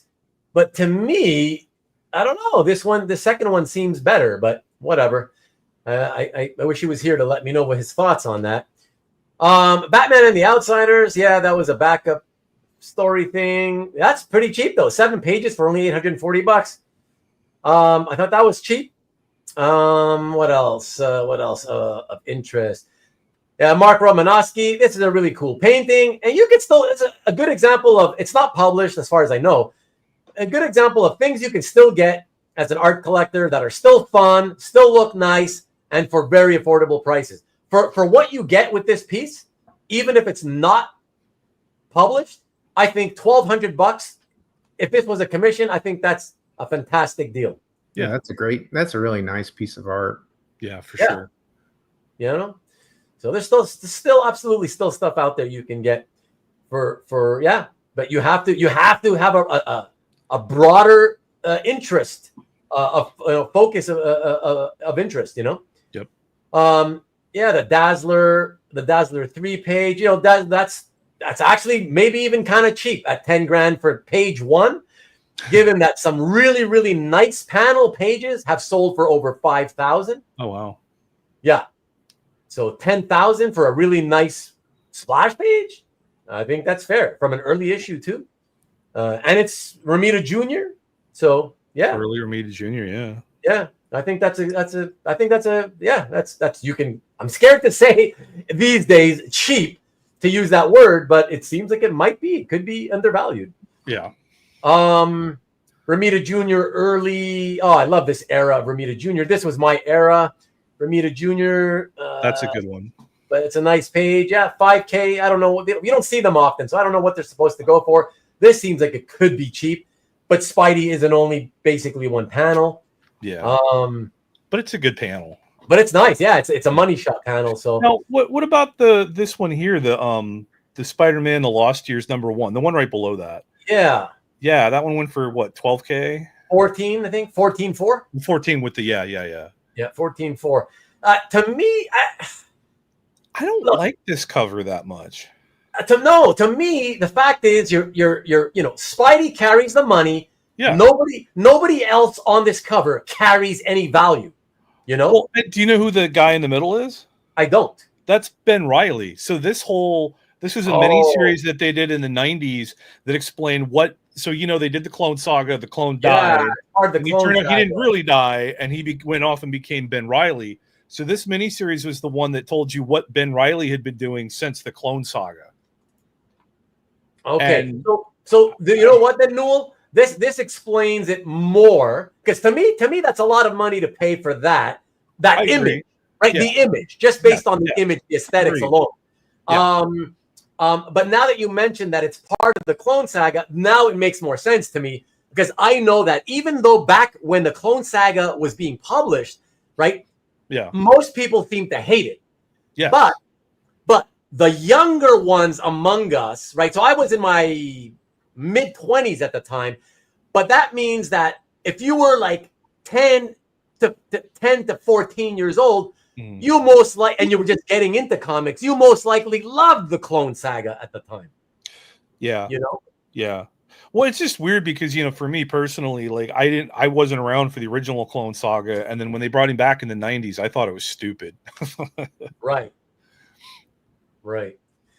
But anyways, yeah, no, believe it or not, now the Clone Saga, you know, now that it's been another generation gone, yeah, people want the art from it because like I said, I guess the people that were kids at the time loved it, right? And they're the ones probably going after this artwork, you know? Sure. So let's see what else of interest. Oh yeah, so I do have some one Alex Ross piece here. From the JLA book. That's kind of nice. And yeah, less than 10, $8,400. That's a pretty good price. Yeah, you get one nice Superman image, one nice Green Lantern, though small, one nice Wonder Woman, Flash, and Aquaman. Pretty decent for $8,400. Yeah. Yeah, I mean, wow. That's just a nice cover. A nice. I love this cover. DK Juan, however is pronounces his name. Yeah, that's really, really good. I don't know if that's what they sell for, whatever, but I know there's a strong following for Something is Killing the Troll. I read it. I read it, and I enjoy it. Yeah. And DK's covers generally go for pretty. I think that's probably about right. Oh, okay. Yeah. Thank you. I appreciate that. You know, give or take. And then, so this is interesting. A Nexus #1 page. Not the greatest content of Nexus himself, but he is still there in a couple of panels. And it's from the first issue. And given what other pages have sold for from, you know, later issues, yeah, $9,000 seems cheap for a first issue. So I don't know. I think that's still cheap, but I guess time will tell. This is beautiful. I'm a big Rude fan, so I think this is beautiful. That one's nice. Yeah, it's beautiful. Although I have to say, when I blew it up the full size, I was not enamored by her face. The face at real size, her face is not quite attractive. I think that's a consignment from Steve Rude. Really? Oh wow. Yeah, I think so.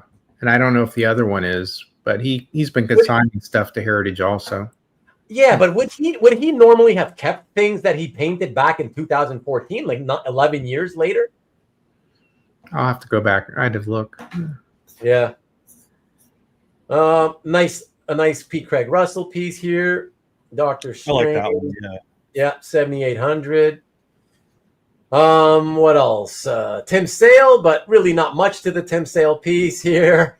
Yeah. $3,600, I think, is still a lot of money to just pay for a tiny scarecrow head, you know? Yeah. Yeah, that was Ruben. That is consigned by Rude. It was consigned by Rude. Wow. Yes. Okay. Thank you, Peter. Thanks.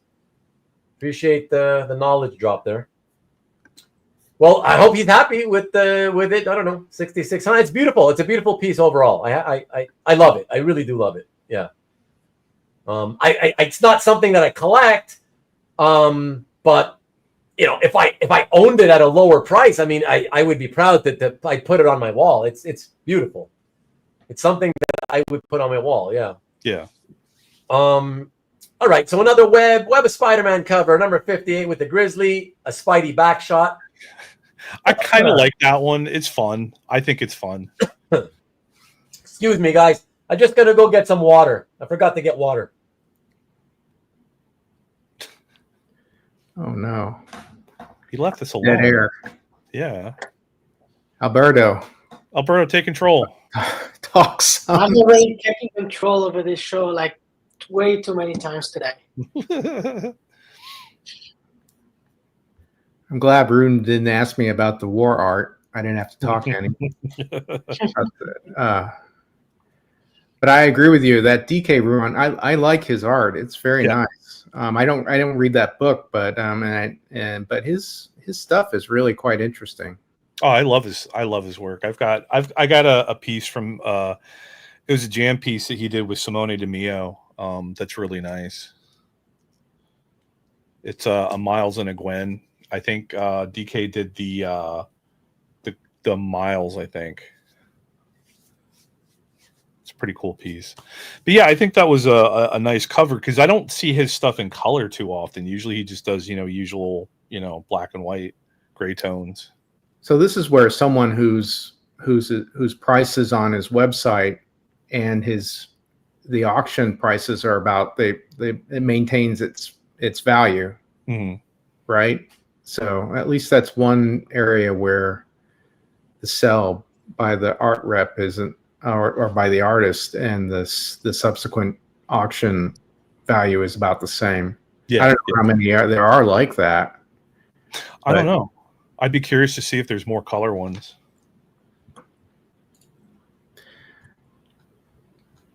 But I always wonder, like Felix's stuff, the drops that he does, how many of those come back when they're resold on the auction sites? What the value is? That's a good question. I feel like the DWJ ones are probably safe. Yeah. Outside of that, I'm not sure. Yeah, I don't think anybody that's spending the kind of money on Felix's drop is turning them around and selling them again anytime soon. So not typically. They're not insane. They're holding the 5 or more.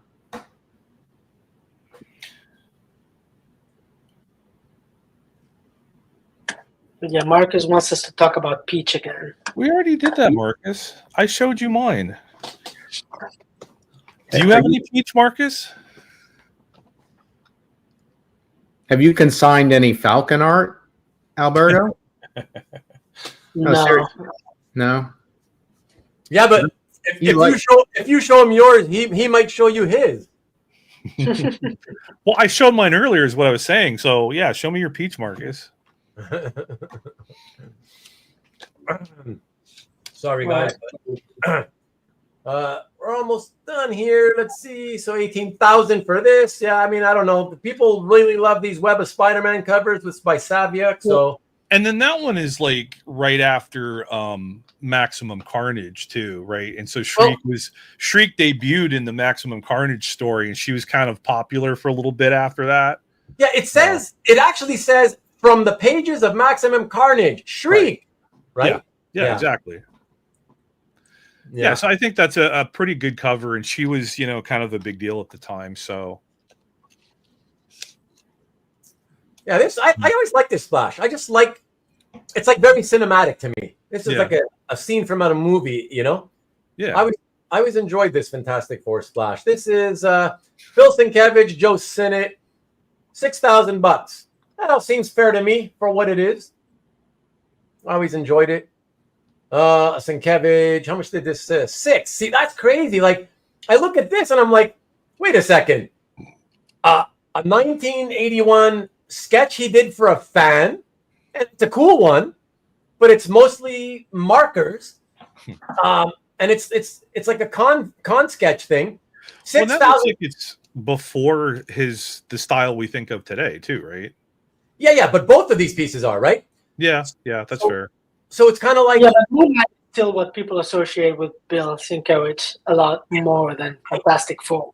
I know, but people don't stop buying stuff like this because Sienkiewicz did it. He's not known for he's not really associated with Fantastic Four, so I'm going to bid less for it. No, they buy it because I'm a Fantastic Four fan. It's a pretty cool looking piece. I'm going to bid on it. And look, Sienkiewicz, early Sienkiewicz. It's like a bonus, but they don't penalize it because it's Sienkiewicz. I mean, no, they don't penalize, but they do bid more on the Moon Knight piece than they would have otherwise. But you don't think that this represents far more better bang for your buck than this? Oh, absolutely. I love published pieces a lot more than unpublished pieces anyway, Right. But I'm just saying this is got a higher price just because it was Moon Knight and people love Bill Sinkovic Moon Knight. It didn't penalize the Fantastic Four. It just probably doubled the price because of who the character was in this one. Yeah. Yeah, that's right, Rick. I mean, that's what we said. That's what we talked about. Okay. Uncanny. Oh, James not here again. Doesn't seem like a crazy price anyway, so no matter. Cerebus, yes, they seem to go for the same sort of fair prices.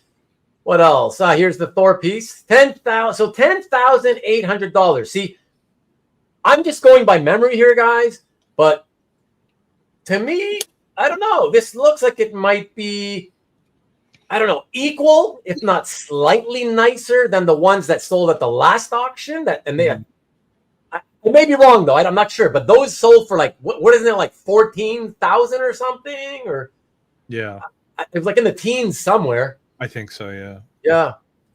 So I don't know. I don't know if that's a lot or not, but I don't know. To me, it feels low. Interesting Wolverine splash. How much? 27. Okay, only 3. Not a big Scrooge fan. I've never been a fan of his. But he's Canadian. So you think I love 40 million people? Probably not. You have a representational bias. Yeah, right. Let me see. Okay, Conan, Darkhawk. What else is interesting here? Oh yeah, that old Jim Starlin Hulk from the UK. So those, I remember when these things used to, like, you used to be able to get these things for like between $200 and $500. And nobody wanted them because, there was this whole stigma about, wow, they're not the American comics. These are the UK comics. Right. And then eventually they finally started picking up Steam, $7,200 for that. Look how much this sold for. Wow. I mean, it's nice, but the camera angle is boring as all hell. It's just straight ahead, right? Straight ahead, eye level. It does have Doc and what's his face there, but the problem is that it feels like it's being given value for the Jim Starlin name, even though Nebris, his inks are so overpowering, especially since Starlin only did layouts, not full pencils. It's so overpowering. You don't see any Starlin in this, Yeah, the Doctor Strange definitely doesn't look like Starlin at all. Yeah. Yeah. So, but yeah, I don't know. I get people are fans of the name, I guess. They still buy the name, pay for the name, and Yeah. $19,800. Starlin here. What's this? This one. Yeah, $1,800. It's not the greatest Starlin. The Steranko. It's a nice Steranko piece. It's a prelim to one of his paperback. Cool. Yeah, I love this. Really nice. I believe it was. Let me see. Is it? Yeah, that's right, from his paperback cover. Yeah, $16,800 just for a prelim. Imagine what his painting would go for. Wow. Arthur Soydam, one of the most hated guys in comics. Yep. I loved this guy's work before he became popular at Marvel with the Marvel Zombies. Mm. I took note of him in the early 80s when he was doing stuff for those like sort of sci-fi and horror comics from Eclipse Comics, I thought he was great. Just beautiful, beautiful art. It's like a fine artist getting into comics. $600 for this. I think it's great.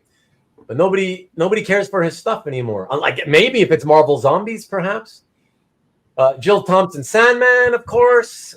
Expensive stuff as usual. What? $9,600. $11,100 for this one. $15,000 for this one. A lot of great Sandman content, of course. The Alex Toth Black Canary page this time went for $15,600. Past pages have gone for almost $30,000, I think. Let me see. Alex Toth Superman. That's a cool splash. It's really fun. $7,800. I guess that's fine. So both Godzilla covers went for about $14,000. I don't know. To me, Trimpy Godzilla, not the nicest looking stuff, but I don't know. I guess it's more the Godzilla factor than anything else. Comic fans who are fans of movies, right? It's the whole movie hype thing. I think that's what drives it. That's my opinion. I don't know. What do you guys agree? Yeah, I think so. Yeah. Urban already don't like. I love him. What are you talking about? He's my guy, man. He's my guy. Let me see. We're almost done, guys. We're almost done. Here we're getting towards the end. Son of Satan, $15,000 for a Son of Satan cover. I mean, this guy carries no value whatsoever. To me, this is mind-boggling that people will. It's beautiful, beautiful Tom Palmer inks. Who penciled it? Sonny Trinidad, right? So the artist and the inker don't carry value, but it's just about the image. It's a beautiful image, but wow, the Son of Satan. You're gonna pay $15,000 for a cover from Son just because it's Son of Satan. It's just wild to me. Yeah, I don't get that one. I don't get it, but okay. What else? Anything else? Van Sciver. I think that's Darkseid. That's a cool Darkseid piece. Yeah, modern day Darkseid. $2,400. A cool kick-ass Salvaludo Doctor Strange piece with Silver Surfer defeated on the ground, modern era. Well, the last 20 years ago or something, maybe. $3,300. That's a pretty strong price for a splash. Yeah, it's not bad. But I wouldn't be surprised if it would have gone for $5,000 or $6,000 either. You know what I mean? It's one of those type of pieces. Charles Vess. That's a nice little pencil. Vess, I was just at Heroes Con last weekend, and Charles Vess was there, and I saw him working on a black costume Spider-Man commission that looked a lot like this, and he was only charging $1,000. Okay, interesting. So I feel like maybe somebody slightly overpaid for that one.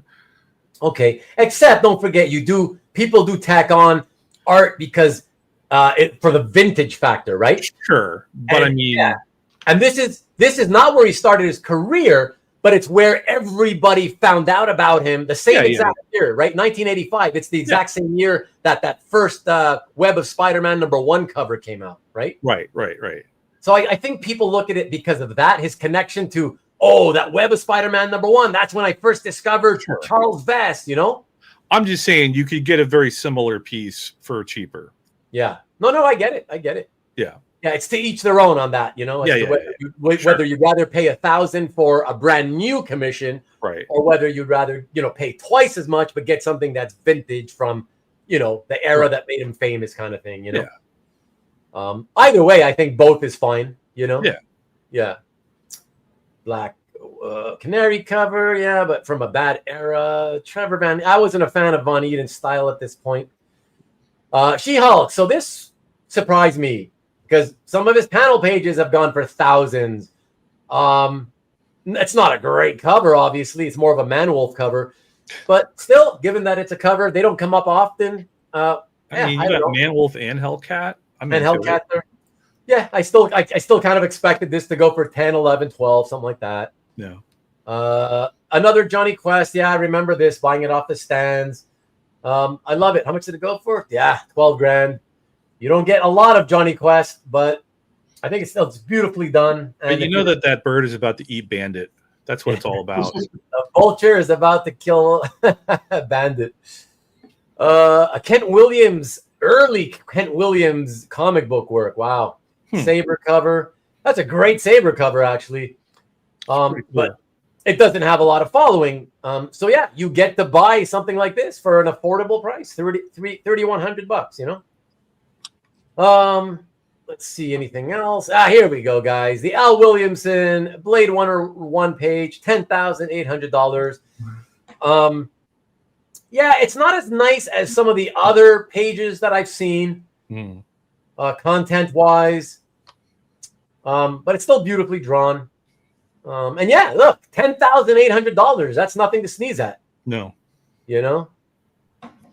Now, this is interesting. So the question, pages from issue 3 have been selling for anywhere from $3,000 to $12,000. And this is not number 3, obviously. It's not the same artist either. It's number 26. I was curious what was going to happen here, given how much those pages from the early issue was going for. So, Caesar, if you're still there, let us know. What did you think about this? $3,800 for a Bill Ray cover. Kind of one of those cartoony, silly ones with the Riddler on it. But I think it's a pretty fair price. It almost seems cheap when you see how much all those earlier question pages, panel pages sold for. But I don't know. Let me know if you're there. Bernie writes in, yeah, the pages to this, nobody seems to really care all that much. I always found that they don't sell for very much compared to a lot of his other 80s stuff. The Cult, how much did it do? Wow, almost $10,000 for this splash page of the House on the Hill in silhouette, practically. Yeah, that's a lot of money. This is interesting because how much did that cover go for the same issue? Yeah, that exactly. Wasn't that just under 20,000? I think it was under 20,000 or around 20,000. But yeah, 9,600 for this. Wow. I mean, it's a cool page, but I don't know if it's that cool, you know? Yeah, it's cool. Yeah. But is it worth 10 grand cool? Wow. I wouldn't be taking out a loan for that one. Let's put it that way. Yeah. I'd rather have this Batman Aliens page for 5,000. Yeah. Yeah. I agree with that. You know, that's catchy. That's eye-catchy for sure. Yeah. I love this Wrightson, The Spirit. Oh, that's a nice one. Yeah, I love that homage to Eisner. Yeah. You know, yep. With the the large letters or whatever. That's really, really cool. $5,600 for that one. A Thor cover from the 90s, but by MC Wyman. Just to me, this is horrific artwork. Sorry. That's very 90s. Sorry, MC, but yeah, the pencil and inking here are horrific to me. I think most people agree, which is why a 90s cover featuring, from the Thor title with Thor prominently on it, very large, fighting the Silver Surfer in outer space. Like, this is the greatest content you could imagine to get you the money coming in, right? And this from the 90s only sold for $5,700, less than a brand new cover from many artists today. To me, this goes to show it's an example of most people hate the art on this. Yeah. I think that's what. Hey, Ruben, and folks, I'm gonna have to call it. And I'm being away for 5 hours already. No worries, man. You almost lasted the entire show, so it's good. We'll be gone. I'm already at the Zex, and I feel like I'm almost there, so I don't want to give up. Problem. But I'm being summoned, so. No problem, man. Thank you for hanging out so long, man. I really appreciate it. All right, have a good night, everyone. Good night, man. everyone. Talk to you soon. Happy July 4th, by the way. Same to you.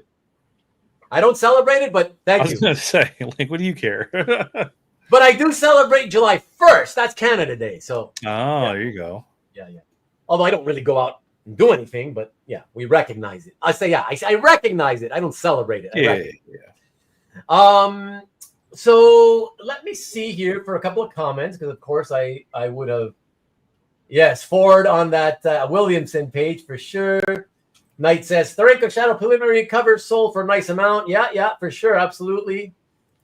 Let me see. Sorry, but I have to skip a bunch of these comments, guys. You especially, Marcus. Yeah, skip Marcus. Writes in Cult 1 story like a page right out of Frankenstein. Is that why you think it sold that much? Because I don't know. It's kind of reminiscent of that, I guess, Dan. But I don't know. Righteous. 26K. Well, yeah, not for the. Was it 28? Yeah. There you go. Oh, 28.8. Oh, right. Because I was, yeah, right. I was thinking somewhere between 25 and 40. That's right. Exactly. So, and it went close to 30. Right. Thank you. So, yeah, I don't know. I think I'd still rather have the cover at 28.8 in my case. What do you think, Newell? Yeah, no, absolutely. Yeah. Better the cover for 28 than Yeah, for sure. The silhouette of the castle for 10, Yeah. right? Yeah, no, absolutely. Yeah, MC Hammer, nice. Not happening, Stanley. You never know. Can't believe I forgot to bid on the Frazetta Famous Funnies cover. Ah, how could you? That is funny. Did Alberto? He He's the can one who sign sold it. that one. Yeah, he can sign that one. If that's what you meant. He can sign it. And I asked him, and he said he went a little cheaper than he was hoping for. Right. Making a firework in honor of this show. I've been on the Wally Wood page, but lost. Sorry to hear that, man. Sorry to hear that. All right, what do we got left here? Soul Neil U. Oh, I remember these when these covers were coming out. Yep. Sold for $5K. I don't know what they sold for. I don't remember anymore what they sold for when they came out, but I'm pretty sure it was not too far from that. At least $3K, something like that. I don't remember. Zach, yeah, so this blows my mind. A splash page by Zach, not a cover, a splash page of Master of Kung Fu for $7,200. I don't understand what it is with Master of Kung Fu. Like, he's never been a good, like, nobody ever bought his comics. Nobody cared about his comics. Nobody cared about the artwork. I used to have Master of Kung Fu covers. No, I couldn't give them away. Back in the day, 20 years ago. Yeah. And then I don't know. Now finally people they start paying like 15 grand or 18 grand for covers. Mike Zeck, this splash 7,200. It's like, I don't know. It's Master of Kung Fu. I don't know. What do you have any opinion on this, guys? I really don't know much about that stuff. No? Yeah. Okay. No worries. No worries. They're buying it for the name, Zach. Yeah. Yeah. Speaking of course, a highly sought after Secret Wars page. Yep. Not a great one content wise. Colossus going in to do some more cheating on Kitty with that alien girl Zaji or whatever her name was.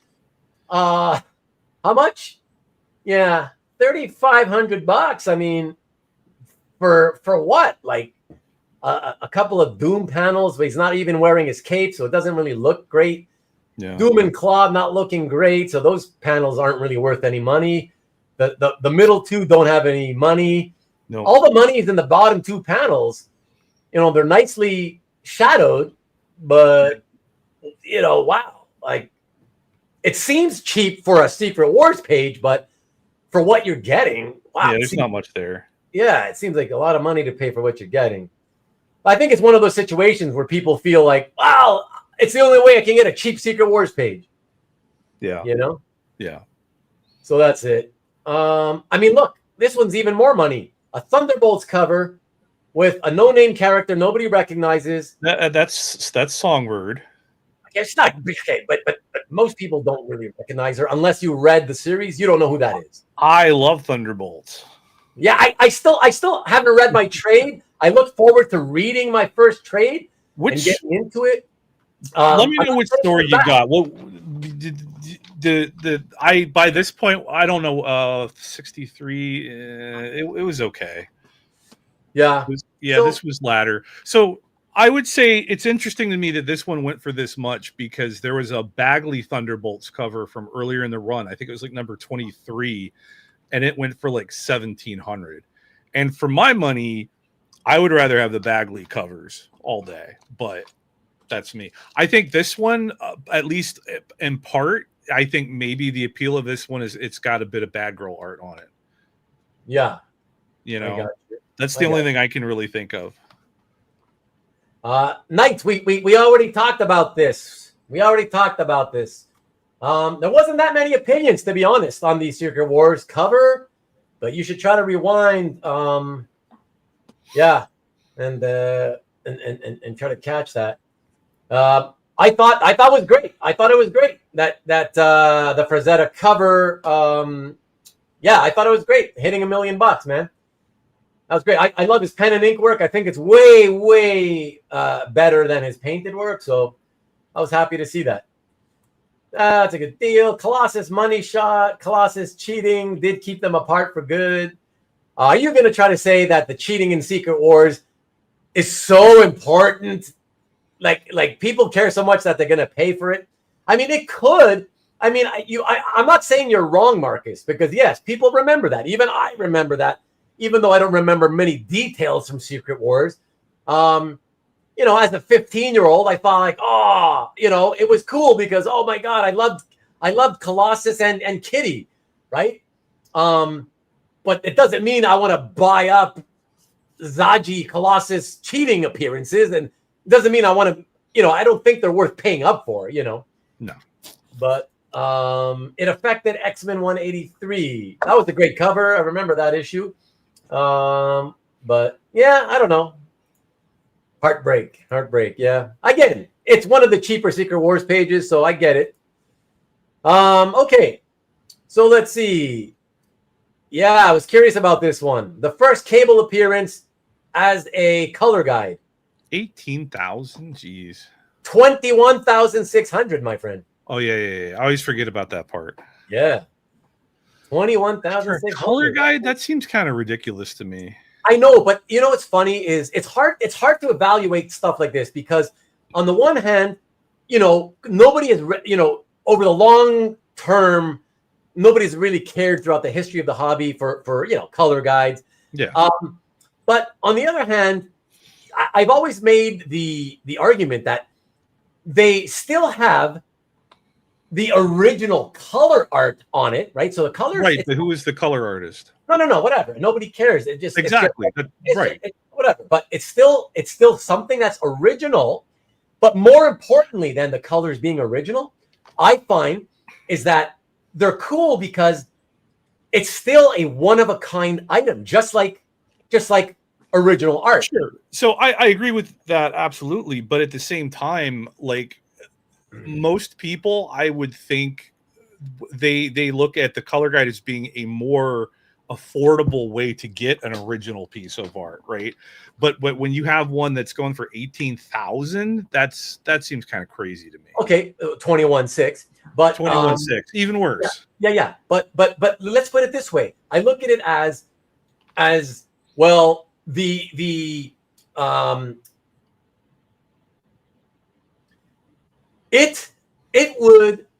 would again, reminding once more that it's a one of a kind piece, just like the original cover would be. Okay, so incredibly rare, right? And if you take into account that the original cover, the pen and ink cover, that one today, if it hits Heritage, is gonna hit probably anywhere, I would think, from $500,000 to $1 million. But this is a reproduction of that pen and ink that somebody markered on, and as you just said, it's a no name, somebody whose name we don't even know or care about. But it's still a one of a kind piece of production art. And I'm not arguing that. I'm just saying that I don't see why that brings that much money. I just don't get it. Well, but you don't think it makes sense if the black and white art would sell for $500,000 or $1 million, you don't think that the color guide to it? Who did the black and white art? No, but you really don't think who did the black and white art? Rob Liefeld? Yeah. Who did this art? Who did the color art? It doesn't even matter. Nobody cares. Exactly. Nobody cares. No, but nobody cares. But so even the people, listen. Even the people who collect color guides don't care who the colorist is. Right. They're buying it. They're buying it because it's an artist that you don't even care about. I agree that it's a one of one. I agree that it's you know, an original piece of art. It's rare. All of that. I agree with that. But it's just marker or maybe even watercolor or something, whatever, you know, like I know the Valiant stuff has the watercolor color guides. Those are really cool, but nobody's going to be paying 18,000 for those. And I get that this is an important issue. This is an iconic issue. I get that Liefeld did the original art, but this is a reproduction of that somebody then colored into. It's paint by number. That's not worth $21,000. If they had paid $1,000 for this, I'd say that's a lot of money. But I would, I wouldn't think it was crazy. I obviously disagree, but Sure. But I appreciate that you give me your views on it. Yeah. Listen, you could be right, but then again, somebody paid 21.6, right? So, right. And I'm just saying from my point of view, I think that person's crazy. But whatever. If they got the money for it, go for it. Right. 1-for-1 trading cards go for a lot. That is true too. The prosthetic cover. Look at Knights. Knights always dragging us backwards. Had a 1 3/4 million price at OAF. So maybe the seller. Oh yeah, if he was asking 1 3/4, I would imagine that he's not happy taking about $1 million or 800,000 or whatever he's going to pocket. But I think it's good. Yeah, I think it's fine. Listen, Knights. All of us always are looking for the pie in the sky number. We always hope we can get the pie in the sky numbers, right? As much as possible. So it's as close as a huge cable fan could get, but he's also thinking it's crazy. All right. So what else we got here towards the last few pieces? Anything worth mentioning? This was fun for me just because it's another page that I used to have in my dealer inventory like 20 some odd years ago. Had a nice sexy woman by Neil Adams. So I thought, hey, this is really cool. I only sold this for, I don't know, a few $100s, several $100s. And, all these years later, for it to go for $3,120, that's not a ton of hobby increase after 20 some odd years, Yeah. Yeah. So, like I said, I think it's a 5-time increase in about 20 some odd years. So, this was fun. I was curious to see, with Butch Geist now gone, how much this might go for. Man, for a page from the annual, $6,000. That's a really nice image, though. It's a fantastic, no pun intended, cheap image. Yeah. Not only is it a great team shot, but the thing is saying the classic line. It's clobbering time. Yep. And the flame, the torch is saying flame on. Yep. That's special, right? Yep. So no surprise. Here, you guys, for those of you who are into the Hernandez brothers, this one also sold for $7,800. And Chris Ware, Acme Novel Live. This stuff always goes for so much money. It's wild. $10,800. So that's the end of this, guys. Let me stop sharing so I can come back here.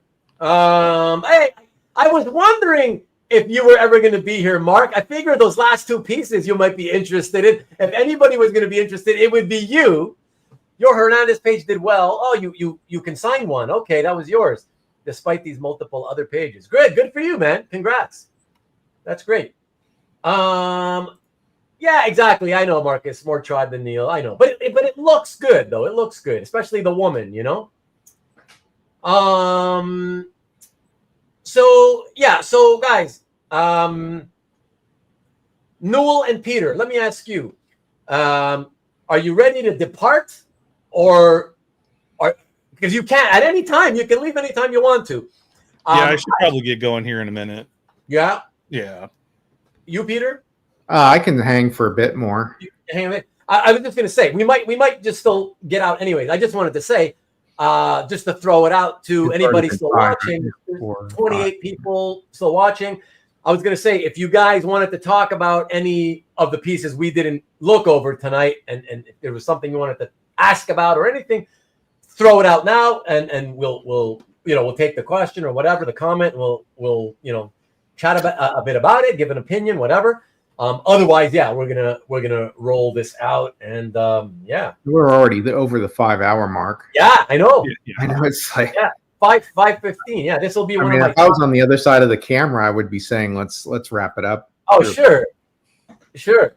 This will be one of my top 5 longest episodes for sure. Of course, Stanley, keep going. Yeah, sure.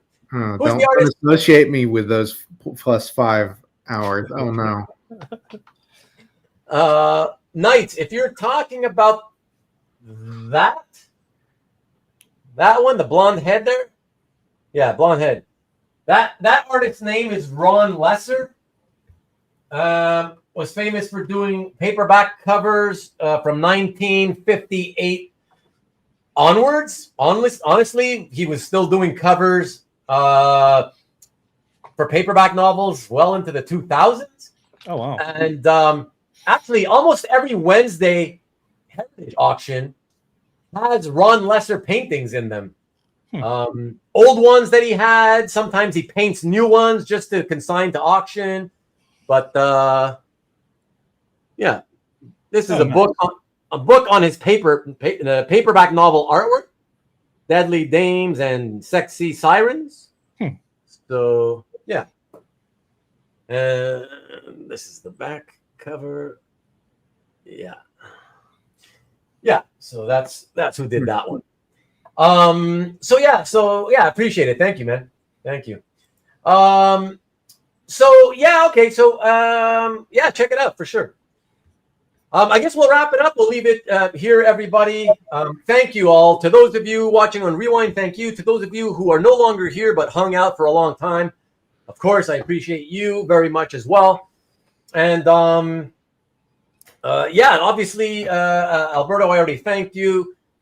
Peter, Newell, thank you so much. Appreciate it. You see, guys, when it's just jump in time, that's to hang out. You don't even have to say much. I just like having people with me. You know what I mean? Just as long as you say something every now and then, like, you know, I wish you would speak more, Peter. I wish you would say more, but that's cool. No, I get it. Next week, everybody, I'm going to leave you out with the, oh no, I can't leave you with next week's. I just remembered. Next, let me see here. Right, that's right. First of all, let me do a promo. Don't forget this coming Friday on Nikki B's show. As usual, the EXP is going to have art for sale. And look at that. He finally gave me something new to show you guys. All right. And let me get the link. I got a link because I also shockingly got a link to the episode. All right, here, let me see, cut this out. All right, and I can put this here, putting this link for the episode, and that is Death by Bill Sienkiewicz. A lot of you are Death fans and Death commission collectors, so it'll be interesting. I have no idea how much it's going to be, priced at, but I look forward to seeing if anybody picks that up. And there's the link for everybody, so please do check that out. And yeah, that's this Friday. I'm sorry. I got to tell everybody, this is not going to happen this coming Friday. Let me come back to you. Nick is taking this Friday off because of July 4th, right? So apologies, everyone. This Friday, no show from Nick, okay? But I figured I would show it. I'll show it on next week's show as well. But I figured since I already have it, yeah, I'll show it now. So yeah, it's not for this coming Friday, but the Friday following that one. Okay, guys, stay with me just for a second, okay? While I say bye bye, and yeah, let me put this back up here. Oh, and really quick, because that whole technical difficulties at the beginning of the show screwed me up, and I forgot to do all these promos. Also, just real quick, shout out to my newest subs, Johnny Makes Comics. And hey, I know Johnny Makes Comics. You know him? That's John Moore. Oh, is it? Yeah. Oh, really? Oh, wow. Okay, cool. Okay. Excellent. So thank you. Appreciate it, guys. Last three, great discussion. Thank you, Rick. Appreciate it. Good night to you, sir. And yeah, happy July 4th to all of you.